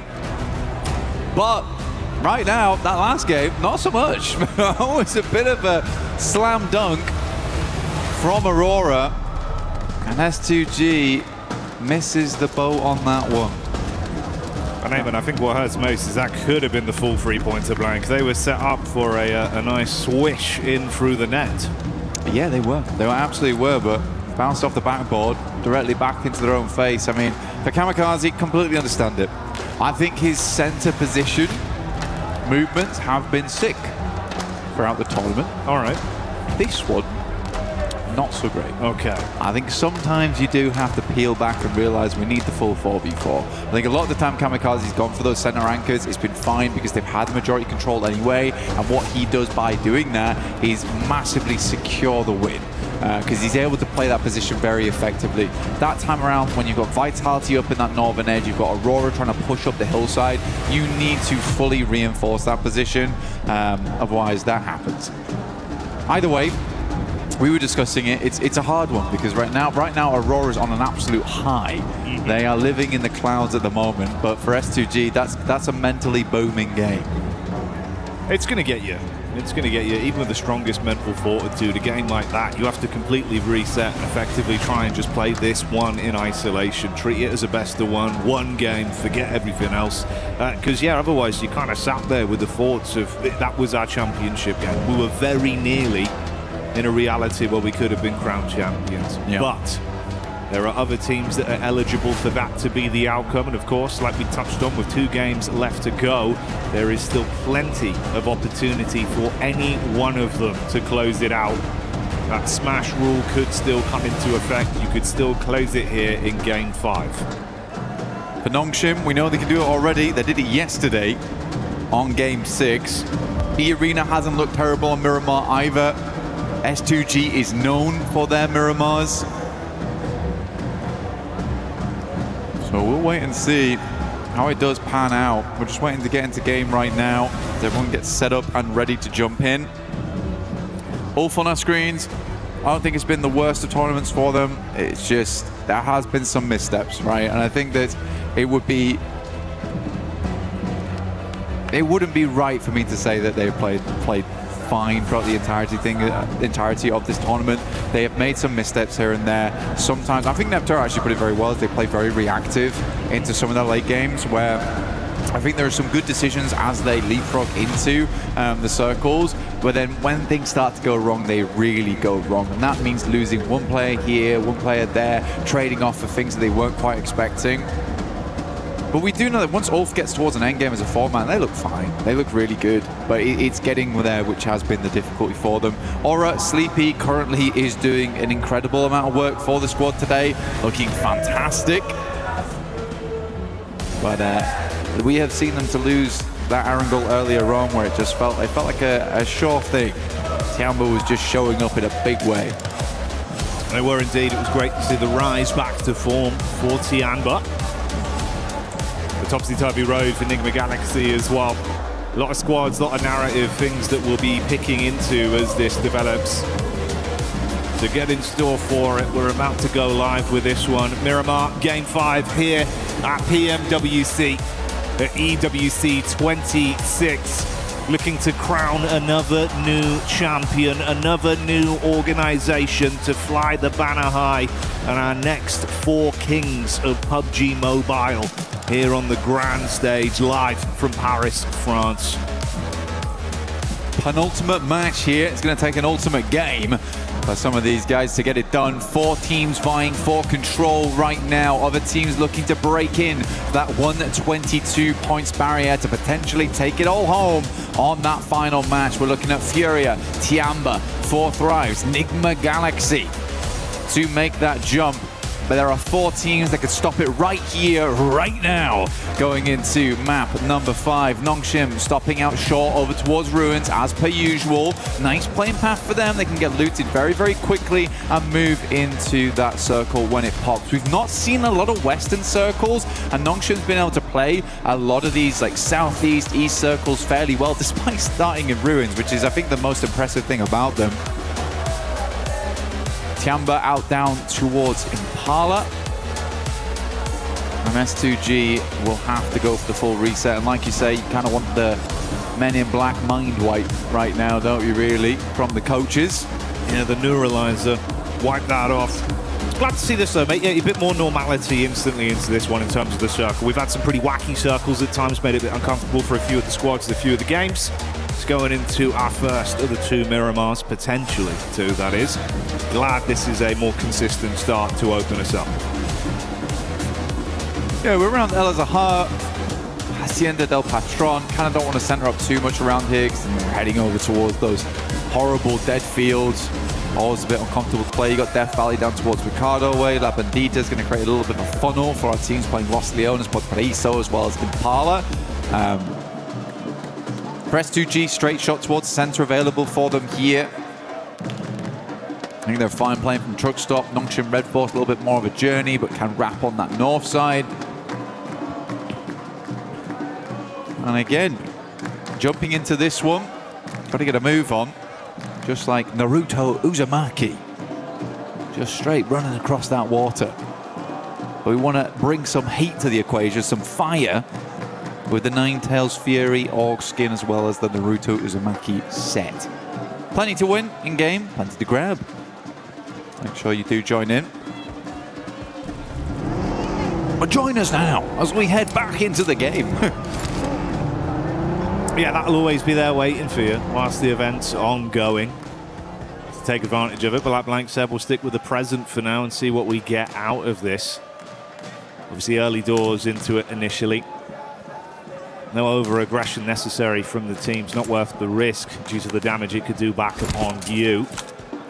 So it will be a fairly safe opening few minutes here of looting for a decent majority of our squads. Bit of a split there from OG early with the 3-1 setup, Aru further back. Ooh, and this has actually resulted in a bit of commotion as well.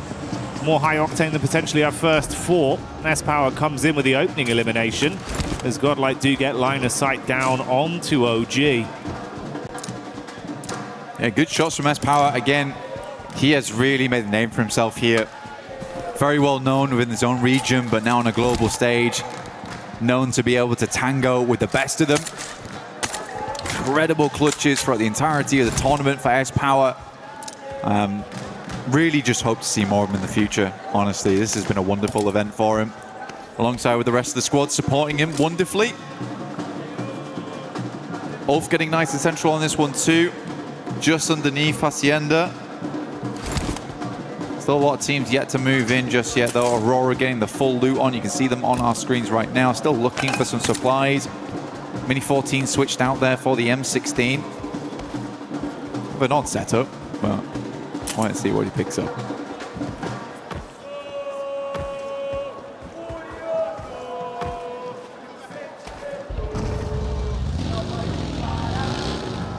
Tiamba, genuinely from Impala right now, would be nice to see them getting another strong match in. Already shown they can do it. And with how tight those rankings are towards the top, I mean, just look at 8th through 5th. You're looking at 103 to 105. That's a big jump up in prize pool as well. And it may all end here on this match, so you can really switch things up very, very quickly. I think for Tiamba, getting a top 5 in this event would be a really, really good result for them. A bit hard to jump up over towards that top 4 with E-Arena on 123. I think that does bear mentioning, though, of E-Arena 123, because remember the first match on Rondo, they hit 122. Yeah. Over the next few matches, they have earned a single point. And this is what Smash Ruling does to you, man. Because you are so focused on getting that chicken dinner, so focused on hitting that smash that you forget that this might just go all the way through to the 6th match. And then Nongshim just takes it off the back of the tiebreaker between them and Aurora. Now that is the double-edged sword to it. You're scared to play it out like a regular game due to the fear of having it slip through your fingertips and not getting that instantaneous win. But then, like you touch on, you leave yourself very susceptible to be lapped, and it's been a nice step up from the teams above them that are dangerously close to all being tied. 1 point of difference there, S2G on 139, everyone else on 140, and Nongshim and Aurora. The one saving caveat could be the fact we've seen a bit more aggression from our teams trying to first onto the big dogs in the lobby that are in the smash zone. So that's been saving these games and keeping them going for a bit longer. Cheeky peek there. Shots on target, but goes both ways. Bit of damage back over onto Ulf, and the 4-5s boys do start to turn tail. Lovely pickup from Huzaifa there.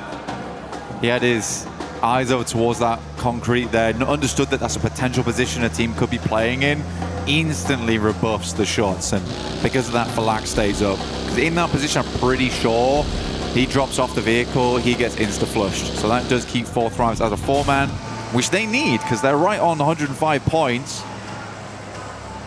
Get themselves 17 more on this match. They set themselves above that smash ruling.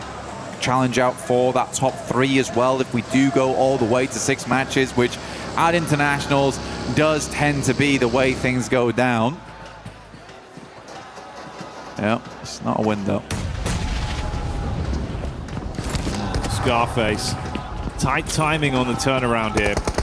Being ran down by 4-5s. He's calling for the backup, and they're starting to swell over. Ooh, so How close. is he alive? I don't know. He's tucked in, finally found by Falak. He will fall. This is just as the rest of Ulf have pulled up to the party as well. Now they've got a read on this, they know.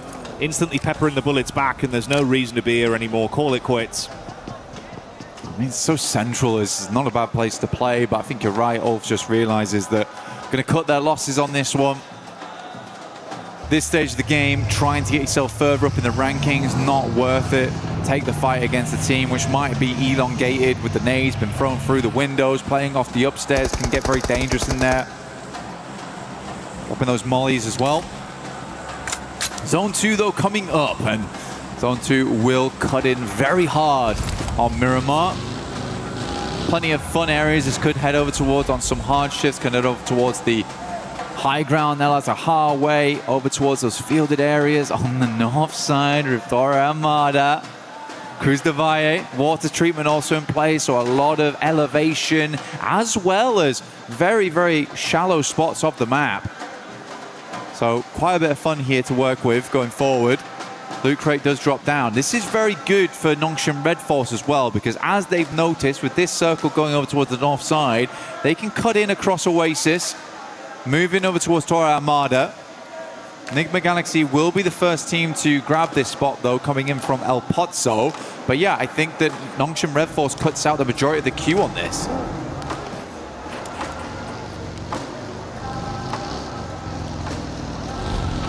For Nongshim, they've had a pretty firm grasp on these games, but there's been some awkward decisions again, mirroring the sentiments we've given out here about some of these sides struggling a little bit when the pressure starting to get to them, eating away at them with the decision making.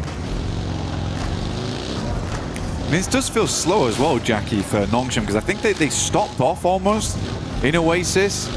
Had to think about what their next move was going to be, and they're still just making it across.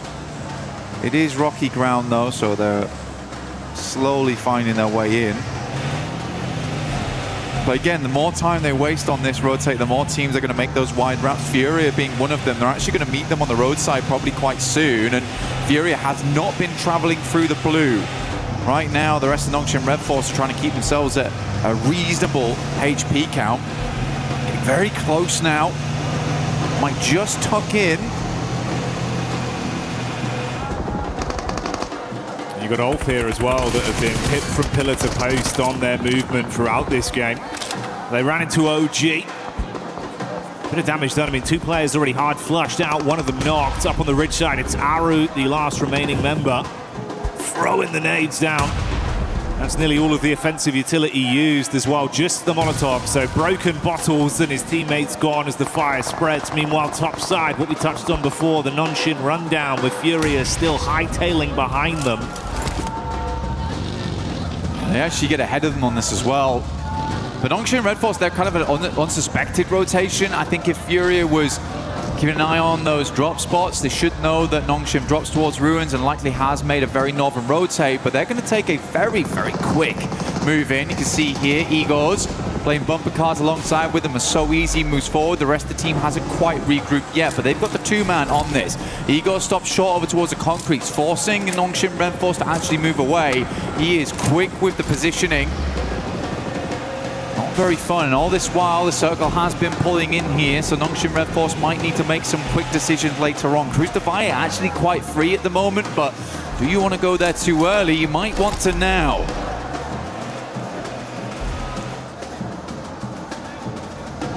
I think the Galaxy on screen now with a wraparound from Alula. Creating some space between them. Ooh, quick getting back in, looking to see if he can spot them out here. Smoke's casting at least enough of a shadow for him to stay tucked for now. Looking to buggy him out of this one. It's Ralph that's isolated. Oh, there you go. Quick switch on the seats, easy headshot confirmed. And a hard flush, making it far more uncomfortable for Nigma. 3-man squad moves on.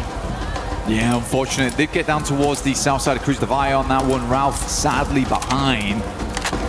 Nongshim continuing on their path forwards. Furia's really hampered them at every single turn on this. Consistently, Igor's dragging the rest of his team to better position, even now moving over towards the north side to get a better beat on where Nongshim Red Force is rotating in. This is really good presence of mind here from Furia, being very proactive of where teams are, gathering that information, and where So Easy's coming in might be combated by Igor's in the future. Oh, he is being so annoying. Alula will find Eren there, and I believe that is Ulf now out. Wasn't an easy one for Ulf at all here. So many back-to-back fights. She started off losing a man to 4 thrives, then consistently just got punished by everyone. Now, Vitality are just sandwiching behind Furia as well on this push-up from Nongshim. You can see the establishing shot here. Overview of where they are on the spread. Let's see why. Got a scope attached. He's got a read on it. Vitality right behind them. I got the MK14 as well. Be deadly at distance. Ayala spots Vitality, having a peek over. Just trying to figure out what's going on here. Tizzy stayed behind for Nongshim Red Force, ensuring that there wasn't going to be any cheeky rotates over the north side. He's going to get a Rune Awakening pretty soon because Aura is making their way in, so we'll be able to pass that information across. And honestly, for Nongshim Red Force, they might want to swing further down on this and give up position to Furia. Maybe play over towards the ridge side of the road. Does expose some sightlines from Flash, but it is getting really cramped up over towards this northeast side for Nongshim. Furia consistently stealing away those positions. Now Tizzy gets that information now and will move. Knows you're being chased. Sky jumps out instantly, looking to see if he can get boots on the ground and deal some damage. Rest of the squad still continue to maintain a safe distance behind Tizzy on the follow-up. XZY has turned his attention back round towards that angle to provide support. Oh, bumpy pathway in the buggy, but Tizzy's still going. That's nice. Gets over the ridge. Very smooth. Yeah, good shots from XZY as well to back them off. I mean, takes a little bit of damage, but provided enough support there. Circle heads over towards the west. Alula actually have quite a decent compound here on this one. Nick McGalaxy can play out from the south side of Cruz Defy. Jiggle, quite an aggressive scout, I would say, over towards Vitality as well as Furia. Doesn't die for it. Milu, shot by Vitality. We're getting those shots in. Very quiet game so far, other than Ulf as well as OG going down. even Tops now from Flash moves over towards the mound on the eastern side to check if teams are trying to rotate past them on that south side. So this is like it's very different to a lot of the other games we've seen. Nobody's taking any chances. Everyone's trying to garner as much information as possible on these rotates. Yeah, it's far more tempered with the plays that are being made. You can see how much quicker teams are to set themselves up when they realize there's a VIP team, one of those squads that are within the smash zone, to attempt to set up to make it uncomfortable for their entryway. Similar setup here down towards the bottom side. You've got a close grouping of 3 of the other smash eligible squads in Aurora, S2G and E Arena.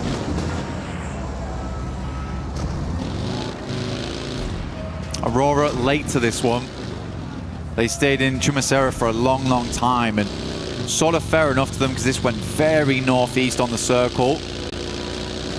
There has been areas they've found to play, and E-Arena taking this 2-2 split right now. Have to evacuate this compound. Tony K will take shots over towards Doc, who makes it out of there. Gets over towards a little bit of high ground, a little bit of elevation to work with.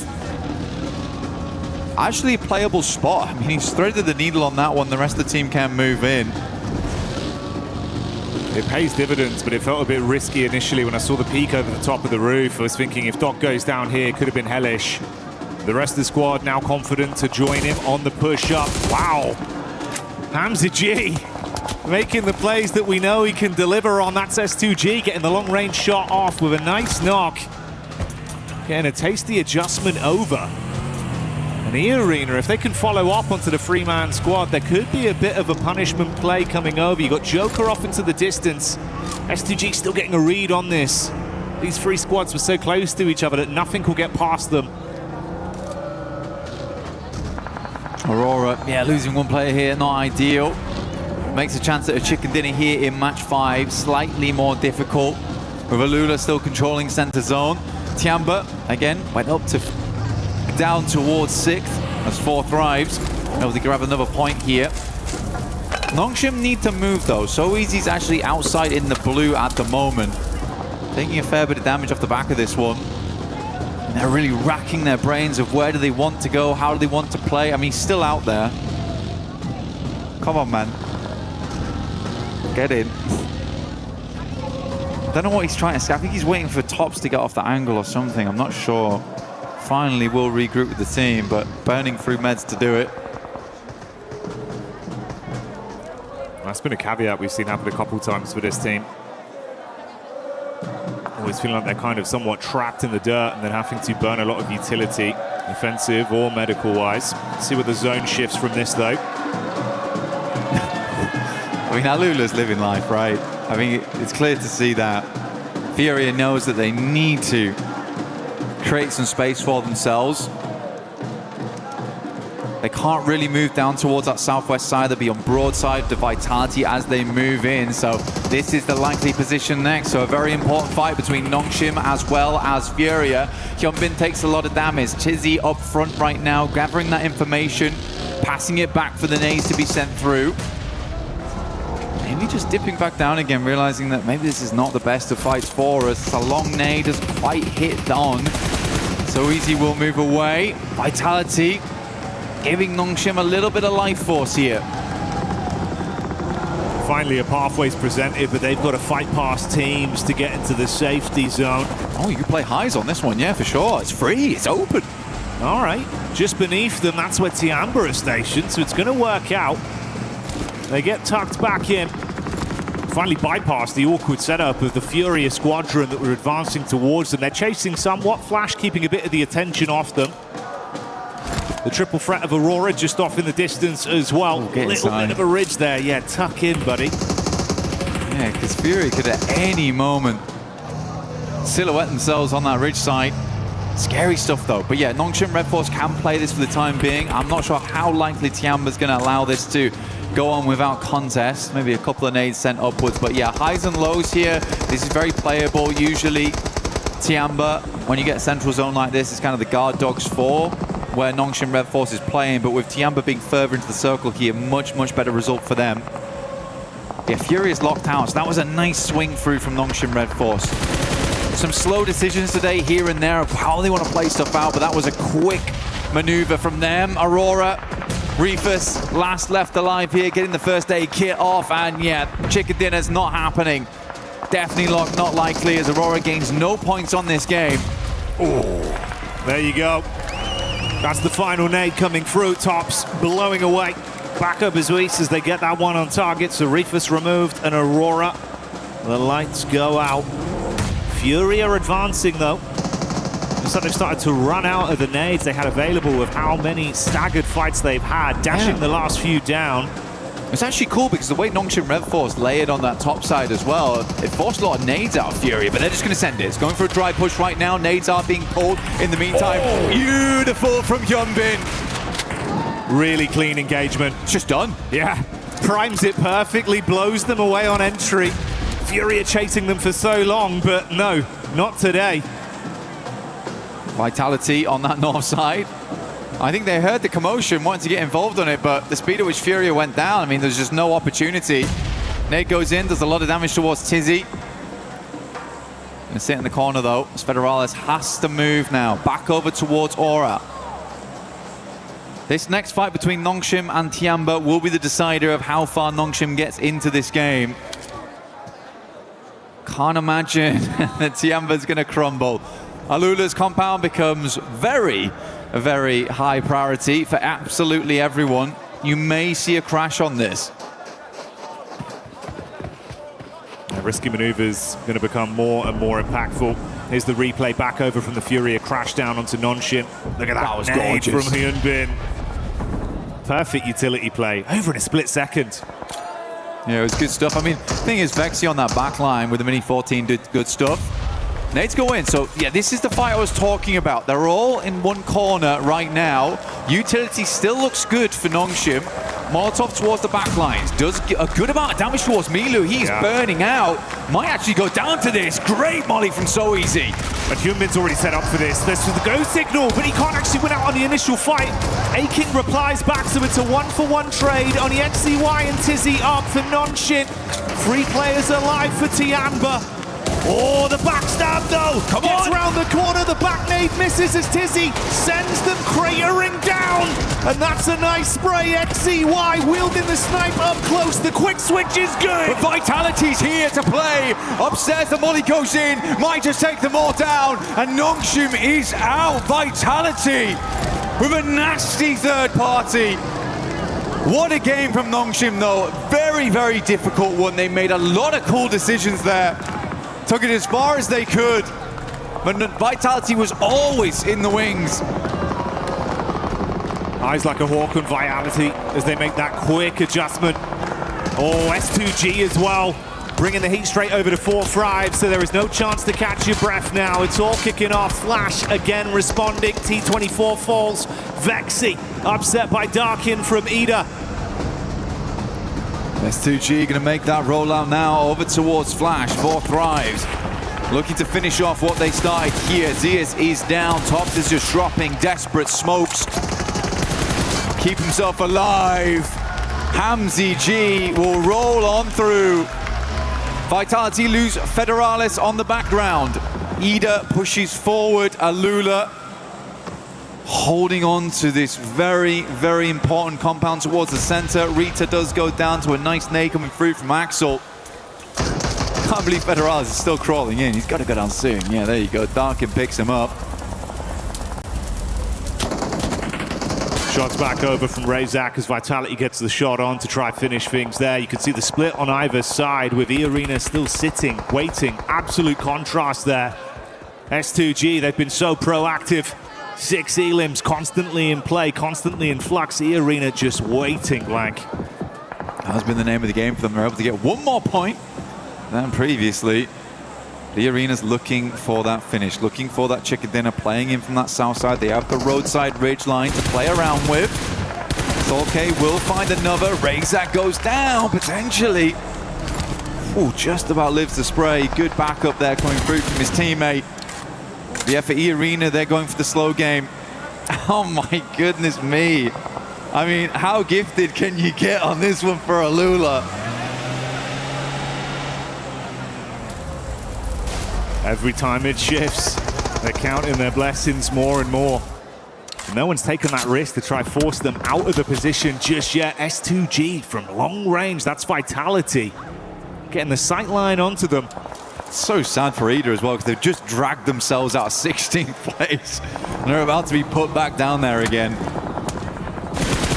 Ooh, yeah. And that might come quicker than expected. Darkin trapped behind a vehicle. Lost able to grab that one. Another Elim garnered. And this puts them on equal footing as well. 147 to 147. They're climbing up.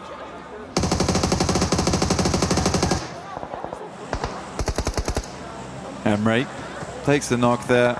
Should be Ida just down now. As Alula gets set up towards that central side to hold off all these teams. E-Arena will clean up the rest over towards the northwest. Swain still up and kicking for Ida though. Desperately trying to stay in 15th. Very unlikely. See how far you can go though on this one. S2G eyeing up that compound. Looking to redeem themselves after that last game. There's certainly a chance here.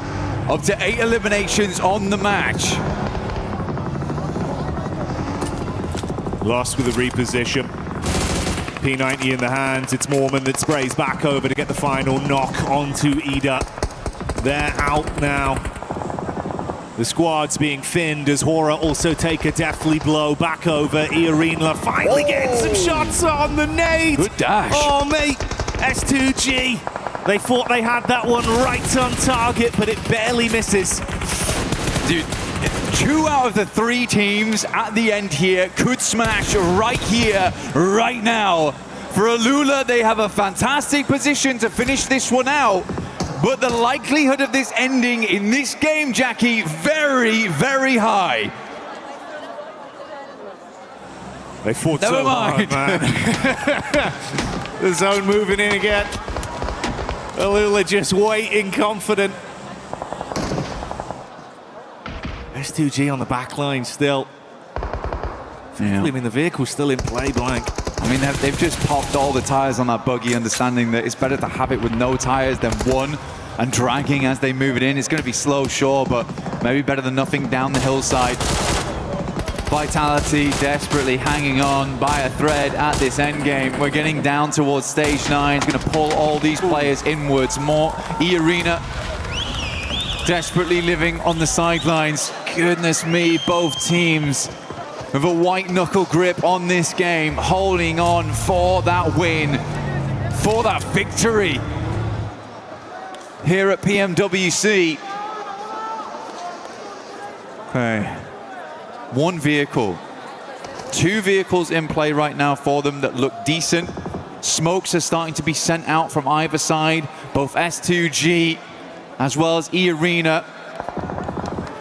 We'll be breaking down the gates of Alula soon. Hamzy G attempts to get into the vehicle. Solke is going to swing wide on this one.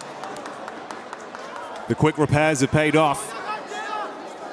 Nade still being thrown over. Slight shift down. E-Arena running through their line of smokes with their own cars on the move. They got a good sight line blocked off with the smokes they put down, but this has drawn their crosshairs off S2G, but the same will not be said for that squad. Their eyes light up. Bullet shot out downrange, keep the punishment on. Meanwhile, in the midst of all this, Yasha peeks back over. Good work done. 1 player hard flushed out for E-Arena. Neither team wants to make the play. Kamikaze is trying to get in. Hamzy G up front, doesn't go very low. He goes, what happened? He's bounced off the geometry and gone flying up in the sky, but their dreams might be dashed back down to reality as Hamzy G hits the deck. Punishment play onto Alula. E-Arena with just Joker left alive. Hamzy G trying to keep this game in contention. Lost hits the deck, nade out, air bounce there. Doesn't get the damage through. The last to make it happen. Gravity, the real villain.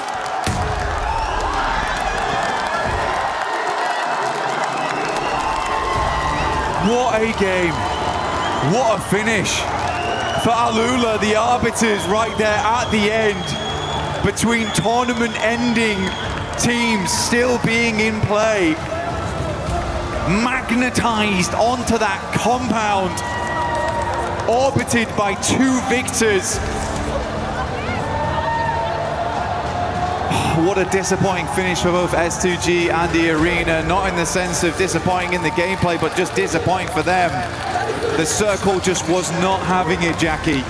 No given, no blessings. Had to fight for absolutely everything. And even when they took the risk, something went wrong. Sent up flying into the stratosphere, bud, and it's gonna get you a gut-wrenching feeling. Oh, dear me, dear me. Great tracking though from Alula. Give him that. Weird angle, but ready for it instantly. One more game then. One more game. Finish on the last. Will we get a smash on that last game? There's a lot of teams in contention for it.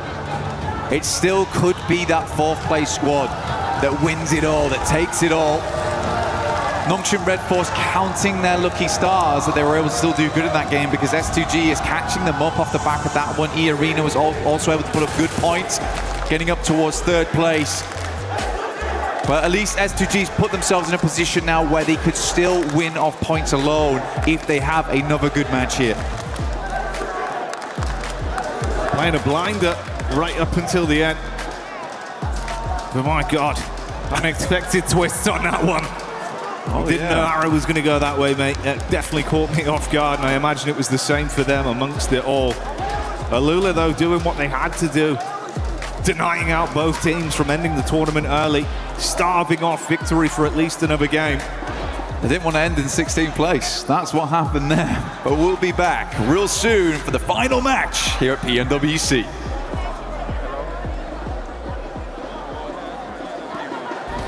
Play is in our DNA. Whenever we let it out, it becomes our superpower. Now imagine an entire city being built to supercharge it. Kadir City, powered by Play.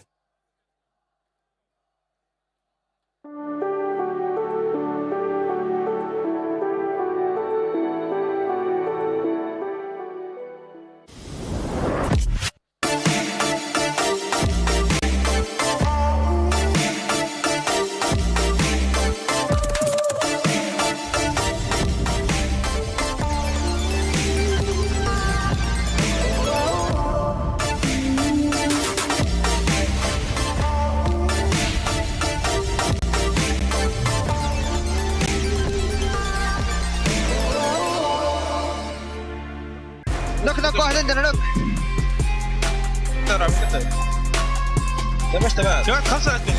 خمسة هذا هو كله من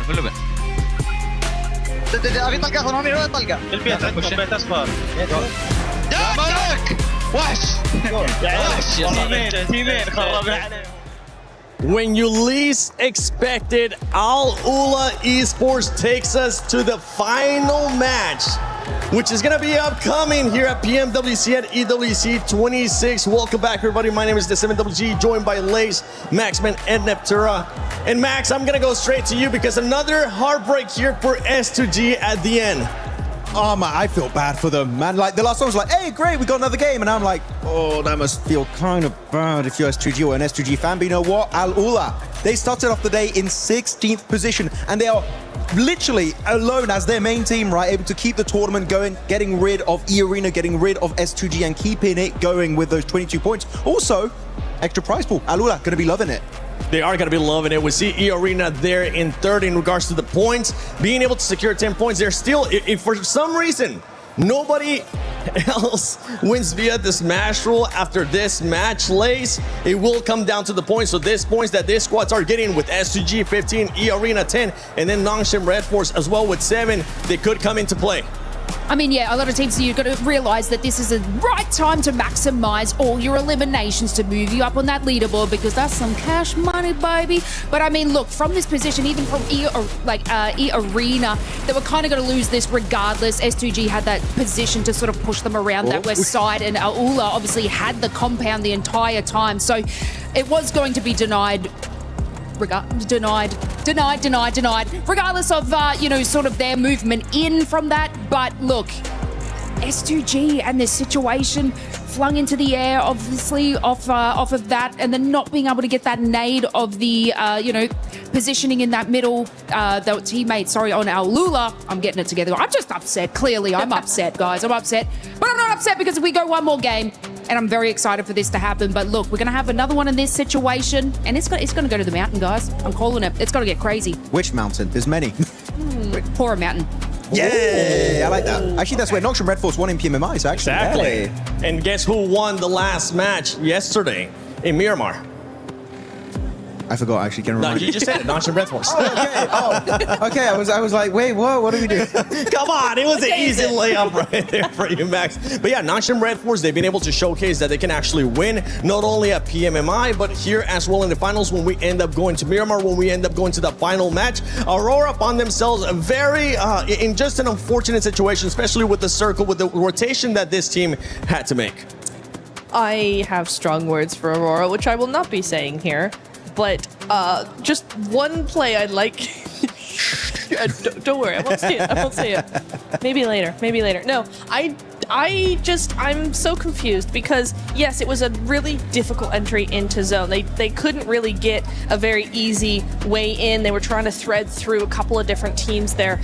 But for me, they made that initial push in between EA and S2G right on the road. They actually moved in. Doc found a position, but then the entire team all came in and just went, we're just going to spread around. We're going to drive. We're going to have a little Sunday drive. It's nice. It's good weather. It's the desert. It's fun. And it's like, just stay on the position. You found a position. Stay there. Play from there. You could have won the game. They had a really decent position. EA, from the similar side of zone, got a third place. So, again, it all comes down to what I was saying earlier about Nongshim in that one Erangel game where Alula went and won from the position I thought Nongshim should have taken. If Aurora had taken EA's position, we could have had a win from them as well. We could have, but one team that was able to do a great defense was Nongshim Red Force against Furia, Max. Oh, I'm loving it. Like, sure, they don't win it, but that was such a clean, instantaneous fight. Like, I saw John for a second. He blinked and he missed the fight. Here we go. They go for the crash. Hyunbin cooking up that nade. Look at the nade. In 1, 2, 3, boom, gone. He's done. Chief couldn't do anything. And instantly, the synergy, the timing, they just go on a full-on aggression. They push. They counter-push onto Furia. And because of that, they don't lose a single player and barely take any damage. That is the Nongshim Red Force I want to see more consistently throughout these games. It goes to show that they have what it takes to be a champion, but sometimes it's a bit topsy-turvy, but Nongshim Red Force looking so good in that particular fight. And it's this kind of thing, right, that I was talking about with Nongshim, is like the presence of mind they have. Do you know how not panicked, how calm, cool, and collected you have to be to do that? And Nongshim coming into second place here. I mean, it's so close behind S2G. For S2G right now in first place, a 7-point lead. Aurora Gaming in third place, E-Arena. Nobody else was able to join the Smash Zone here as we're going to be heading into the final match of PMWC at EWC 26. Nigma Galaxy, 106 points. There's still a lot of money at stake here, Lace, between all these squads, even if they cannot win it via Smash Roll. Yeah, and even if you have a look at Tiamba and the way that they were able to move up this leaderboard from just a few games, this is where the money happens, and it's incredibly exciting, obviously, moving into this. Obviously, we have a look at S2G, 154 points. If none of these sort of get into that position, they'll capitalize it. They have been getting those positions in late game to get those extra placement points, so it is looking good for them. But yeah, I've got to hand it to Max. I'm feeling like a Nongshim. I feel like that this is going to be the closeout. S2G have had 2 opportunities, and I said you only get 1, so the third one may not happen.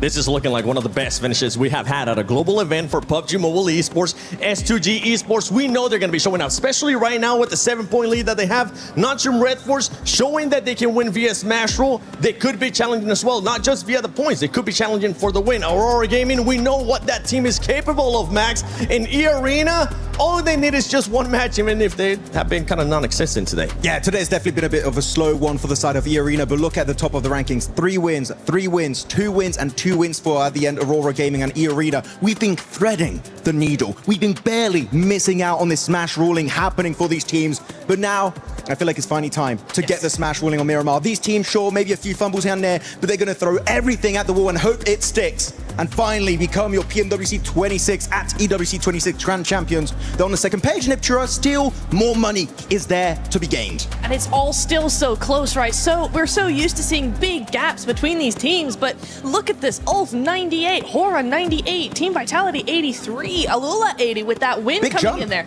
Massive jump for them, up into 13th place. And, you know, when we are talking about that prize pool coming down to the final game here in Paris, we're looking at some really decent jumps up in that rank, jumps up in that prize pool. All these teams are going to be fighting.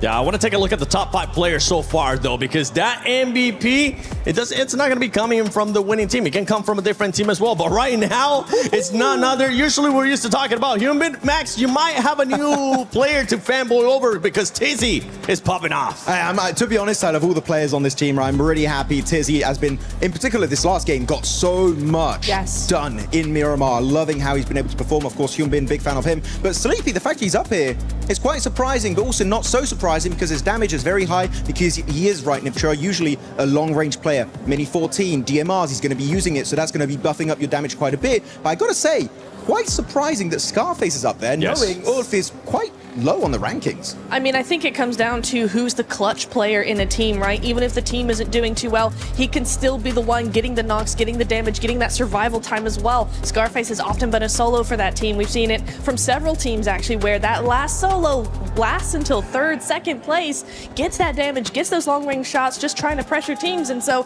in that way, yeah, it's probably pretty on par that, you know, they're on that MVP list. Yeah, and I'm just going to be looking at those top 4 teams because those teams, I mean, any of those top 4 teams could end up winning it, whether it's S2G, whether it's Nongshim Red Force, whether it's Aurora Gaming, even E-Arena. You know what? I'll scratch away that you have had a bad day, E-Arena, because right now, this is your moment to shine if you want to be able to lift that trophy, if Ravenclaw wants to win here again. But let's take a look at this head-to-head between Nongshim Red Force and S2G, and this is for today. And you can see which team has been performing better overall, and it's none other than S2G. Yeah, you might be saying the survival time is actually relatively close for the two teams, but the fact that with a similar survival time, the average placement point of S2G is an extra 2 ranks higher compared to Nongshim Red Force is highly impressive. They've been very consistent, of course. 3 chicken dinners throughout the entirety of the finals. We're also looking good back in the group stage. I feel like S2G, if they just don't have those shaky finishes, I feel like they might be one of the most likely teams to end it with a smash.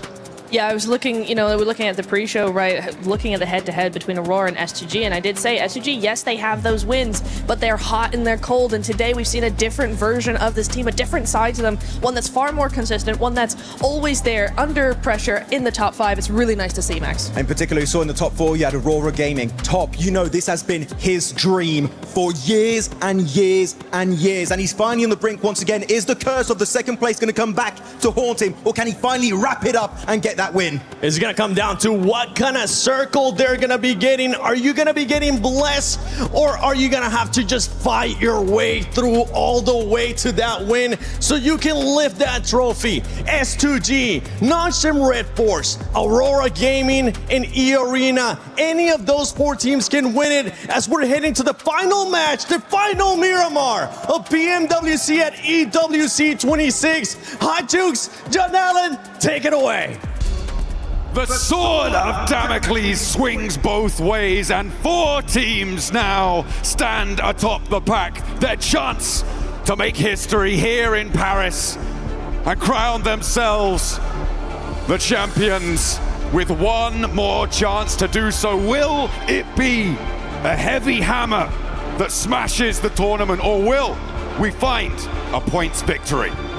And we're about to find out in Miramar. You can take a look. E-Arena, so far on the day, haven't put up hardly any points except for that rondo, but it was enough to put them in that smash zone. All it takes is one game, one chicken dinner to become our champions.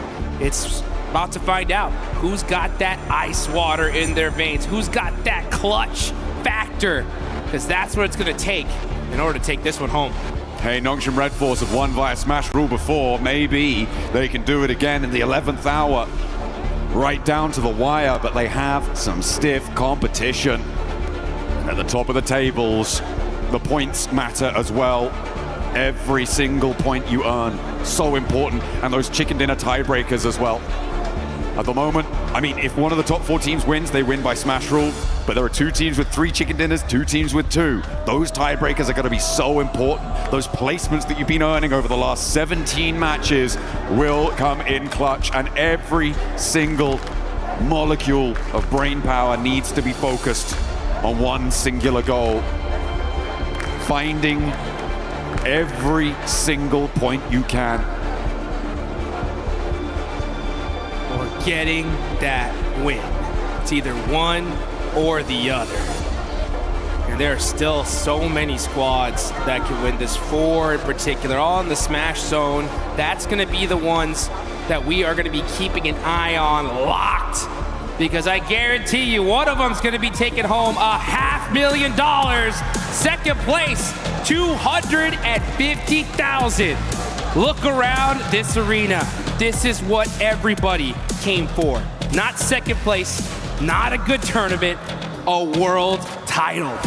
1 game left, and somebody is about to play the most important match of their life. This is it, folks. The PUBG Mobile World Cup at ESPORTS World Cup 2026 live in Paris. We're about to drop into our final match. Miramar will be the final arena that our gladiators will take to for your entertainment. So Paris, make some noise. The final match is here. Let's get it underway. The plane path sends us over and into the final stretch. Let's get into it. You can take a look at the overall rankings right now. S2G, Nongshim Red Force on top. If this goes to points, they are by far your favorites right now. E-Arena, such a threat though. All it takes is the win, and honestly, it's what they need. They have to win this if they want to be crowned your champions. 21 points behind S2G right now. Yeah, they definitely need to get a chicken dinner on side to win this tournament and give that 3-time title over to Schweppes. Allow Ravenclaw to be that winning coach, transitioning from that player role. It would be a beautiful story, but E-Arena have given us cause for pause when we think about their potential to take home those chicken dinners. They have had the highest scoring chicken dinner of any team pretty much ever at this level of PUBG Mobile, but it has not been seen for a while. Maybe the pressure will be able to turn things around for them. At the moment, I'm seeing Aurora pretty close to Flash, though, on the hot drop, potentially in the south. Well, speaking of the south, that's where we're headed. The zone going all the way down south. Teams are going to have to get looted up and get moving. It's Reefus with the Winchester. No way he starts this off like this. Oh, mighty close. Team Flash getting away with that. Uh-oh. Nice return fire there from Win. Just say, hey, calm down with that Winchester, buddy. All right? You better wait till end game to get that going. All right.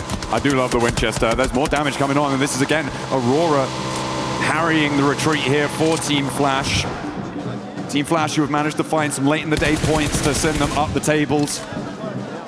Trying to compete with that middle pack. They are right in and amongst it in the thick of that 5th through 10th through 11th, actually, melee in the middle to try and jump up on the prize pool. Tens of thousands of dollars on the line if you can do it. Absolutely. It's the prize pool jumps significantly every single placement.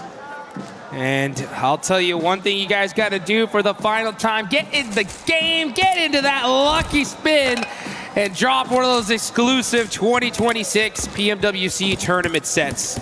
Oh, yeah. Get them before they're gone. And looking at these leaderboards, top 4, looking pretty much as a lock at this point, right? I mean, we're going to see these top 4 in that range, right? Yeah. The difference is just where are they going to end up. Just a reminder, folks, this is a $3 million prize pool in this tournament total. $1.7 million about to be given away in just a few minutes. First place, $500,000. Second place, $250,000. Third, $150,000. And fourth, $120,000. So all 4 of these teams are going away with a whole bunch of cash. but there's a whole lot more at the tippy top. The chicken dinner to these 4 teams is worth $375,000. That's right. That is the right price to put in your best effort to make it work. And nobody wants to step a foot out of line. It needs to come through, and they need it now. Godlike, they're taking a turn around in Parlor, but Tianba a little bit ahead of the curve.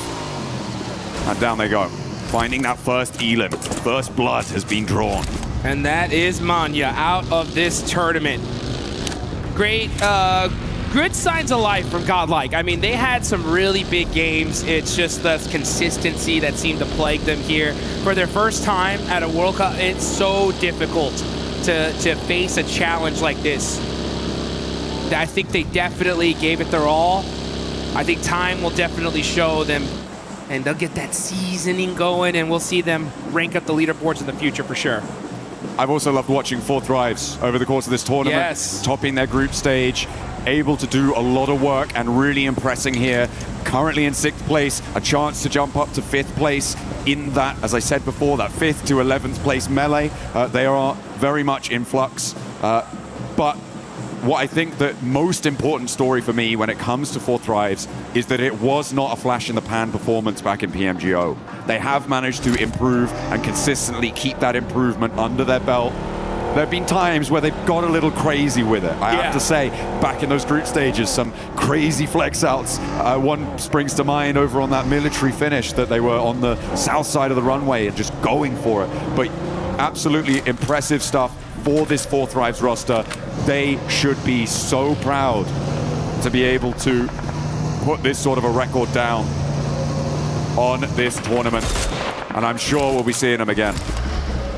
That's for sure. I want to see almost all these teams staying together. I mean, this was one heck of a tournament. I think every single squad here, for the most part, has what it takes. It's just a matter of time here. It's really tough, though, when you deal and face some of the best teams on the world that have been doing it for so long. And we're starting to see Ulf get into it with OG. Battle ringing out. Here we go. Let's see if Scarface can put that MVP title on the cards as well, because 2 of his teammates are down. He's going to need to come up big. Him and Aaron playing off of one another. 2 titanic forces on the inside of the compound against 3 players from Orangutan total. I don't know if they're all here and in the fight, though, but Ketch will get flushed away. And they are now, all 3, looking to take this fight. Aaron on the outside, but Scarface can't. OG gonna get 4 eliminations. And that is it for Ulf for this tournament. Give him a round of applause here, folks. Ulf, all things considered, I think people may have expected more from this roster coming into this tournament. 10th place, likely slipping down further than that as well. Not what they were aiming for, but they did manage to get to those finals. They did manage to qualify alongside their countrymen. And again, there is so much potential there. So much star power. So much still left to give. But they can't give it here. It's done for them. That is it. Gives teams like Aura, Vitality, opportunity to push themselves further up in the leaderboards and grab some more cash here, as this is one insane prize pool in this tournament. Let's take a look, though, at Nongshim Red Force, the biggest threat in the lobby, if not for S2G. They have been dominant all day long, and they could definitely take this one. Just a quick flashback for everybody that missed it. PUBG Mobile Macau Invitational, not too long ago, global event. Nongshim Red Force smashed in the last match. They have been here before. They felt this pressure, and they succumbed it over, made it, and that is what you gotta do. So out of all the teams in this lobby, Nongshim Red Force, they know what it feels like to be here. They have borne this burden before. Will they be able to raise that knee off the ground and shrug like Atlas, the weight of the world? On the western side, they are behind Aurora, one of their direct competitors, and we're going out all the way east. It's a long road, but I tell you who's already at the end of it, S2G. In the shadow of the Labendita crater right now on the southeast side, Jukes They may have another opportunity here. They have had so many in these last few games to find those smashes. Is this the one? But they have to fight against Godlike for the compound. Here they go, folks. S2G battling it out with Godlike. Kamikaze getting caught by the nade. A devastating blow. And the finish. It's S-Power looking to crush the dreams of S2G. Another S-Power ruining the dreams for S2G. And Turkey may have it all. Dashed here has lost the last to stand. God Power putting an end to the run, but he's still got one more player. A little bit of fire left in the heart, but it is not enough. S2G are done. A massive blow to the lobby. So close to winning this tournament in the past 2 matches, and they go out as the second team in the last game.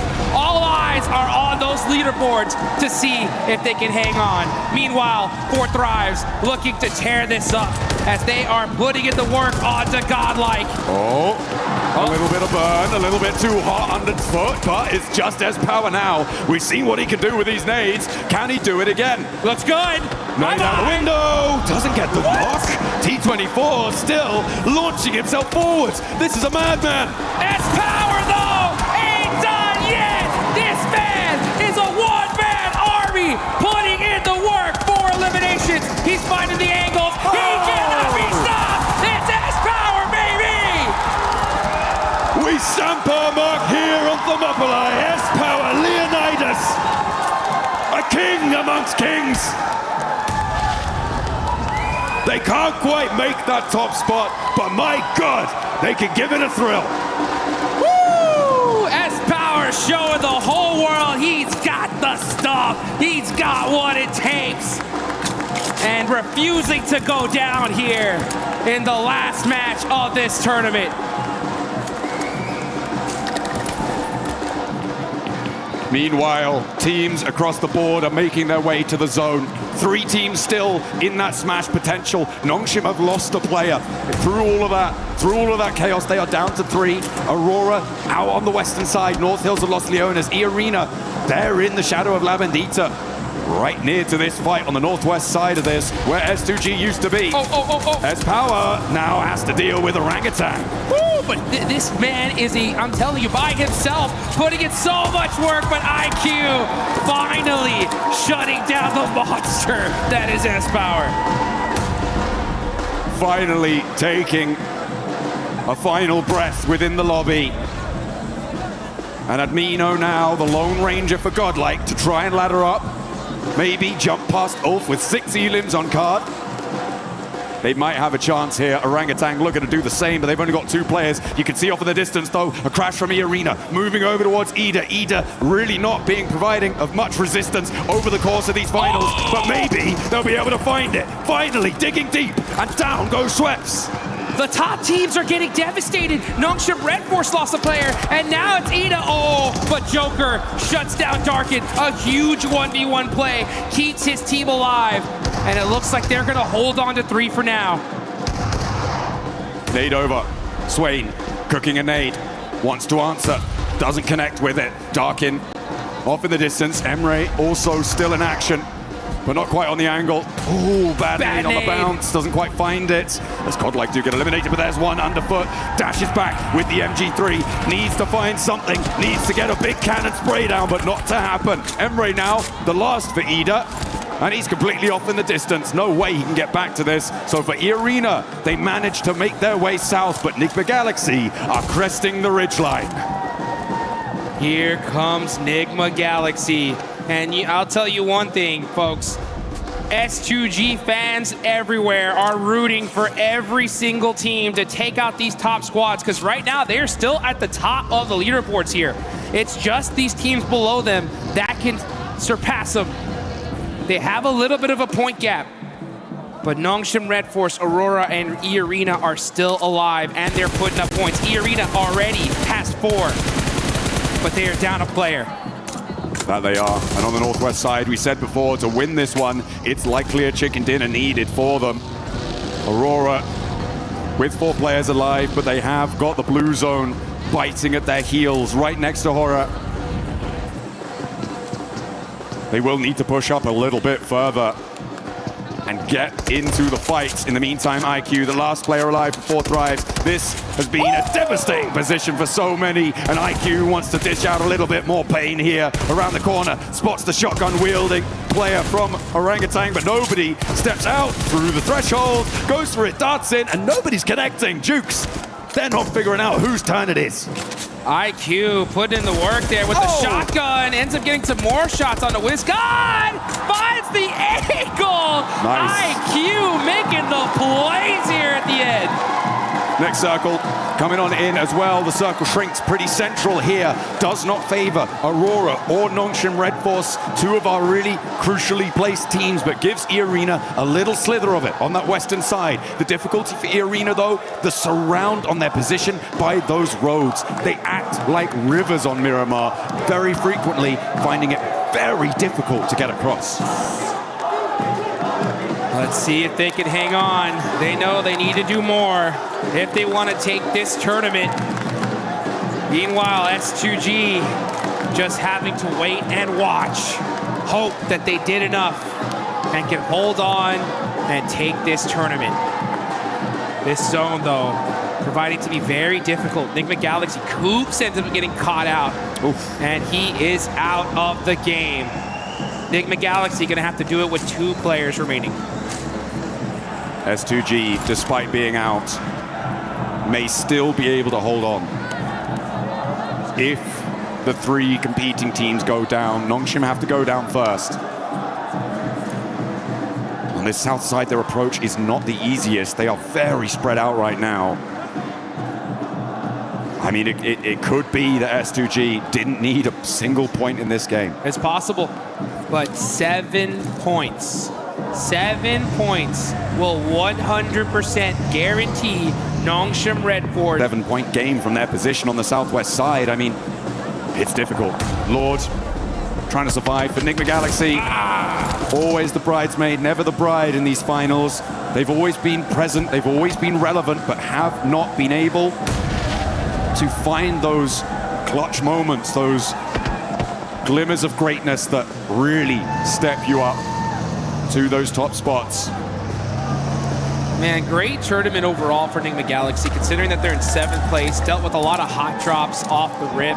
True. I can't wait to see what this team does in the future, and it's interesting to think about those 2-2 splits in Erangel, you know?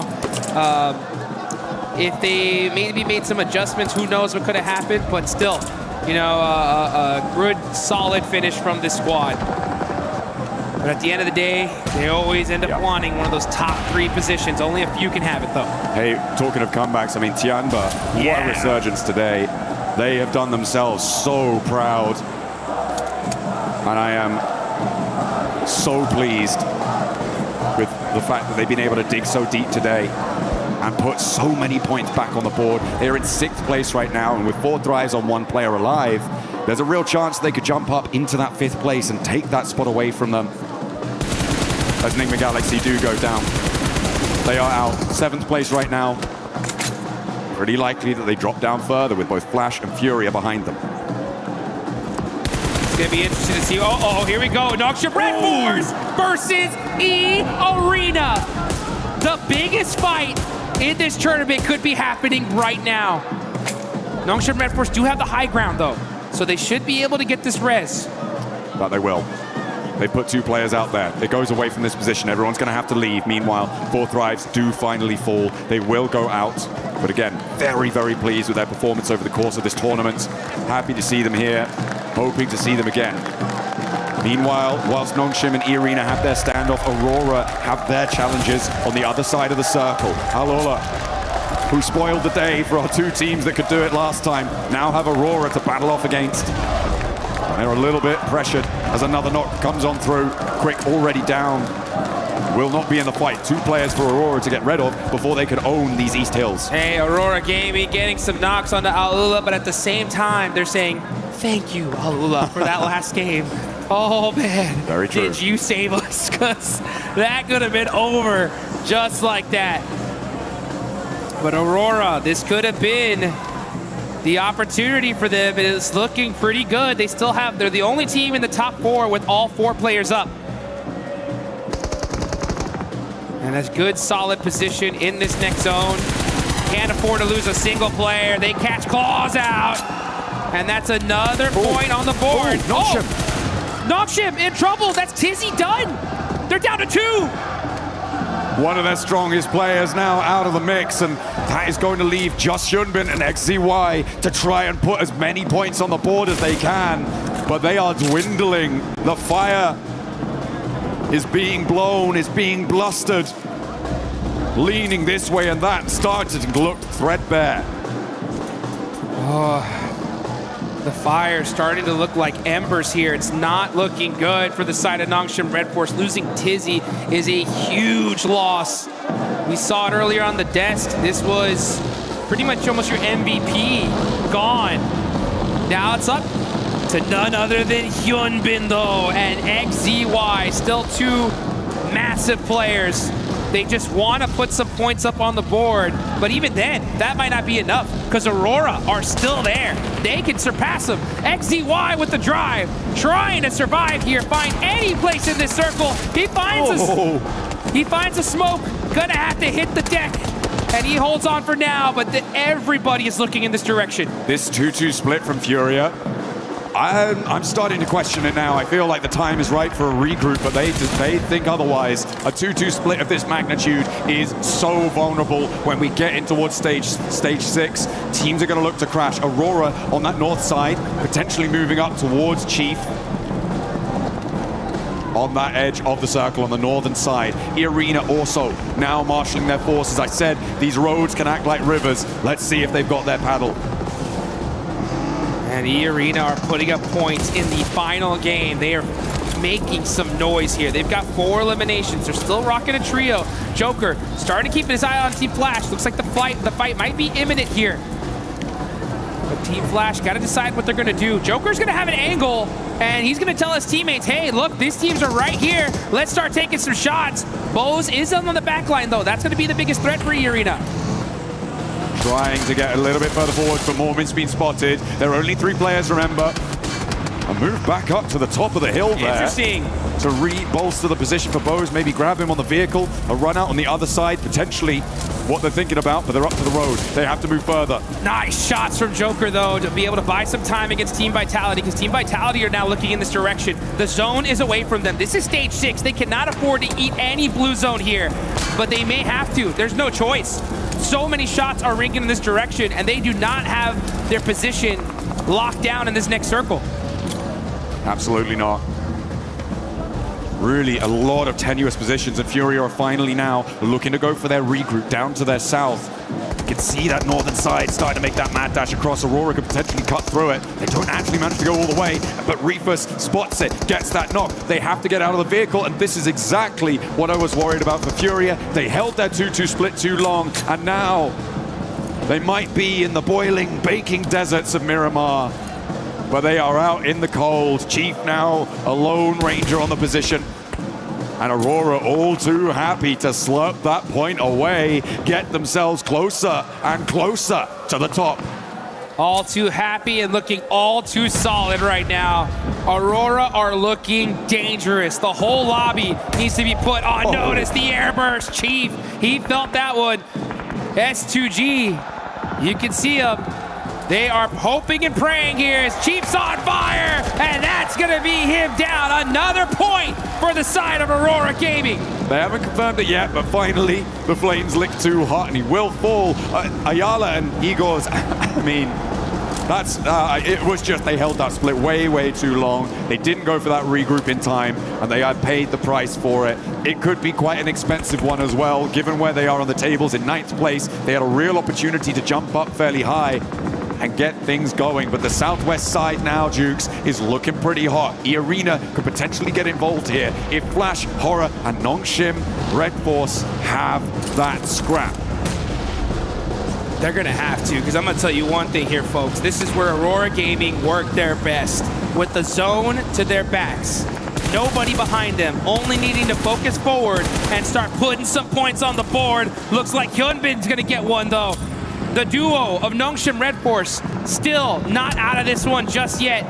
You have been having to hit the deck though, buy some time. Can he at least get that confirmation?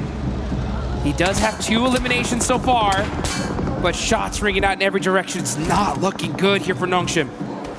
Oh, it is going to be a tough time for them, but they are much more central than a lot of other teams, and these South Hills will need to conclude. Quite inaccessible, but look at the bullets keeping him suppressed. And XZY go down. So close. And if Nongshim fall, S2G are going to be a little bit safer. But with Aurora taking a knock from Alola, the last player alive from it, a second as well. 2 players down from Aurora. Is it all coming crashing down around their ears? They are outside of the zone now as it's shifted. They got 30 seconds on the clock to get these reses going and to be able to support their teammates. But Team Vitality are looking in this direction. They got nothing to lose at this point. And they are looking straight at them. Can Aurora get these reses? They're desperate. They're moving as fast as they possibly can. 20 seconds on the clock now. And it looks like they just might do it. When it comes to Nongshim Red Force, though, it's up to one single player, and it's none other than Hyunbin. He needs a Herculean effort to do it. Aurora getting rolled up on by Furia. Oh no, Dark is down. Top is low. Seoul needs to anchor for them, but he's fallen too. And Aurora are crumbling. Top goes down. It's down to one single player for Aurora Gaming to make this happen. Nongshim Red Force are out. 1 player from Aurora, 3 from E-Arena, and S2G trying to hold on. It's up to Reefus all by himself. They're looking in his direction. He's got to move. He's getting shot up. That's his it. He's got to get the shots. Oh, it's so close. He gets the spray. And there goes the other with the nade. Reefus is down. And now it's only E-Arena who can take it away from S2G. They need a chicken dinner. But down is Joker. They have to hold the middle because they are in the center. Oh, and you could see S2G, the nerves at an all-time high. E-Arena, though, on the move. Full lay down. It's down to the duo. They have 137 points right now. This is going to be very difficult for them, but this duo is still alive. If they somehow steal this win, it's tournament over, and E-Arena will win a world title for Thailand. But it's looking much more likely that Turkey will be able to take that global stage by storm. At the top of the tables right now, S2G denied their chicken dinners, but will still eat hearty tonight if E-Arena fall by the wayside here. They started the day at the top of the pile, but they are getting slowly whittled down with 2 players left. 30K. 30K goes low, but stays up for a moment longer. And these Elims are getting away. They are just slowly creeping down. And E-Arena are low. Down goes Foreman for S2G. It's only 30K who can take it away from them. And he is in the fight. The crowd is excited. They're on their feet. S2G making some noise here. As it's 1 player left, 1 Tourney K that is in the way of a world championship title, and that is it! That is it, folks!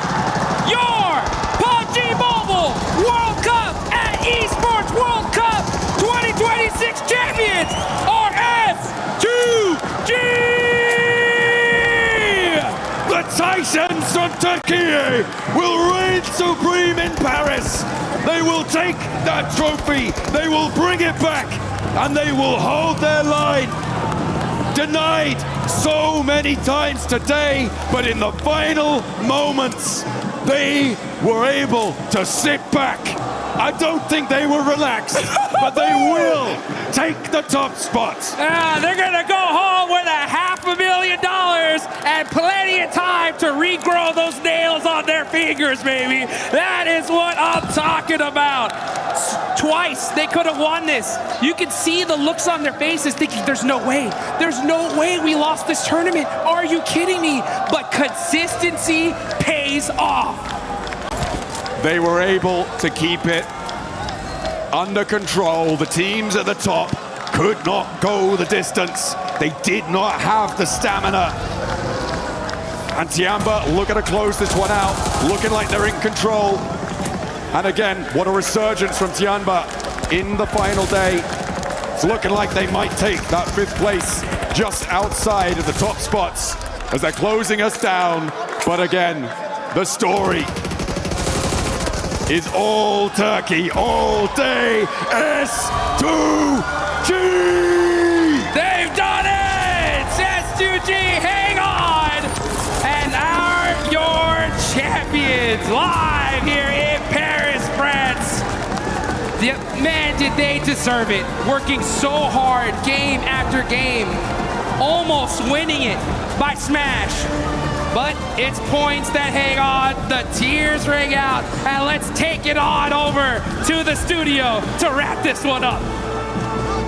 Kamikaze and the rest of the squad just shining when nobody was expecting them to become the champions, Max. Turkey back on top of PUBG Mobile Esports. It is going to Turkey here right now. Kamikaze lost. HamCG and Solke making history for Turkey once more.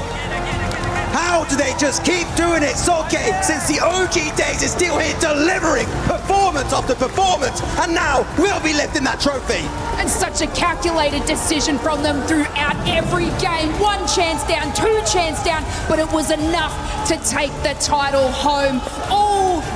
Every single play from S2G was immaculate. Fantastic stuff coming in from S2G. Once they do it, twice they do it. They were so close. They get just a little mistake, a little fumble, but finally they don't get the win, but it doesn't matter. S2G are our champions. What a play, what a game, what a day for this squad. A team that didn't start off too hot in the first day, but boy were they able to bounce back with those wins that they were able to get in the second day, propelling them to the top of the leaderboard and challenging for that 1st place. We had so many teams looking so good at the top right. The 4 teams all contesting a spot for the championship to be crowned your champions. But I would have to say S2G, the most improved team going into this event from the group stage, making it right to the finals. And it was close. It was down to the wire. It was a 3-way tie at one point today. But they do take it home. And keep in mind, PMGC later on this year will be happening in Turkey here. Will S2G be able to do the international back-to-back? S2G will be looking to win another trophy back at home. But I think it's time we send it over to Barney. I want to see these players lift that trophy and crush some keys. Yes, that is right, of course.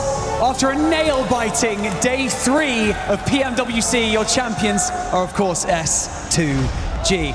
I have to ask, that final game, that must have been the longest game of your life. How did that feel? Solke, I'll ask you, buddy. Son maç hayatınızın herhalde en uzun maçıydı. Sizin için nasıl hissettirdi? Solkay sana soruyor.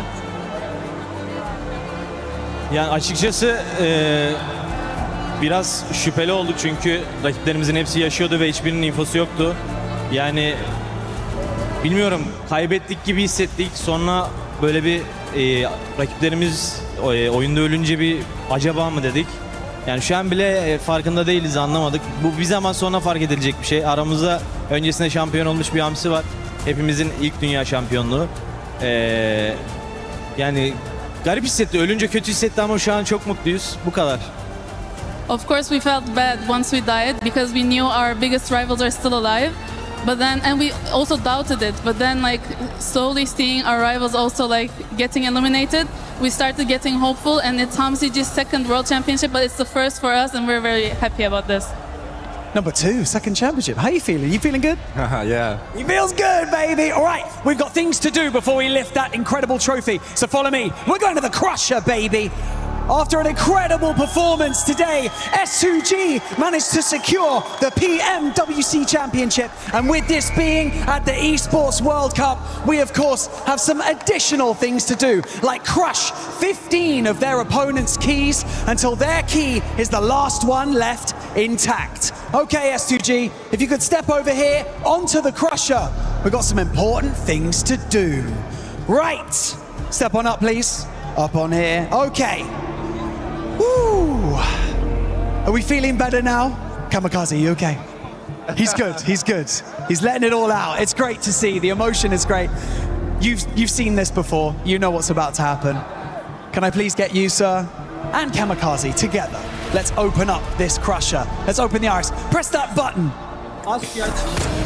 Here we go. Here is the crusher. Something special about the Gadia City Grid is that we get to crush 15 keys at once. So, Solke, Hamziji, if you would like to pull on this, not too hard, just like gently, just, you know, feel good. In 3, 2, 1. Wave goodbye. How did that feel? It's so good. So good.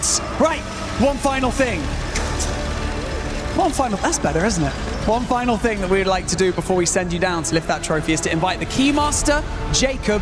We'd like to invite him onto the stage to hand you your key, the last remaining key intact for PMWC. Jacob, come on over here, buddy. Kamikaze, if you could take your key, that is your S2G Esports key at the Esports World Cup. Okay, so now what I would like you to do, I would like you to walk down the Gadia City Grid. I would like you to raise that trophy and cement your legacy as the champions of PMWC at the EWC 2026. Ladies and gentlemen, make some noise for your champions, S2G Esports!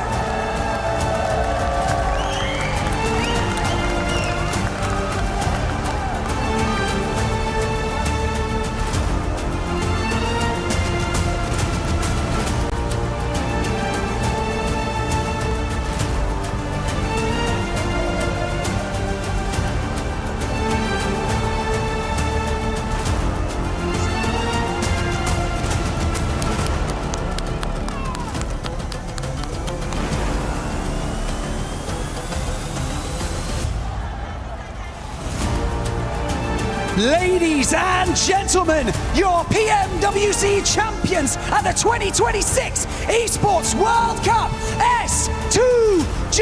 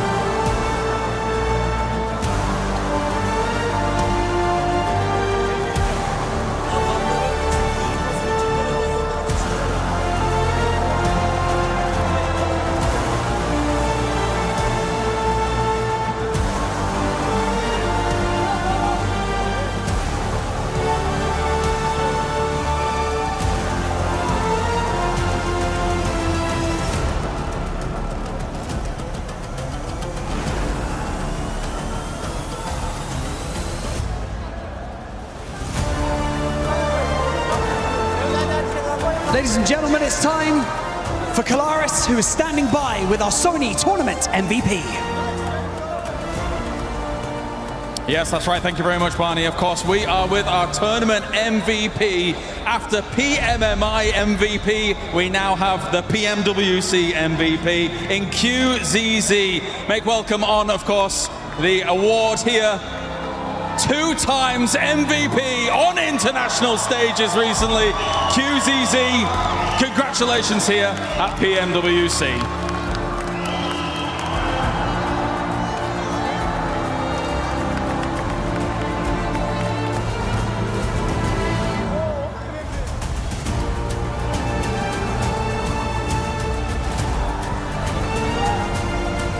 Okay.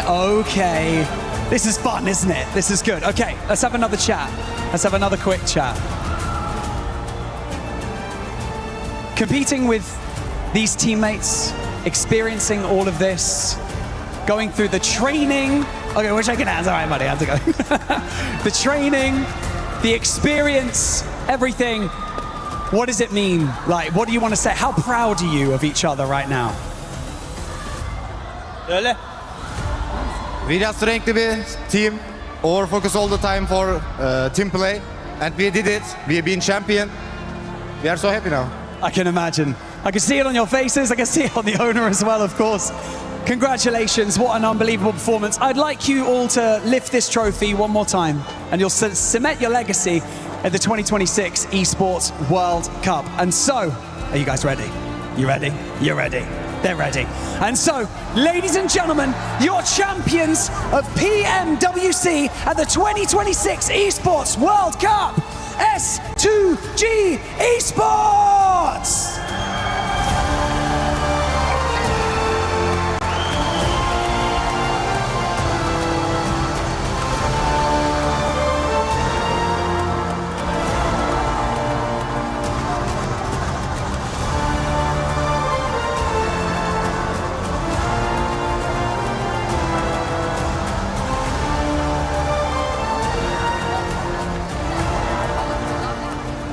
It started off last year for S2G when they weren't able to qualify to PMWC at EWC 25. And they were spamming everywhere, hashtag invite S2G. But the thing is that here at EWC, nothing is given. Everything is earned. And these are your champions. They're creating a new legacy for themselves. Of course, you're looking at HamCG's won in the past, PMGC 2022. Even earlier, the World League West won by Sulking with Footballist. And that's their second trophy and the very first for Kamikaze and Lost. They should be proud of what they've achieved here today in Paris. For Turkey, this is a moment that you're proud of once again, standing on the top step of PUBG Mobile Esports. But for S2G, now it's time to cement your place in history for EWC. Please welcome to the totem your PMWC champions at EWC 2026 S2G! Congratulations, guys. What a performance.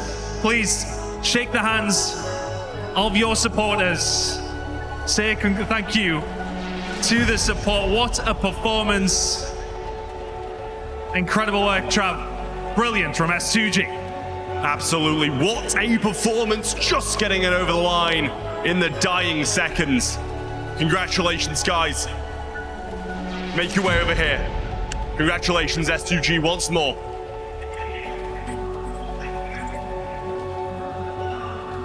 Congrats, guys. Without further ado, please take to the stage, place your frame in the totem, and immortalize yourselves in Esports World Cup history.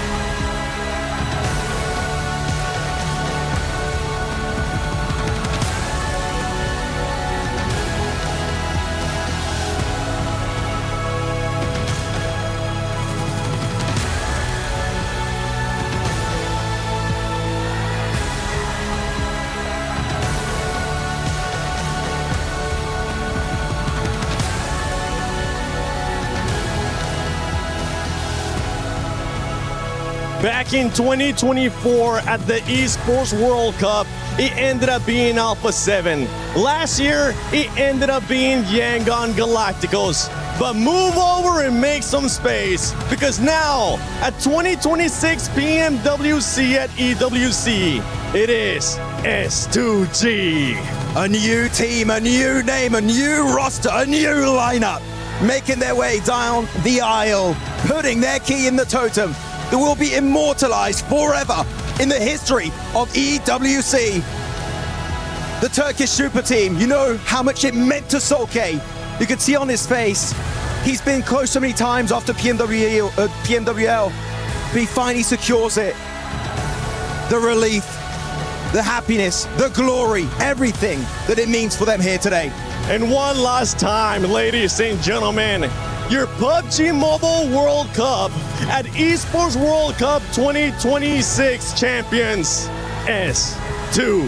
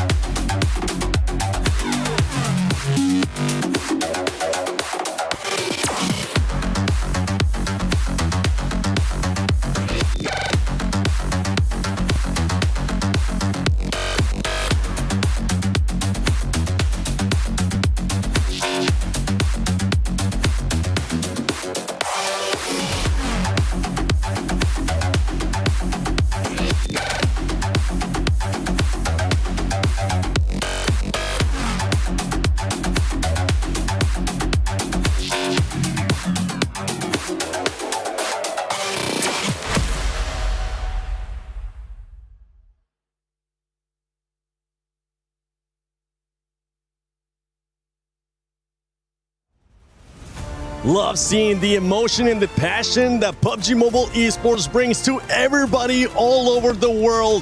The Sony MVP QCC ends up with 35 eliminations, 6,700 damage, and Doc once again is able to find himself a way into an award with the best IGL. How does he keep getting away with it? The beast from Mongolia strike once again.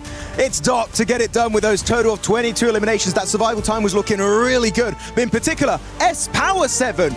The first time in the longest time we see an individual award being granted to an Indian player. It might have not been one of those top 5s that people were predicting. It might have not been even a top 10, but for S-Power, this is amazing. You couldn't expect anything different out of this player. The confidence that he has, the skill that he has. I can't wait to see what S-Power from Godlike representing India is gonna showcase later in the year. I'm telling you, if we're going to get an Indian global MVP, it might just be him. But looking also at the Field Medic and Eagle Eye Awards secured by Mormon and Tony K respectively. Really strong team play from every single member on the Thai team. We'll see if they can take it next event, but definitely an impressive performance from this squad. And Turney K with the Eagle Eye from E-Arena, 394 meters. That is quite impressive. Ladies and gentlemen, we hope you enjoyed the amazing show that we were able to provide to you. From Maxman, myself, the 7WG, Lace, Neptura, John Allen, Blank, Jackie, Hot Jukes, Kalaris, Barney Banks, and our special club championship reporter, Glitter Explosion. And from all the production here from Paris at ESPORTS World Cup, thank you for watching PMWC at EWC 26.